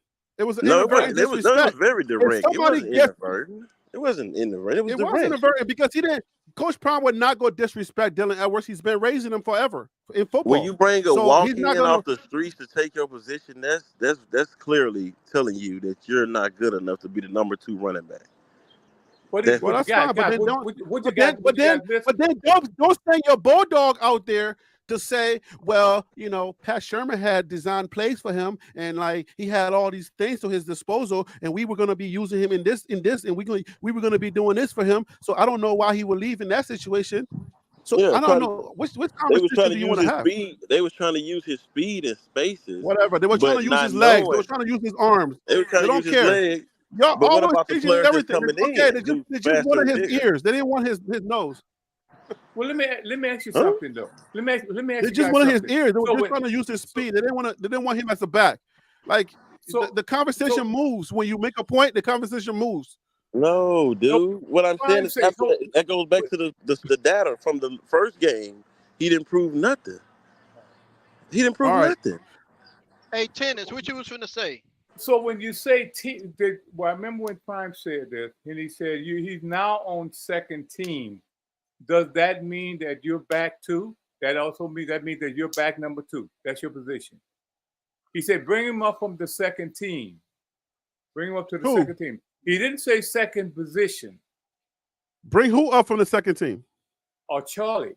Remember when he said Charlie? No. Charlie is He said Charlie is now number 2, and until I said otherwise, number 2 means he's second. He's the second running back. But I remember on one of those tapes he said the second team. No. That's not the thing we're talking about. We're talking about when Prime said Charlie is now number 2. Charlie is now RB2. Charlie is RB2, not second team. Okay. When he says Charlie is RB2 until I say otherwise, that means that they were still trying to figure out number 1 and you know whoever was going to be number 1. But I'm telling you, No, that's Dylan incorrect. Edwards The freshman was number 1. That's incorrect. The freshman took the number 1 spot. The freshman started. Well, I mean, they didn't say. Yes, The But freshman was Well, I not don't- going to be maybe- number maybe- 1. I don't know. maybe the committee thing, because you got Neely right here saying that they were going to prioritize. Like they said, they were going to prioritize Dylan. I think the running backs coach said they were going to They said the prioritize same thing Dylan about this Arthur year. McCaskill too. Oh, okay. Then Exactly. But see- So if but they see- saying but see- that, then But see, What- what happened was McCaskill got out of there before Dylan did. Had he waited, he probably would have been number 1. But No, that's not possible. How? Because he was That's not possible because he was a projected number 1 though, Harry. But you Even got with Dylan. Dylan You you was got don't, there, you he Dylan. was don't, a you don't projected move number Charlie 1. up to 2. You don't move Charlie up to 2, bring in an Ohio State guy, and say Arthur was going to be number 1. That doesn't make sense. But you But got this was- Dion this was coming in before that press stuff conference. You got Dion saying we need to add more running backs in all his press conferences too. He always. So he basically saying that I don't think with Dylan and Alton and all these other dudes that we good at the running back position. He been saying that. well, I think he was just talking about depth. I don't think that he's saying that Yeah, they're he not was just good. talking about He adding just No, talking no, about no. depth. He was Listen, talking before he's the talk- talent he- hit the portal. He's talking about depth and competing. He wasn't specifically saying that what I have ain't good. He just Look, really talking right. about depth and, But and competition. how you know the players don't feel like this? What he's saying? Why are you steady looking for running backs if you got some right here? And that's what we're talking about. So if he's bringing in guys, if his mindset is to bring in guys to compete for the number 1, number 2, number 3, number 4, he want to build that running back room up because anybody could go down at any given time. So, That's what but he told, if I turn around and promise you, then you're gonna be my number 1 guy, and I'm speculating here. So, and then I turn around and make Charlie my number 2. We all seen what that freshman can do. And we thought that, okay, man, this dude gonna see the field. You know what I mean? He could easily be a true freshman and have some serious playing time. But I would hold him out. But that's just my opinion. But now I'm gonna bring in 2 dogs from Ohio State. Me knowing what Ohio State produces in that running back room, and the guy that's coming here is number 3 or number 4 in that running back room at Ohio State. So, and he's a dog, and now you bringing in another dog from Miami, Ohio, that can easily be the 1 and 2 guys. Let's just be, we football minded people on this panel, so anybody can see that with a clear view. So I'm gonna get up out of there, man. If you promising me I'm gonna be your number 1, but you talking to somebody on the phone, probably promising them a number 1, and this all goes back to sales tactics. You don't see how that being disrespected. Like, you don't see how that could be disrespectful to you. You don't see that at all. Man, Tim, let me ask you something, Tim. If you was a dog, there's a dog pound, and there's 3 of y'all there. They take a bone and they throw it out in the middle of the yard. All 3 of them gonna run for you. You mean to tell all you 3 of you should run for me? If you're a dog, I want that bone. Are you gonna turn and run and let the other two dogs get it? No, I'm gonna go get it. But you're gonna go and get it. Exactly. Yeah. So even Tennis, though you're a coach. And Tennis, 3 dogs. You're a coach, right? No. Yeah, I am. Okay, so you taught tennis. All right. So I'm finna put you I played basketball though. Okay. Basketball. So which one were you coaching though? I'm a football coach. I'm coaching tennis right now. Bring that this way. Yeah. Okay, a football coach. Yeah, bring it this way. Okay. Yeah, well, I'm gonna use. basketball. I can use tennis. I'm gonna address this to tennis because a sport is just a sport. So if I put you on a college stage as a coach, are you going to tell your players or that they're going to be that number 1? Or are you going to say, hey, y'all got to come in and compete? Are you going to tell each player that you recruit that they're your guy, they're your number 1? Knowing what I know now, I'll tell them you're coming in and you're competing for the position. I may have an idea in my mind who might win, but the idea of them competing for it lets them know that I'm just not giving you this position because you're good. You may be good, but then the other guy that may not be as good as you, he still wants that opportunity, because if I don't do it that way, now we can point to what people say, well, it's favoritism because you're letting them go and my son didn't get a shot at it. So the idea is everybody come in there and compete. I may have an idea who's going to win, but at least I'm giving them the idea of competing. Okay. I thought something makes a little bit of sense. Yes, let's say your position coach says these are the 2 guys that we're looking at. One of the guys go on there and say, yeah, me and Dylan are the 2 guys we about to start cooking in the backfield. You got a number 3 who thinks he's a 1 or 2. That's an auto. He's hearing that. He's like, wait a minute. If y'all are the 2 backs that's going to be cooking, what does that leave me?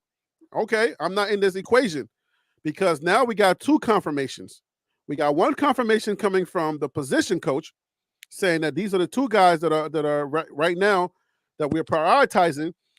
One of the guys says that we about to cook. The guy number 3 says, okay, I'm out of here. And then those 2 guys now, according to him, coach was just greasing their heads, right? And they're supposed to be like, coach is already shopping for somebody else. So those 2 guys, out of those 2 guys, the one that was been written up in the papers, the writers are saying, Coach Prime said this. The position coach said that they're going to prioritize. He's now he's in the papers, and everybody. This is what we were told, that the coach said they're going to be doing special plays for Dylan Edwards. Dylan Edwards he's on board. He hears Coach Prime say, "Hey man, I need a running back. And if you come over here, man, I'm ready to win this year." You know how Coach Prime does. I'm ready to win this year, and I think I'm going to use you as my number 1 to win with me. Dylan Edwards gets wind of that. Dylan Edwards is not afraid of this dude because he already know he beat out Alto. He beat out Savion last year. Dylan Edwards is already, proven that he can beat out running backs. So he's not worried about that. But he hears that. He's like, yo, you gonna do me like that? I've been with you from day one. Like I held you down, even when you gave Cormani McLean all this life, and I'm just in the background doing my thing, and I'll be him. You gonna do me like that? He I wasn't don't highly need none of this recruited stuff. though. Man, I don't need none of this stuff. I'm out of here. But he cooked in 2023, and he became a star. He I'm cooked just in saying. one game, Harry. Stop He it. did No not game. He cook, ain't cooking bro. no He game. cooked Dylan one Edwards was the game. worst player on the team. But let's just say Dylan Edwards. Let's just say he felt like he did good last year, and he was one of the backs that was featured. He feels some kind of way, so he's like, "Why am I sticking around to compete? I don't need this."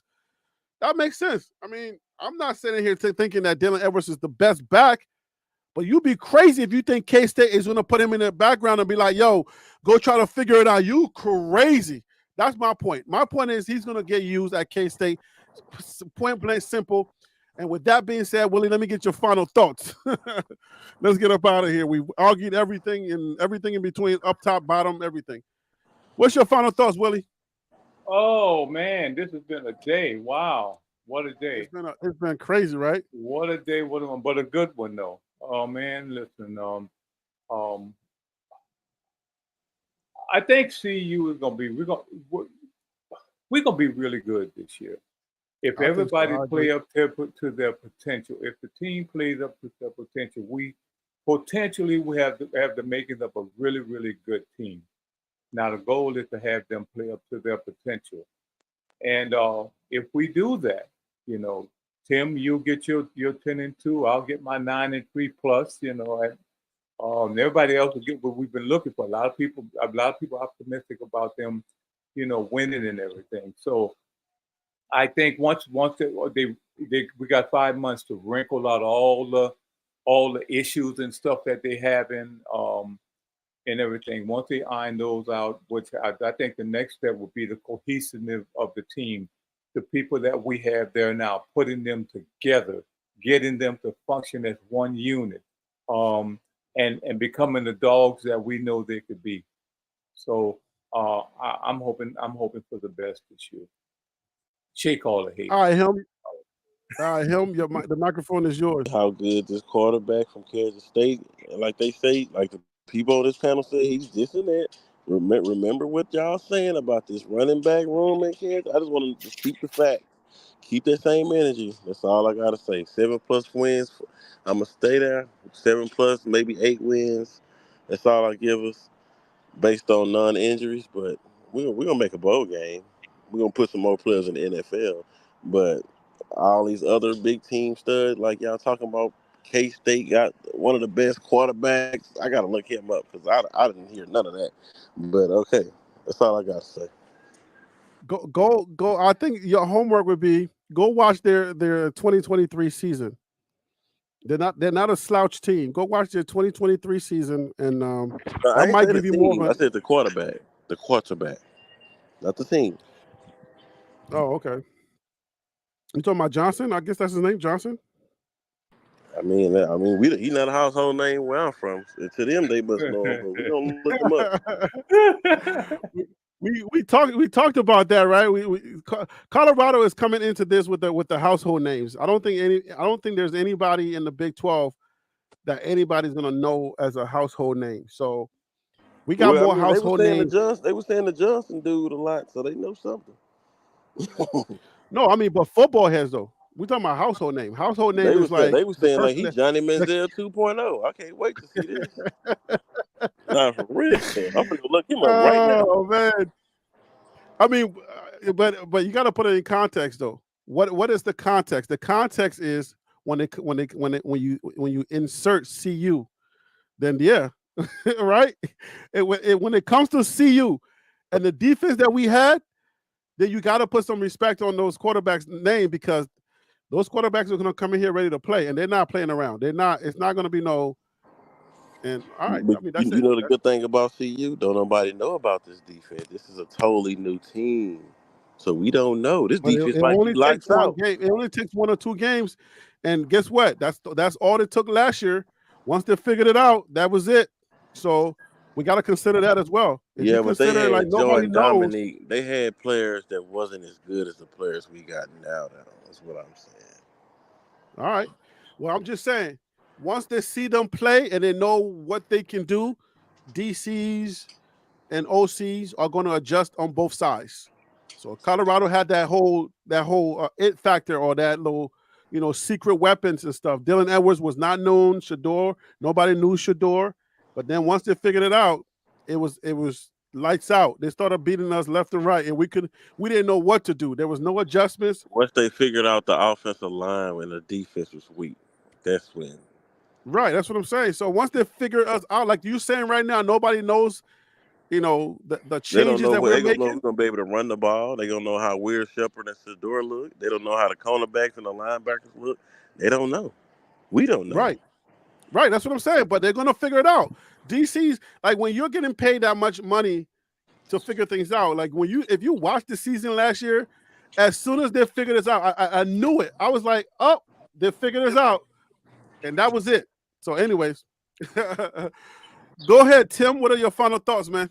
Hold on. Man, great show, Harry, man. To the rest of the guys, a lot of great points, man. I'm glad him can't wait to that K-State game. I can't wait either, man. Somebody gonna be doing some push-ups. I think it's gonna be a great season, man. I'm really rooting for Coach Prime and CU, man. I really want to see them do some big things this season.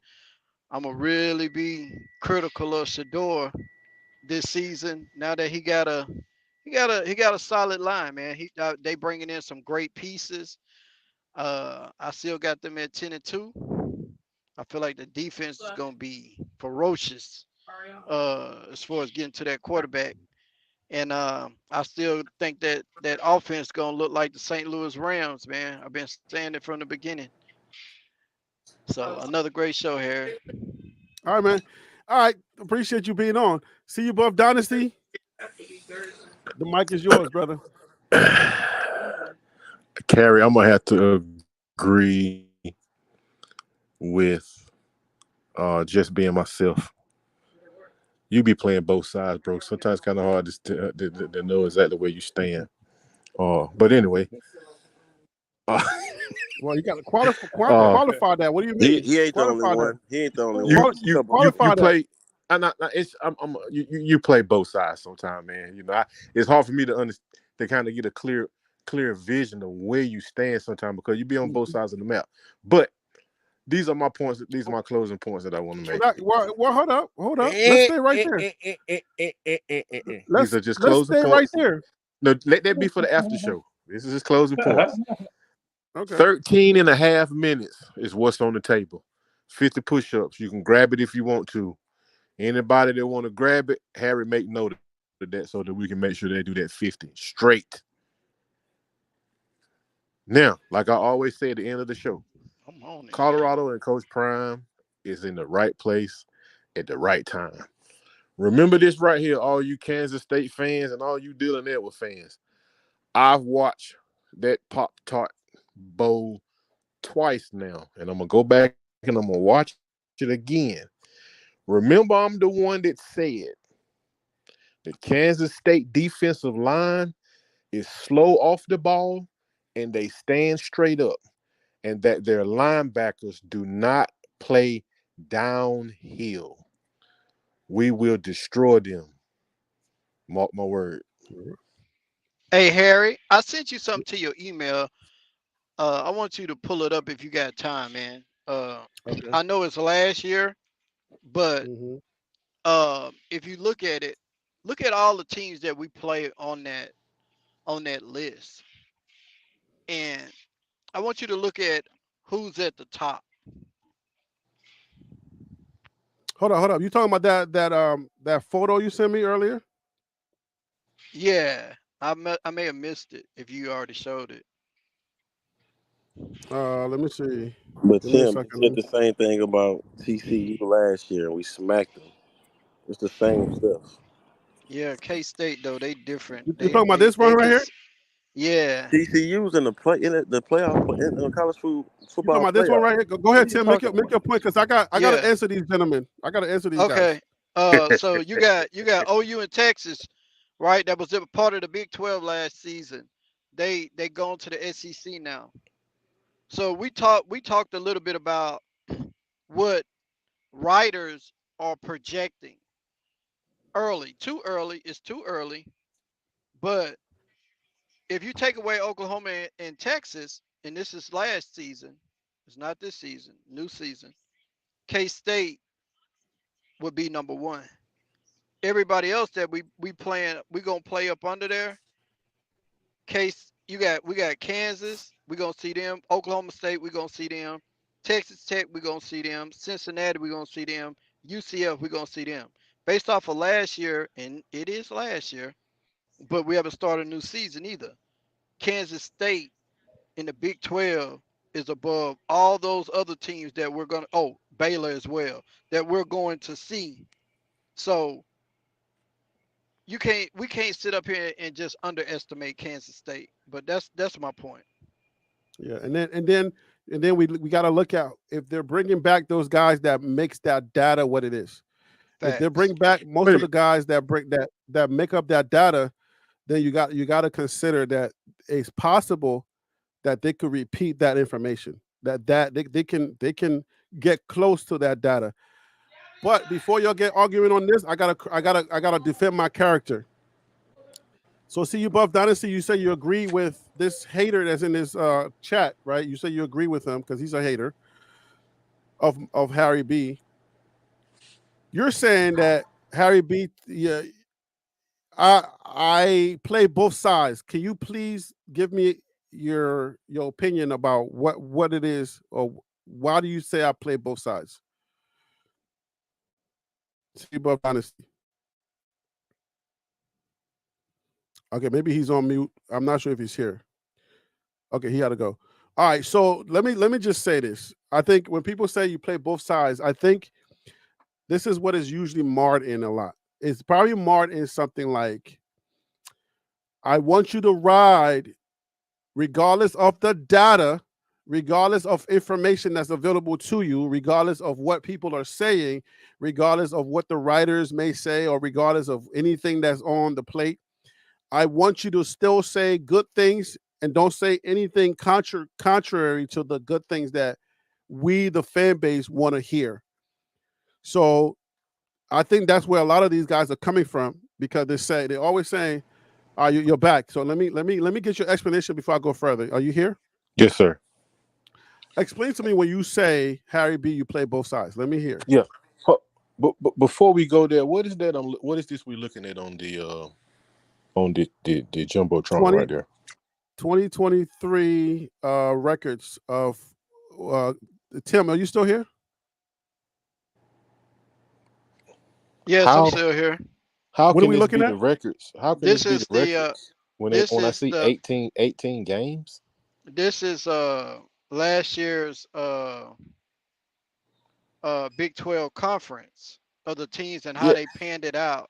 And but they don't play 18 games. They only play 12 with a bowl game, or if the playoffs. So what am I looking at? I don't know why they got it like that, but I'm not sure, because they do not play more than 12 games. I don't know what that is. Yeah. But that has everyone with 18, so I'm confused. And now that you bring that point up, I am too. Yeah, I'm trying to find a medium point here. Let me see. You got an away game at 8-4, away to 8-4, home 16-2. I don't know what this is. They were probably trying to put data. They were trying to compare certain teams based on either projections of either 2023 to 2024. Yeah, I'm thinking that's what they're doing. You still can only compare 12 games. Right, that's be 24. Well, Tim, what did you get this information from? You might want to retract on what they were trying to do with this information. I think that then maybe it makes sense, but you're not going to make sense from just this graphic. It's something they were trying to say or do. Yeah, they had a point. We don't know what their point is. Yeah, they were trying to make a certain point with this data. But it doesn't it doesn't subtract from, I think, if you just look at Oklahoma, Texas, and then K-State. I think Tim was trying to make a point about where they fall as far as like if you're comparing them with other schools, especially like Texas and Oklahoma, who are going to the SEC right now. They're not a slouch team. Basically, they're not a slouch team. All right, so you want to answer the question? CU Buff Dynasty. What's the question, sir? All right, so yeah, y'all attacking my CU loyalty, and you're saying that I'm two-faced or I play both sides. So I want you to tell me what you mean, and then maybe I'll answer. Honestly. In some of these topics and conversations that we have, you are found to be hanging out on both sides of the street. Okay, what does that mean? That means that you agree with you would agree with some facts that are pro CU, and then you'll jump right over on the other side of the map and agree with points that are against CU. But you know what? I think that's a good thing, Harry. That means you're objective. Right. That's why I'm trying to take my time with this. No, because I want to understand what you really mean. That means he has on some nice tap dance shoes with those little metal pieces. It could be. It could mean that too. Yeah, I agree, Dynasty. Yeah. Well, okay. So then that's what I'm saying. This is what I wanted to say. So that means that you're either riding with the choir on everything. Don't take it literal, bro. Don't take it literal. No. But if you're gonna say something, if I said, "Hey, CU Buff Dynasty, I think this is how you think," then you will have to say something. Well, you have to kind of give me information on why you think you don't think that way, right? That's all I'm doing. I'm not taking it personal. I'm just saying, if somebody says that I play both sides of the field, I want you to take a look at information. If I'm on this channel and I'm like, hey, let's do a comparison. So let me read something from the chat. This may make it clearer. On one hand, you say Shedeur is the best in the game. They are going to be great. Then you turn around and say, last year they got figured out, and after a few games and bombed the season. You diss and you kiss. But what do you mean? Like last year, I don't know. Everybody said that the defense. Everybody said that the defense sucked, and everybody also said that CU had the worst offensive line. So when you say that, oh, our team is going to be great, and our team is great, but then you say we had the worst offensive line, isn't that the same thing? I was reading a thing from the chat there. I'm not clear about what they was saying. Okay, is it not what you just stated? Is it not the same when somebody says that we're going to be good, but then they turn around and say, "Oh, we have one of the worst offensive lines"? That's not the same thing.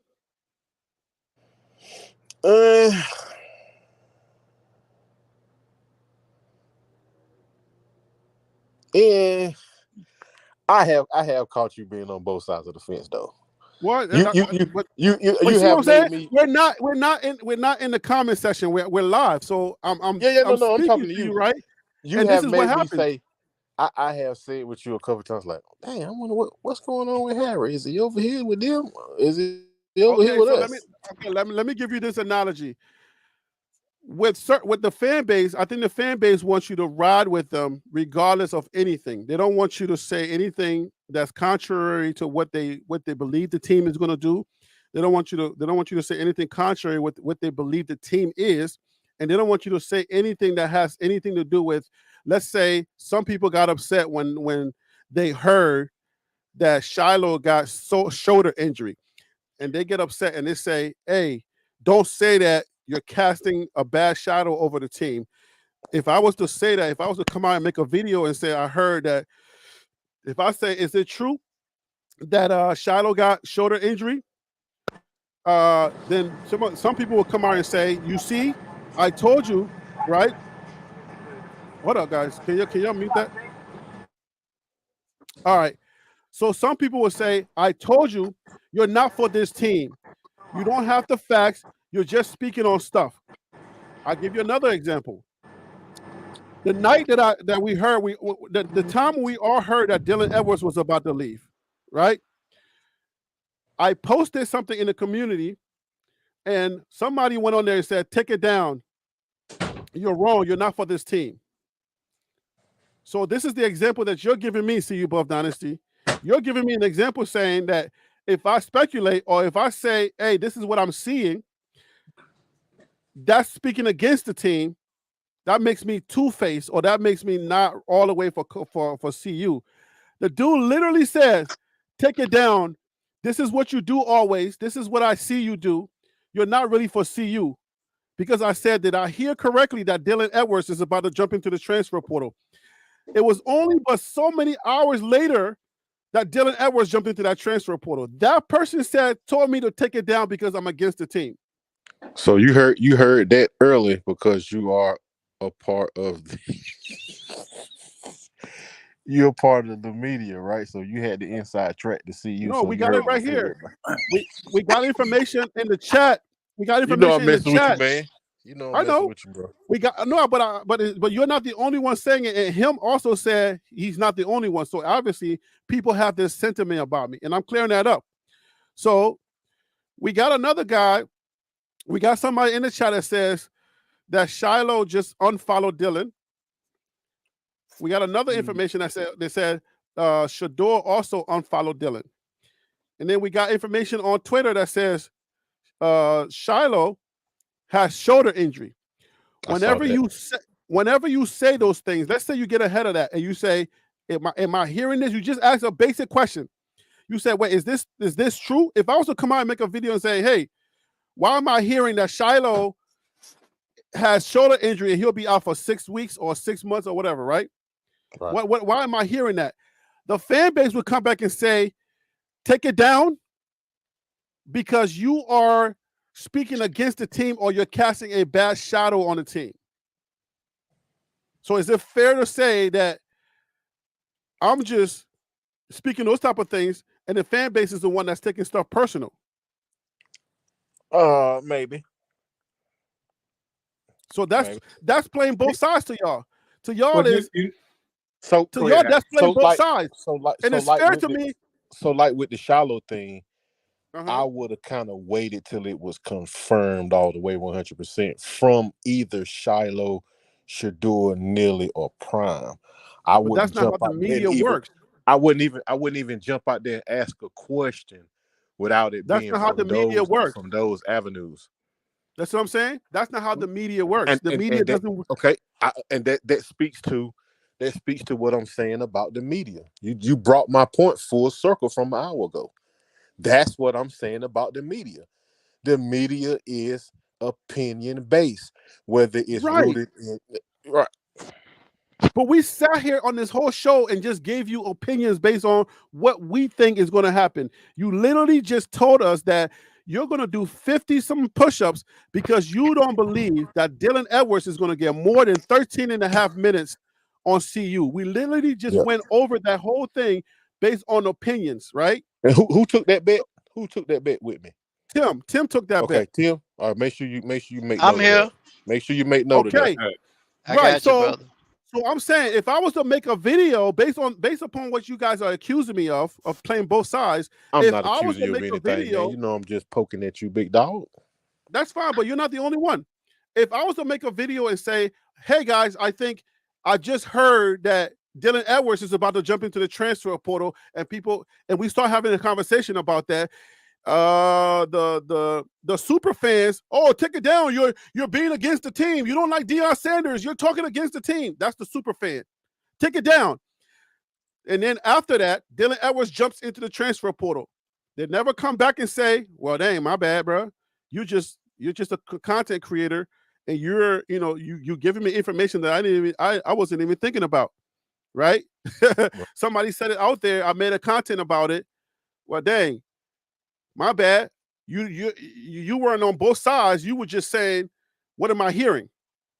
But fans don't do that, because if you are a super fan, you want to hear everything good, nothing questionable. You don't want to hear nothing that has to do with anything that's not riding for the whole team. When I say, are we in the after show? Are we in the after show? Yeah, we've been in the after show. I'm about to go. I gotta go to handle some business. But when I also come on here and I pray people do the same thing to me. When I also come on here and I say, you know what? The young men, their lives are on the line. They're trying to figure things out. That's what I want to speak on right quick. These young men, we need to make sure that we hold them down just as well as we hold down these old men that got money already. They've already figured out their lives. Uncle Neely has kids. He has a channel that's doing well. He's already figured his life out. When I say we need to make sure that Neely is not speculating on these kids because it's going to affect them getting recruited to other schools, we need to make sure that we, the adults in the room don't speculate. If you don't know, just say, I don't know. Well, we'll have to figure out. Maybe we'll ask around and see what's happening. When I say that, the killer mongers, right? The killer mongers want me to ride 100% and do like other channels do and say, oh, those bumps, they were always against Coach Prime. I'm a Christian, man. I'm about lives that are being affected. So I'm not going to ride with everyone on every channel because my spirit, I have to answer to a higher power. I'm not answering to the fan base.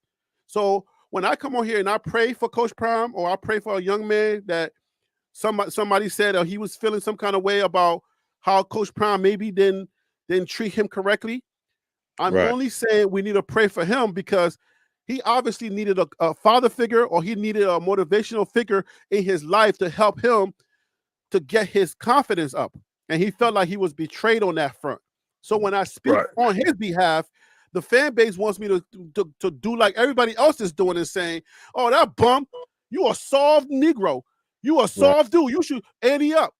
I would never do that. I want to make that very clear. I would never on any point do that. So if that accuses me of being not all the way for Coach Prime and being on both sides, then I would concede and say you're right. Because I would never do that. Point taken. Here's what I heard. I'm gonna say it really, really quick. Johnny, I think that's you. When you and him was having a conversation, and I don't remember exactly what the conversation was. I'm not gonna throw you any roses right now. I'm gonna throw the whole rose tree at you, throw you the whole thing. Because here's what I heard. When I looked and I listened to what you were saying, it's like you weren't talking to the panel, even though you and the panel was going forward. I looked at it for what you were saying was speaking to me as a fan. I clicked over to the fan thing and I was watching the response of what you were saying, of you and him had the conversation going back and forth, and what you were saying resonated to me as a fan because I saw some response. I was looking at the chat, man, and people were responding to it. They responded to it like that because it was good stuff. And be honest with you, I had never heard that from you before. I've never heard when, we're speaking, you speaking, hear you as one of the as a fan might hear what you were saying. And it sounds pretty good. Now that would probably be the fans that wanted to listen. But what you and him were talking about, man, was really, really good stuff. And your point that you made was good, and the point that he was making was good. And as a fan, not as a panel member, that is a fan. I began to hear you for the first time, bro. We've been talking as a fan. And I don't know if that makes any sense or not to you guys, or you understand it. But when I switched over to the chat, I can feel what a lot of them were hearing because they were responding to it. So that's all I want to tell. I'm picking up what you're putting down. And I want people to understand, like, because I run a channel and because I'm trying to educate also, when I say, hey, we listen to the writers, I want people to understand, like, the way that the sport is ran, the people that do the voting, the people that control different elements of the media and how the sport is generally looked at, that comes from writers and pundits and stuff like that, because they control too much, sometimes at a fault. Because there have been draft I guess grades that have been lowered because of something that somebody said. Like they said during the draft night, they said, oh, this guy is bad news. You know what I'm saying? I heard that he hit his girlfriend. Right. You see what I'm saying? Or something that Stephen A. Smith may say.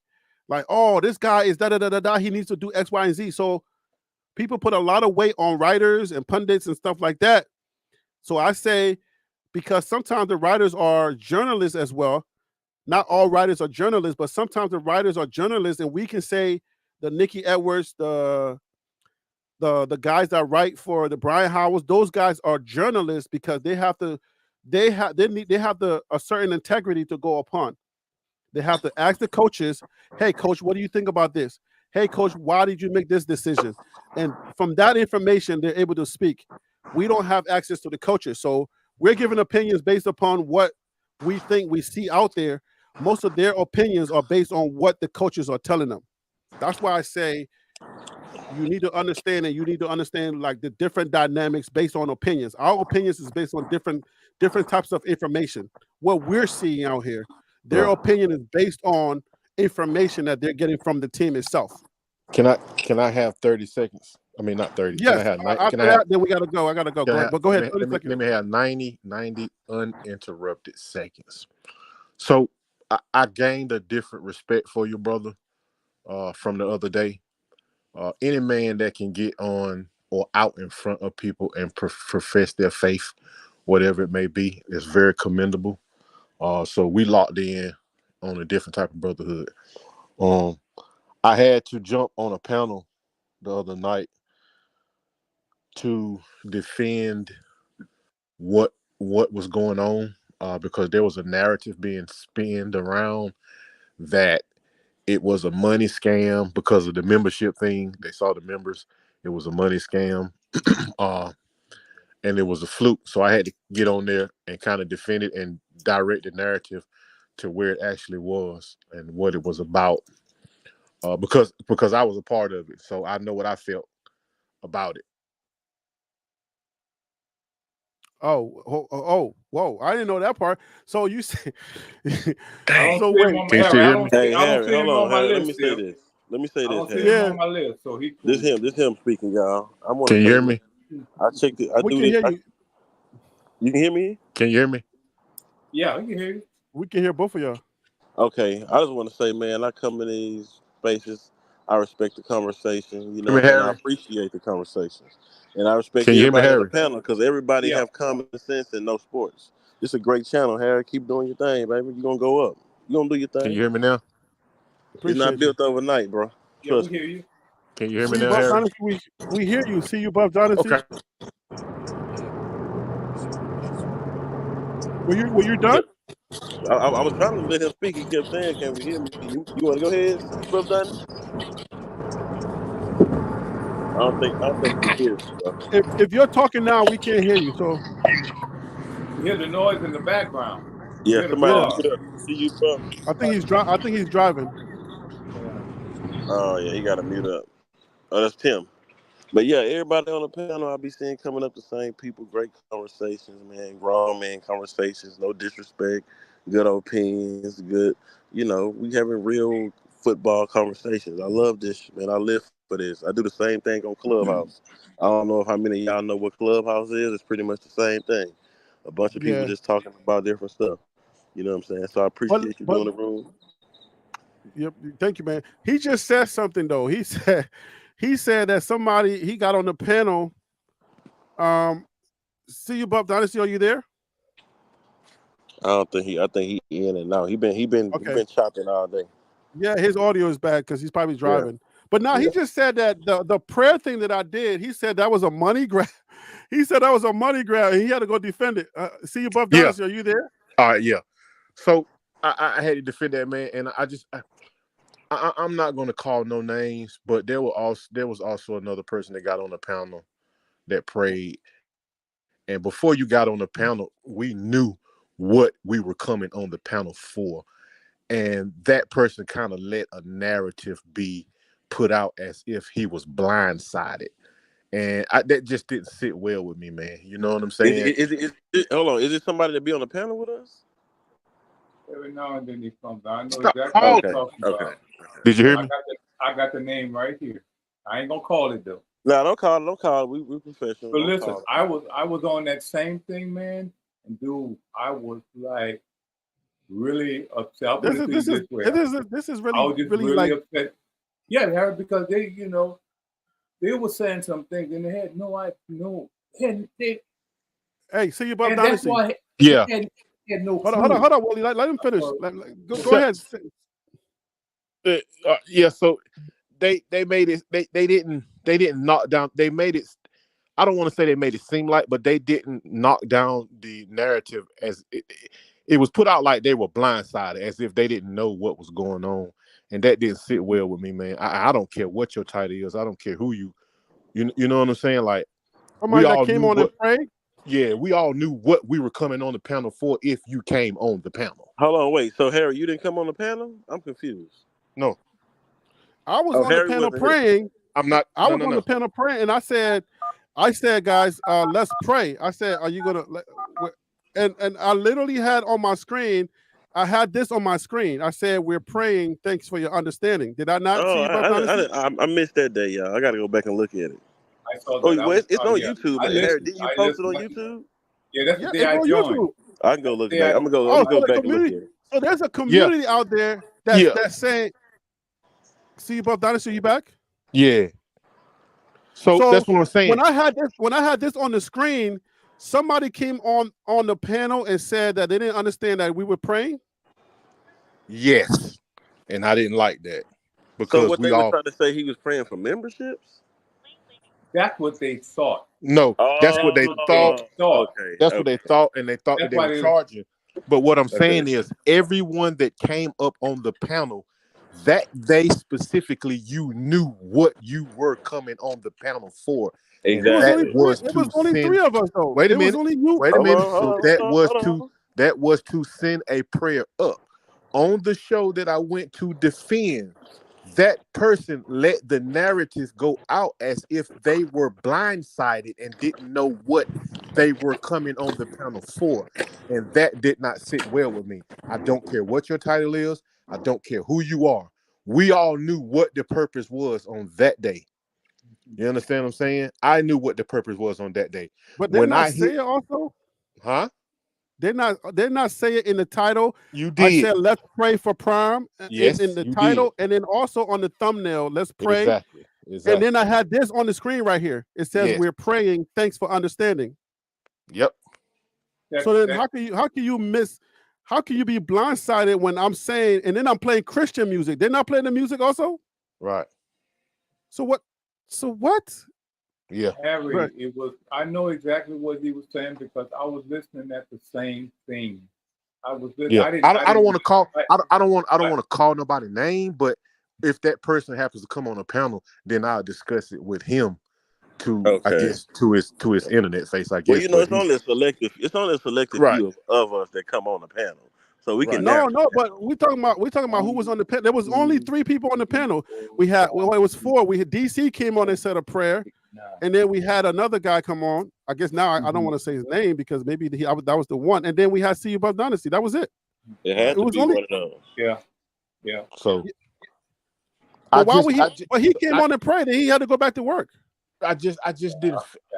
And maybe I'm looking at it wrong, but I just didn't feel like he stopped the narrative of he came on the panel and didn't know what was going on and he was blindsided. So where the membership part come in at? I heard it was for members only. Right. I didn't want everybody to come into the chat. Okay. I just said members only. I didn't want the haters and those who usually come in here and they start saying a bunch of stuff.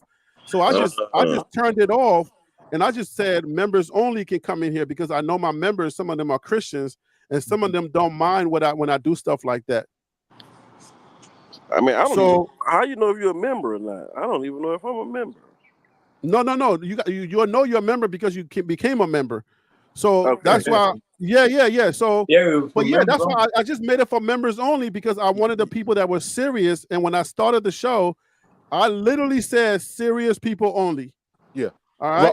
Wild Dog, you are correct. You are correct, Wild Dog. Kai did have his back. You know what I'm saying? She was standing strong. So there was a whole show out there talking about me? I don't even know who Kai is. Who is Kai? I was pissed, bro. Excuse my French, but I was, man, because but there was no show talking about me. I actually had to unsubscribe to this show. I unsubscribed. What show is this? Can somebody tell me what show I ain't gonna tell you. We ain't gonna do that. We're not gonna name drop on them. But I unsubscribed. Wait, hold on. Somebody did a whole YouTube show talking about what I did. Oh, I gotta find it. Hey, well, not the whole show, but at the beginning of it when it was. Listen, they started talking. They were talking, and one thing led to another one, and they started saying all kind of crazy stuff, just crazy stuff, and at that moment I unsubscribed, so I don't. Not the whole show.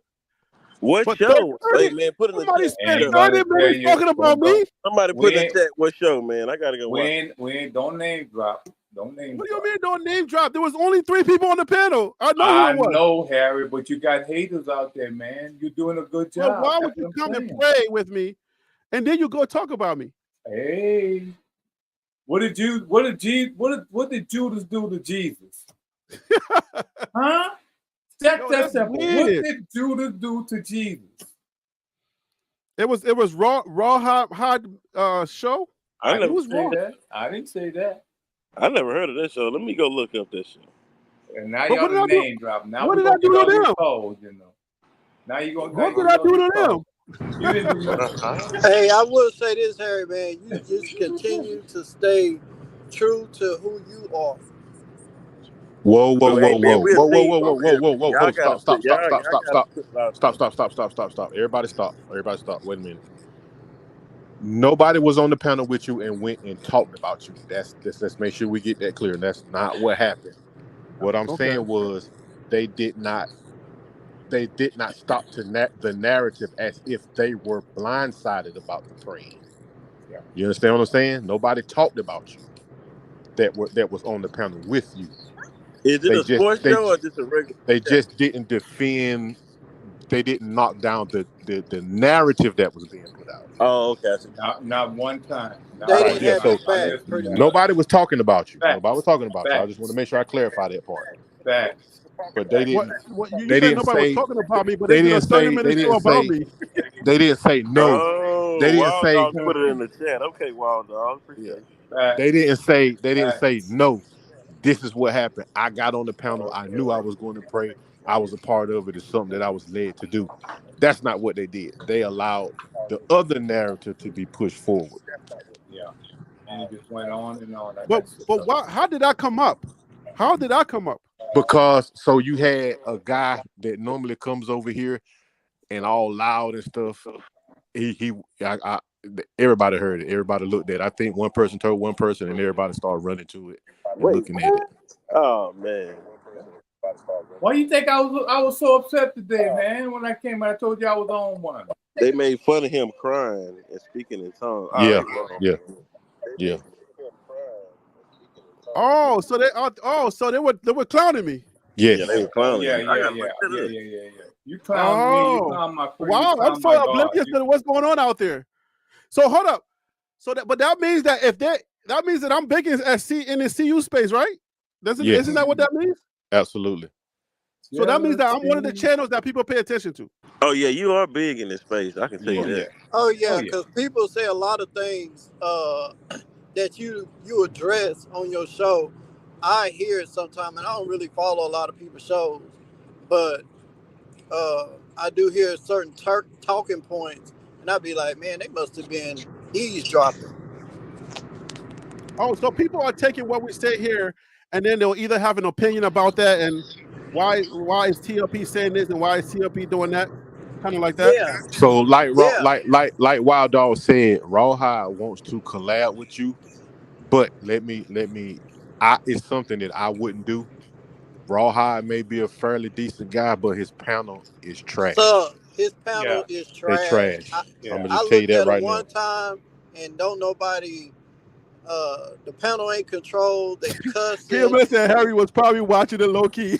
Hey, how many days ago was it? So I go look it up. Probably watching low key. Anybody know how many days ago this was? So I can it go was look the it other up? night before last, I believe. We just prayed. That the video is like yesterday's video, right? Like the other day. Yo, thanks for sharing this with me. It was that same night. Let me make this clear. Rawhide is a cool guy.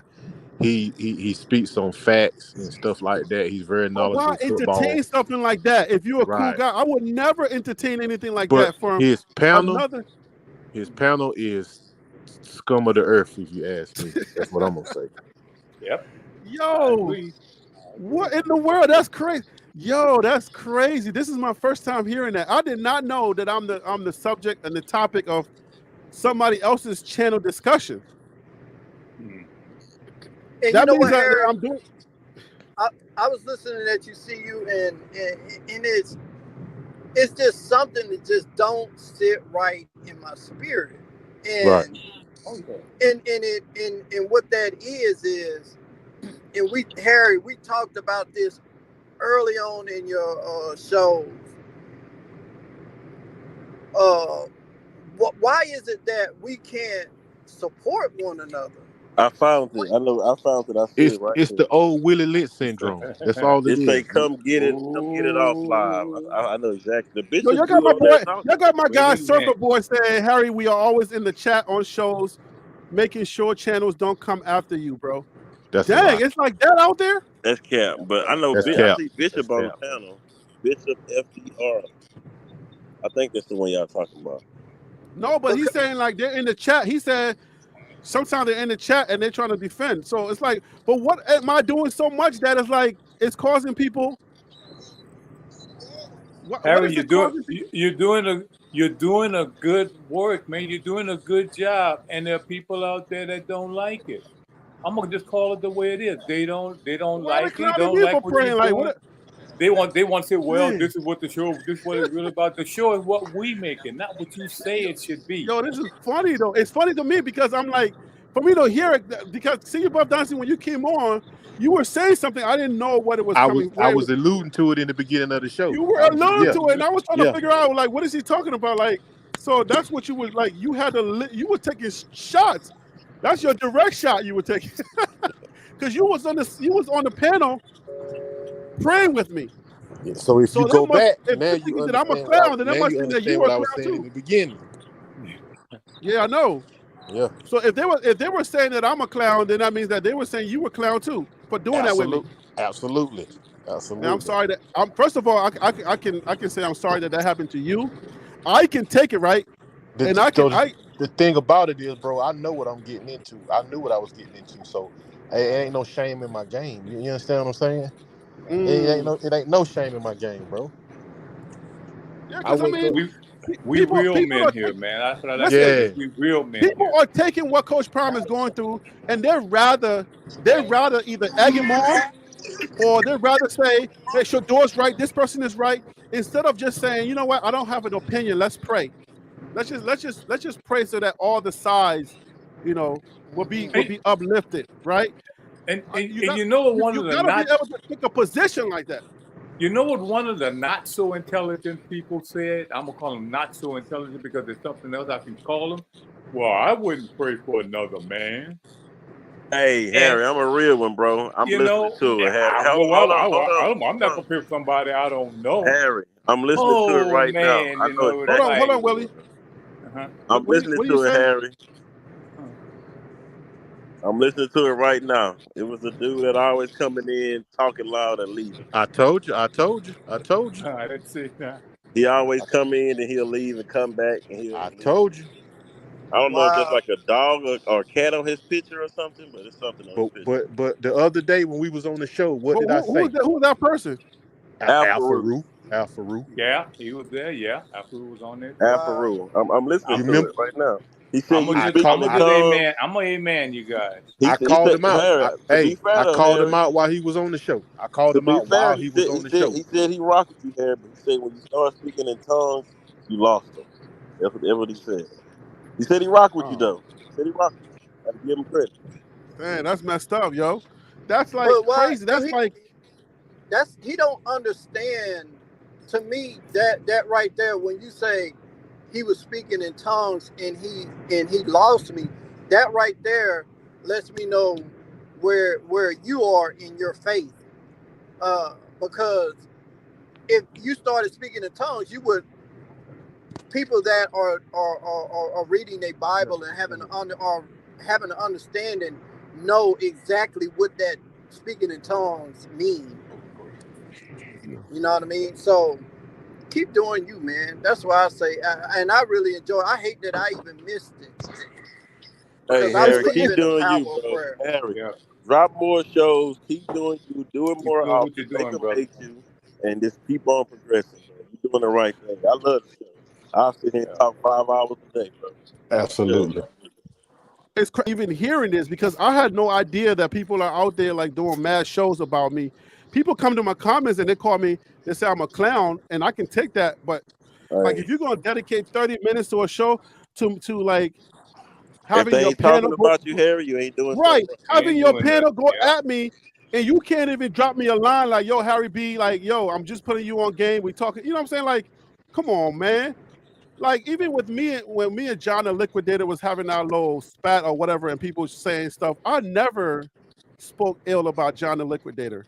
I supported, I made a video and I told everybody to go subscribe to John the Liquidator. Like, if somebody doesn't, if me and somebody whoa, don't, I mixed that part. You got to do with John the Liquidator? yeah, because catch up with these YouTube. because it was like there was one point in the beginning when we all started. You know what I'm saying? John the Liquidator was the bulldog, and people were he was the Killermonger. And I was the I've been consistent, right? Okay. So yeah, and I'm the Black Panther, right? So wait. So you said bulldog or mad dog? Because it's a he was the bulldog type where people wanted him to. We went on this white guy's channel. This guy named Hot Taps. He had a channel called Hot Top Sports. We went on there. Okay. And we both heard something that he has said. He has said something about Coach Prime doing pay for play. So we went on his show, and I was like, yo, what you talking about Coach Prime doing pay for play? I'm like, you a white guy. When you say that, and you got a white audience, people are gonna think that this black man that we support is doing something bad, even though I know what you're talking about. So you gotta be careful what you put out there. Pay for play, this is NIL land, you know. So he invited both of us to come on there and talk. So John, you know me, I'm always gonna take the approach of the grown-up. I'm not gonna, if I hear somebody say, you know what, that's not what I meant, I'm gonna say, I get you, I meet you at where you are at, right? But the audience that was listening, they were saying that I'm soft. Bring on John the Liquidator. This guy doesn't know what he's talking about. They wanted me to be the fighter, like go fight, and just like I was saying. Oh, you need to say, no, I'm not accepting your apology. I don't see what you're doing. I mean, that guy right now has a whole Prime show. Okay. He has a whole Prime channel, and his channel is like doing very well. Yeah. You see what I'm saying? Yeah. What channel is that? I don't know these channels, man. I'm lost. His first channel, if you go to his first channel, is Hot Top Sports. Okay. I'm sure you'll see the Prime channel on there. Now he's a Buff fan, and now he got a Buff channel. But when we first started in the beginning, everybody thought that, oh, because I was growing fast and John the Liquidator was growing much faster than me. But my approach is always, I take the adult approach. I take the approach. Of course you're supposed to. I take the approach that says, let's look at this from a different lens. Yeah. The young man, if the young man that is on there, he's growing, we can all trash him. Or we can say, you know what, young man, go ahead and go win. So my approach is always looking at the human being because I'm a Christian. I don't answer to Deion Sanders. I don't answer to the fans. I answer to Jesus Christ. That's my Lord and Savior. So if I go pray and God quickens my heart and says, your approach could cause a young man not to do certain things, then I got to eat that. I got to live with that.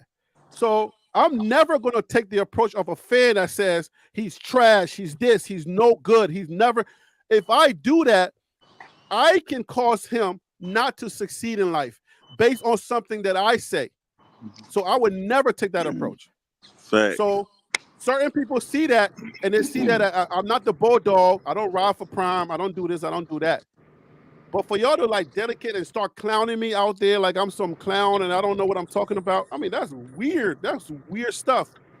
I would never have a show and bring people on the panel to come and talk about John the Liquidator because he may not have some disagreements. I would never do that. You can't have if it anybody both ways. does that on my show, I would cut it off quickly. I would be like, nah, we're not doing that. Yeah, you will, but you can't have it both ways. You gotta have haters somewhere. There's a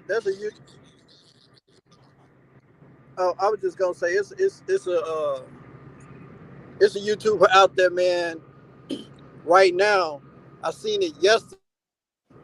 Because I was trying to catch up on some things that I missed on your channel, but he's really dogging these guys that left.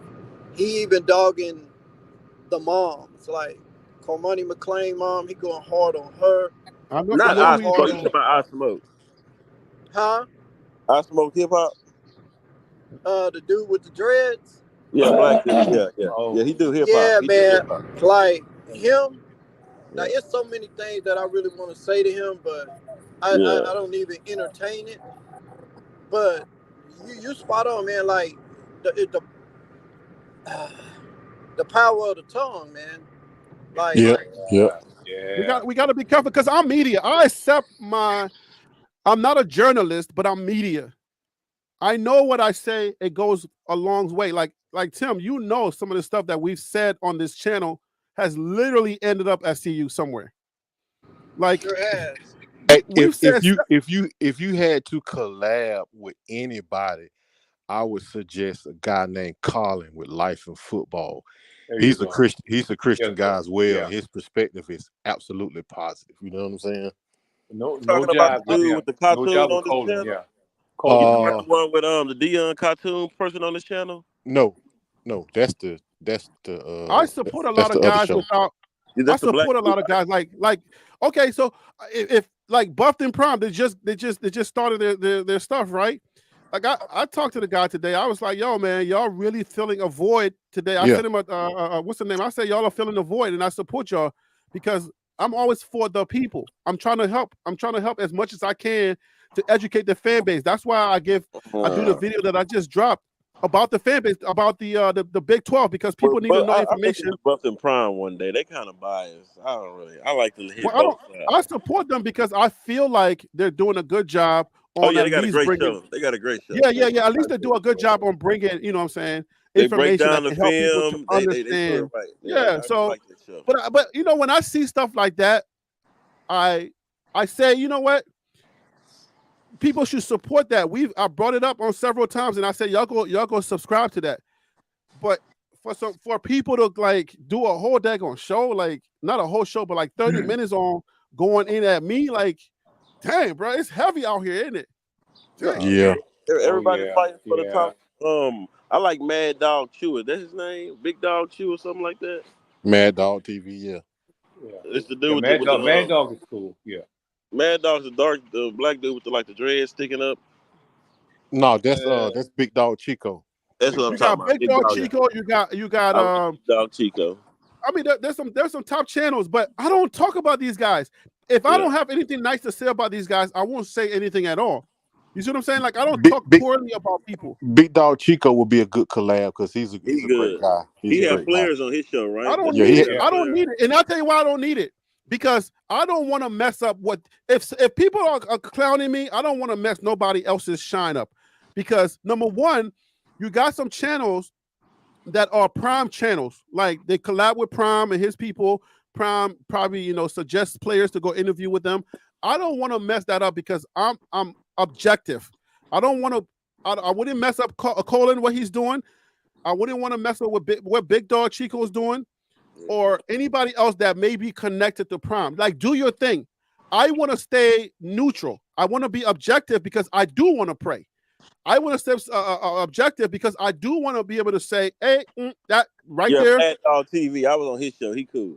I don't want to connect with somebody where because of my thought process to mess up whatever they got going on over there. I don't want that to happen. So I'm going to stay alone over here and do what I do over here. But I know as long as God is okay with what I'm doing, God is happy with me, then that's where that's how I sleep good.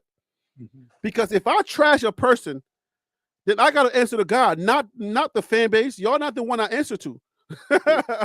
I'm answering to God. And it's like, if I feel bad that I just came on here and I said something poorly about somebody else and I caused them money or I caused something to happen to somebody, that don't sit well with me. And it's just that's how I move.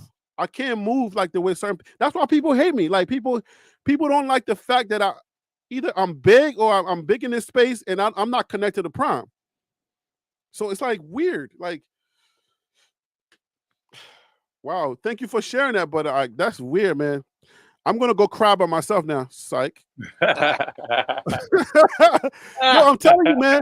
If I was not a New Yorker, if I was not like the type of dude that I am, because I'm like, you know what I'm saying? I can. If I didn't have Christ, I would be going crazy on people online. But I'm learning and I'm trying to be humble, and I'm trying to make sure that even now, like if you go to my comment sections and the way that I talk to people and the way that I respond to people is different from like the first couple of months. You see what I'm saying? Like it's changed because now I pray. Now I'm like, all right, God. When God is telling me don't send that, I wouldn't press send. Because sometimes there's some people that will come on here and be like, Harry, you don't know anything about football. I'll be typing. I'll be like, man, y'all mama don't know about football. Like that, like come at me. You think, yeah, you know what I'm saying? I'll be thinking those bad thoughts, and I'm like, nah. I said, but what if that person, like, what if, you say something that would cause that person not to come back to you because you got something to say? What if you cause somebody to go away because if God has a message for that person, what if you were to say something that would shy them away from you, and God can't use what you got, what He's trying to use you for? That's where my thought is going. Like, so now when I respond to people, religion into some people though. Your religion, stick to your religion. Though. I'm never going to stop being me. Every action doesn't need a reaction. There you go. Right. Give it to the swift, but that's what I'm trying to say right there. There you go. You know what I mean? And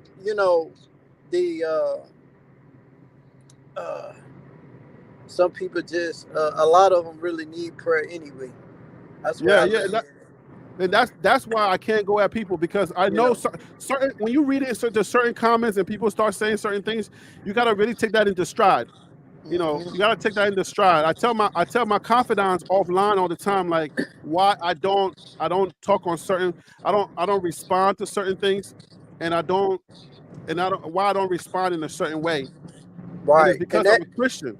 Yeah, and that says what you just stated says a lot, and let me know where your faith lies, because when they crucified Jesus, He said, "Stop, forgive them, for they know not what they do." For they not what they do. Yeah. So sometimes, like I just stated, every action doesn't need a reaction. You just forgive them and pray for them and continue on doing what you're doing, which is a great job.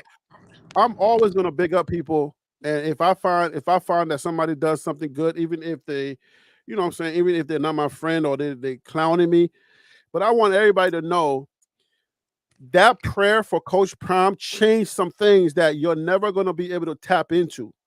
It is already working. People got to understand, like, it's working already.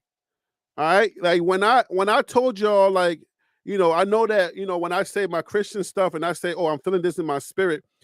When I say, oh, this is going to happen, and it's like stuff that has already happened. The prayer worked on certain levels already. The prayer has already worked and it's working. And I didn't just pray for Coach Prime on that video. I pray for the young men that were being affected as well. Yep. So it's already working. And then I covered us. Keep in mind, I covered us. I even covered CU Buff Dynasty, and I covered us because I knew we were going to catch some strays and some directs. And because I covered us, we were able to respond in a godly manner. Because on the streets, if I was in my carnal mind, on the streets, the way you come at me will be a different way. It'll be different for you. Like I said, you catch me in Brooklyn on the wrong day, it's a different response. So these YouTube streets, I move differently. I move with Christ. I don't move with the street Brooklyn Harry B. I don't move that way. You know what I'm saying? And I'm never going to project and say, well, if you test me, I can move that way. No, I would not. I would never move that way. And I pray to God that I would never move that way. That's all it is. I never want to move or project like, oh, I'm so tough and I'm Brooklyn. And if you test me, even though I don't live in Brooklyn right now, if you test me, I'm New York, I'm going to come and get you. Everybody that's out there that's clowning me, clown me. But I'm going to keep praying. I'm going to hold Coach Prime upright in the prayer realm, in the spiritual realm. I'm going to keep doing what I do. Either I'm a threat because I'm doing that, or I'm a clown. You know, somebody came on and said, like, Coach Prime don't need no prayer. He got this. Coach Prime don't need no prayer. He got this. Hey, Peter, bro, you something else, bro. We always need prayer. Everybody needs prayer. Peter, something else. Everybody needs prayer. You understand what I'm saying? Because Big Dog Chico even went and interviewed the pastor that's connected to Coach Prime. And in that video, the pastor says that he talked to Prime, you know, even though I don't agree with everything the pastor was saying. That's a whole nother thing. But in that video, the pastor was saying that he talked to Prime and he was like, yo, don't, you know, just cool off on that. You don't have to respond to somebody who has 300 followers. You know, if I, you see what I'm saying? We respond to haters. We don't respond to people who support us. I've been praying for Prime and I got 12,000 followers, 12,000 subscribers. Prime never said BWB. But Prime definitely responded to the 300, you know what I'm saying? So it's like, when you see that stuff, you know that we human. Because the people that support you, you can either put them on or you can respond to the haters. So I'm saying I don't want to be friends with nobody because I understand that sometimes people don't understand who you are and how you move. Because they're gonna clown me when I'm praying. When God says pray, I'm gonna pray. They're gonna say, yo, what the heck are you doing? You're a clown. Like this is a clown show over here on YouTube. Like I'm idol worshiping because I'm praying for Prime. They miss one thing. They don't know that we're all here because of Prime. Exactly. So you're getting it from the believers and the non-believers. Exactly. Yep. If you're here because of Prime, why would you not pray for something that's affecting your life? Well, most of them, Harry, they not for Prime. They know they're gonna get the clicks, so they use. No, but they're eating regardless, right? They're eating regardless of Prime. They're eating regardless. Yeah, they're eating regardless. So I'm like, if I'm here for Prime, then I'm protecting my investment. I might need to make me. Hey, Harry. Yeah. Hey, I want to drop this in here real quick, and I'm gonna shut up. But you know, sometimes people don't know, like you stated, he's human, so people don't sometimes realize the power of prayer. And you know what I mean. You never know what Deion Sanders. I'm gonna get out of Coach Prime, and Deion Sanders may have been going through with on a day-to-day basis. You know what I mean? So it's like, okay, you know, sometimes, you know, my wife can come to me on certain days, and instead of me you know, asking her, babe, you know, hey, what's going on? You know what I mean? How you know, what's going on at work or something? Instead of me saying that or asking that question, sometimes I'll be like, hey, you know what? Hey, let's just pray. I don't even know what she may be upset about, but I'll pray and then we'll move on with our day. And she'll come back to me later and say, you know what? I really didn't want to talk about it, but I really thank you for praying for me because I was going through something. I just didn't want to talk about it at the moment. Hey, that's fine. But sometimes you never know what Deion may be going through in his personal life. Let me share this with you. In the video where Big Dog Chico is interviewing Prime, Prime says, I've been going through some stuff. That's what the pastor said. He said, yeah, I'm just going through some stuff. So remember now, you know how Neely talks about the sequence of things? Right. Remember now, when I came onto the prayer, I don't know, maybe you most of y'all didn't see that. When I came onto the prayer, I stated that there's something going on because my coach is out of pocket. Something is bothering him because Coach doesn't do that. Coach Prime, that's not his character. We know Coach Prime don't move like that. Coach Prime is not going to give his energy to some 300 follower guy to say that. So when I recognized that right away, I said, nope, something else is going on. So when I heard the pastor say that when he talked to Prime, Prime said, yeah, pastor, but you know what? You know, people have been really bothering, you know, my sons, and I'm trying to make sure I hold my sons down. And so I was like, you know what? I knew it. I knew it. That's why I said, let me pray, because I know that something's going on with my coach, and he needs prayer right now. He needs us to hold him down. This ain't no time for me to bring on all my panel and give them opinions about what's going on. Right. Dump that. Let's pray. Because I know something's going on. Because I'm a BWB because of Prime, and I know Prime, that's not his character. So when he's going through something like that, I said, oh no. Oh no, for Prime to talk to somebody. His faith is being tested. Yeah. And I you know the weight of life and trying to please everybody, and you know, that's just so much weight up on his shoulders, and having your sons and your kids getting attacked. Oh, that's a lot of stuff going on. And having pressure.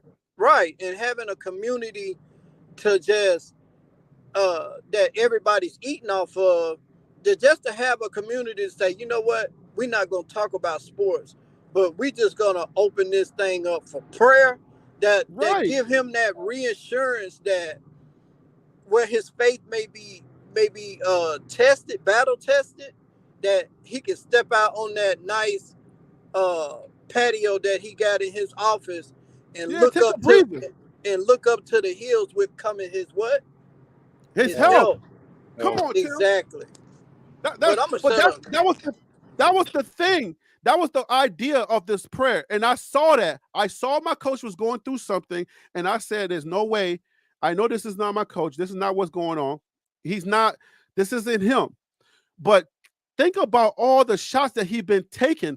And then for you to have a big publication like The Athletic put out that publication and have everybody having an opinion and stuff like that, coming at his son and what he's saying. And I mean, the pressure was on, so I get it. I understood that, but I wasn't going to come on here and start telling you, oh, this and that. I was like, no. I get why he did what he did. I know why he did what he did.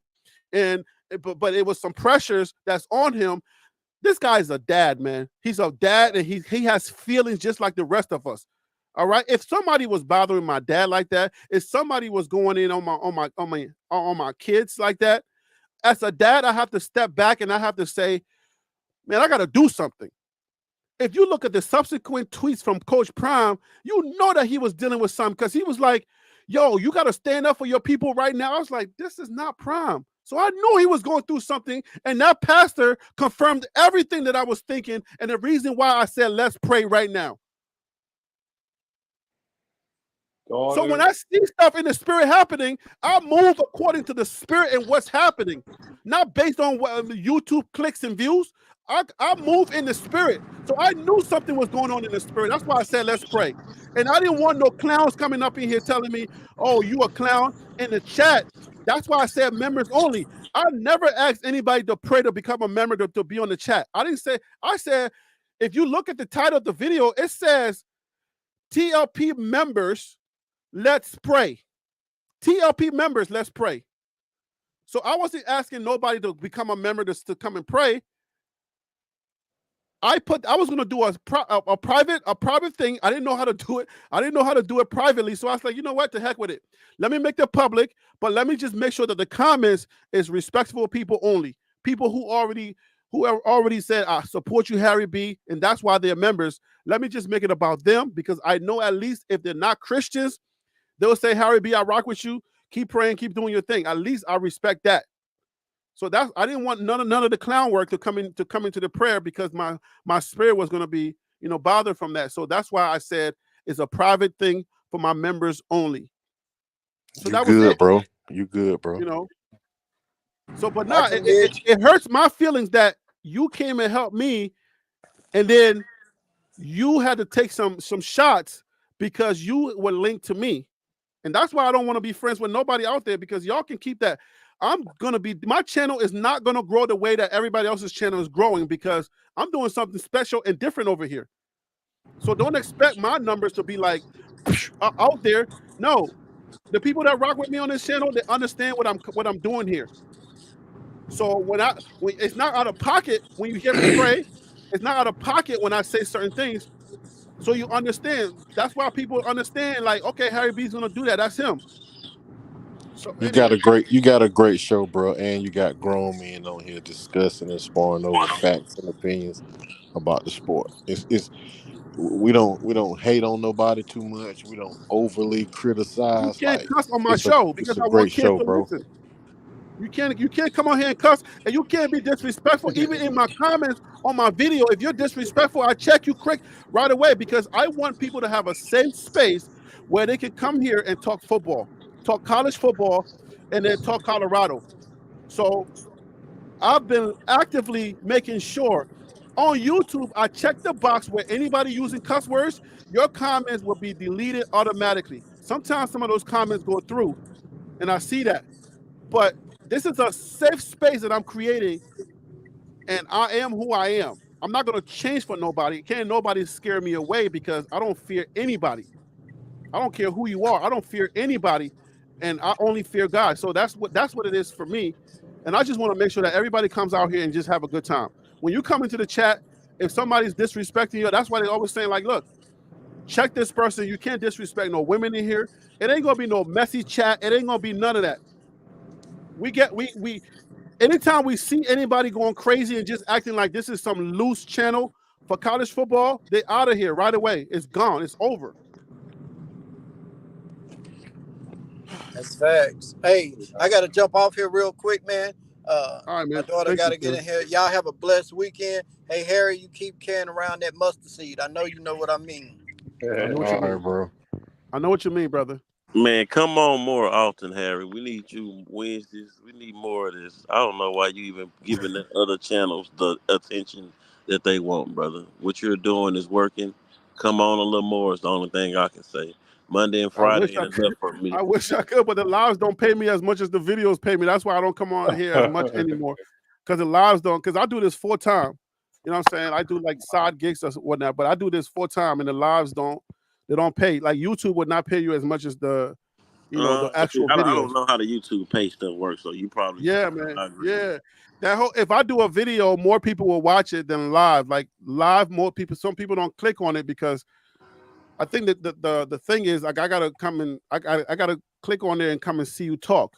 On the videos, I'm just watching the video by myself. I don't have to look at you and stuff like that. So Yeah. I get a lot more views on these videos, and so I gotta kind of.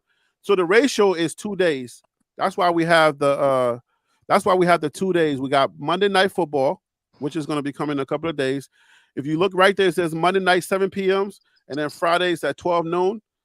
And then like this is going way past the time, but I did not know that people was hating on me like that. I knew that I had some haters, but I didn't know that people were dedicating shows to say that I'm the clown in Coach Prime's ecosystem.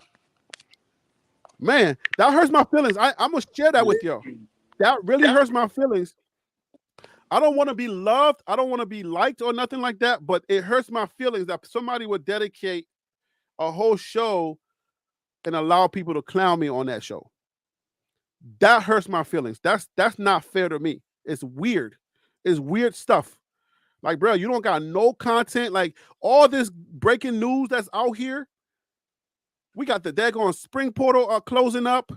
There's so much content out here. There's newspaper articles that you can glean from to get content. I can help you. You know, Harry, I don't think he sanctioned it, but he was in control. He could have said, "Now, he could have stopped it." That's what I'm saying. Yeah, you can stop it. He didn't sanction it. He could have said something to make them say, okay, like we were saying, just cool. We don't talk with other channels like that, but this we had to talk about. You see. Yeah, that's weird. That's weird stuff. And I'm not faulting him for that, but it's like, bro, that's weird that you're gonna let people clown me, man. And you don't even know me, like, bro. You can reach out. We got a common person in Wild Dog.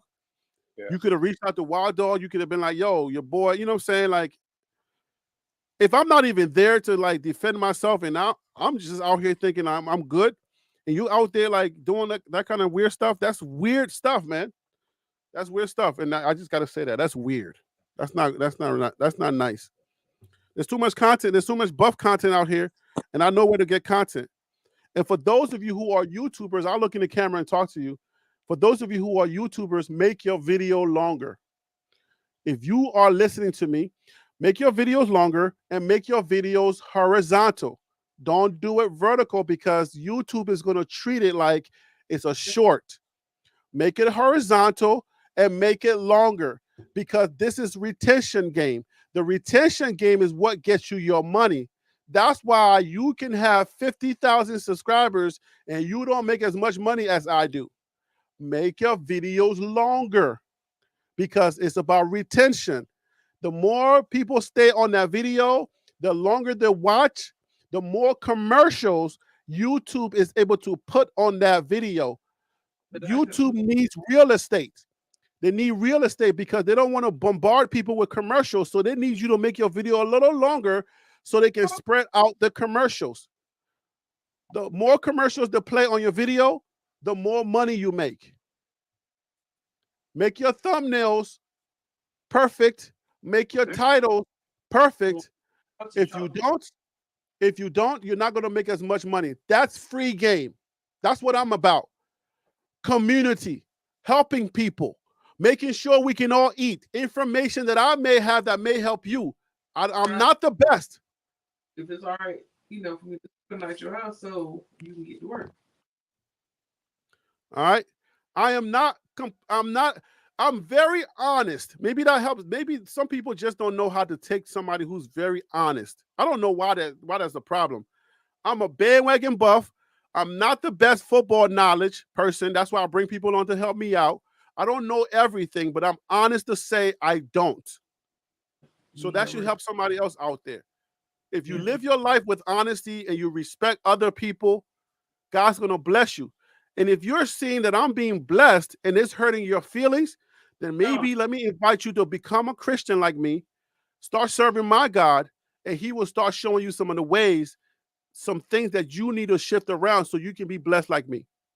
Yeah. All right, guys, let me get up out of here. I'll give you a call back. All right. Keep doing your thing, bro. Keep doing your thing. Yeah, man. Keep doing your thing, bro. What you doing, my brother?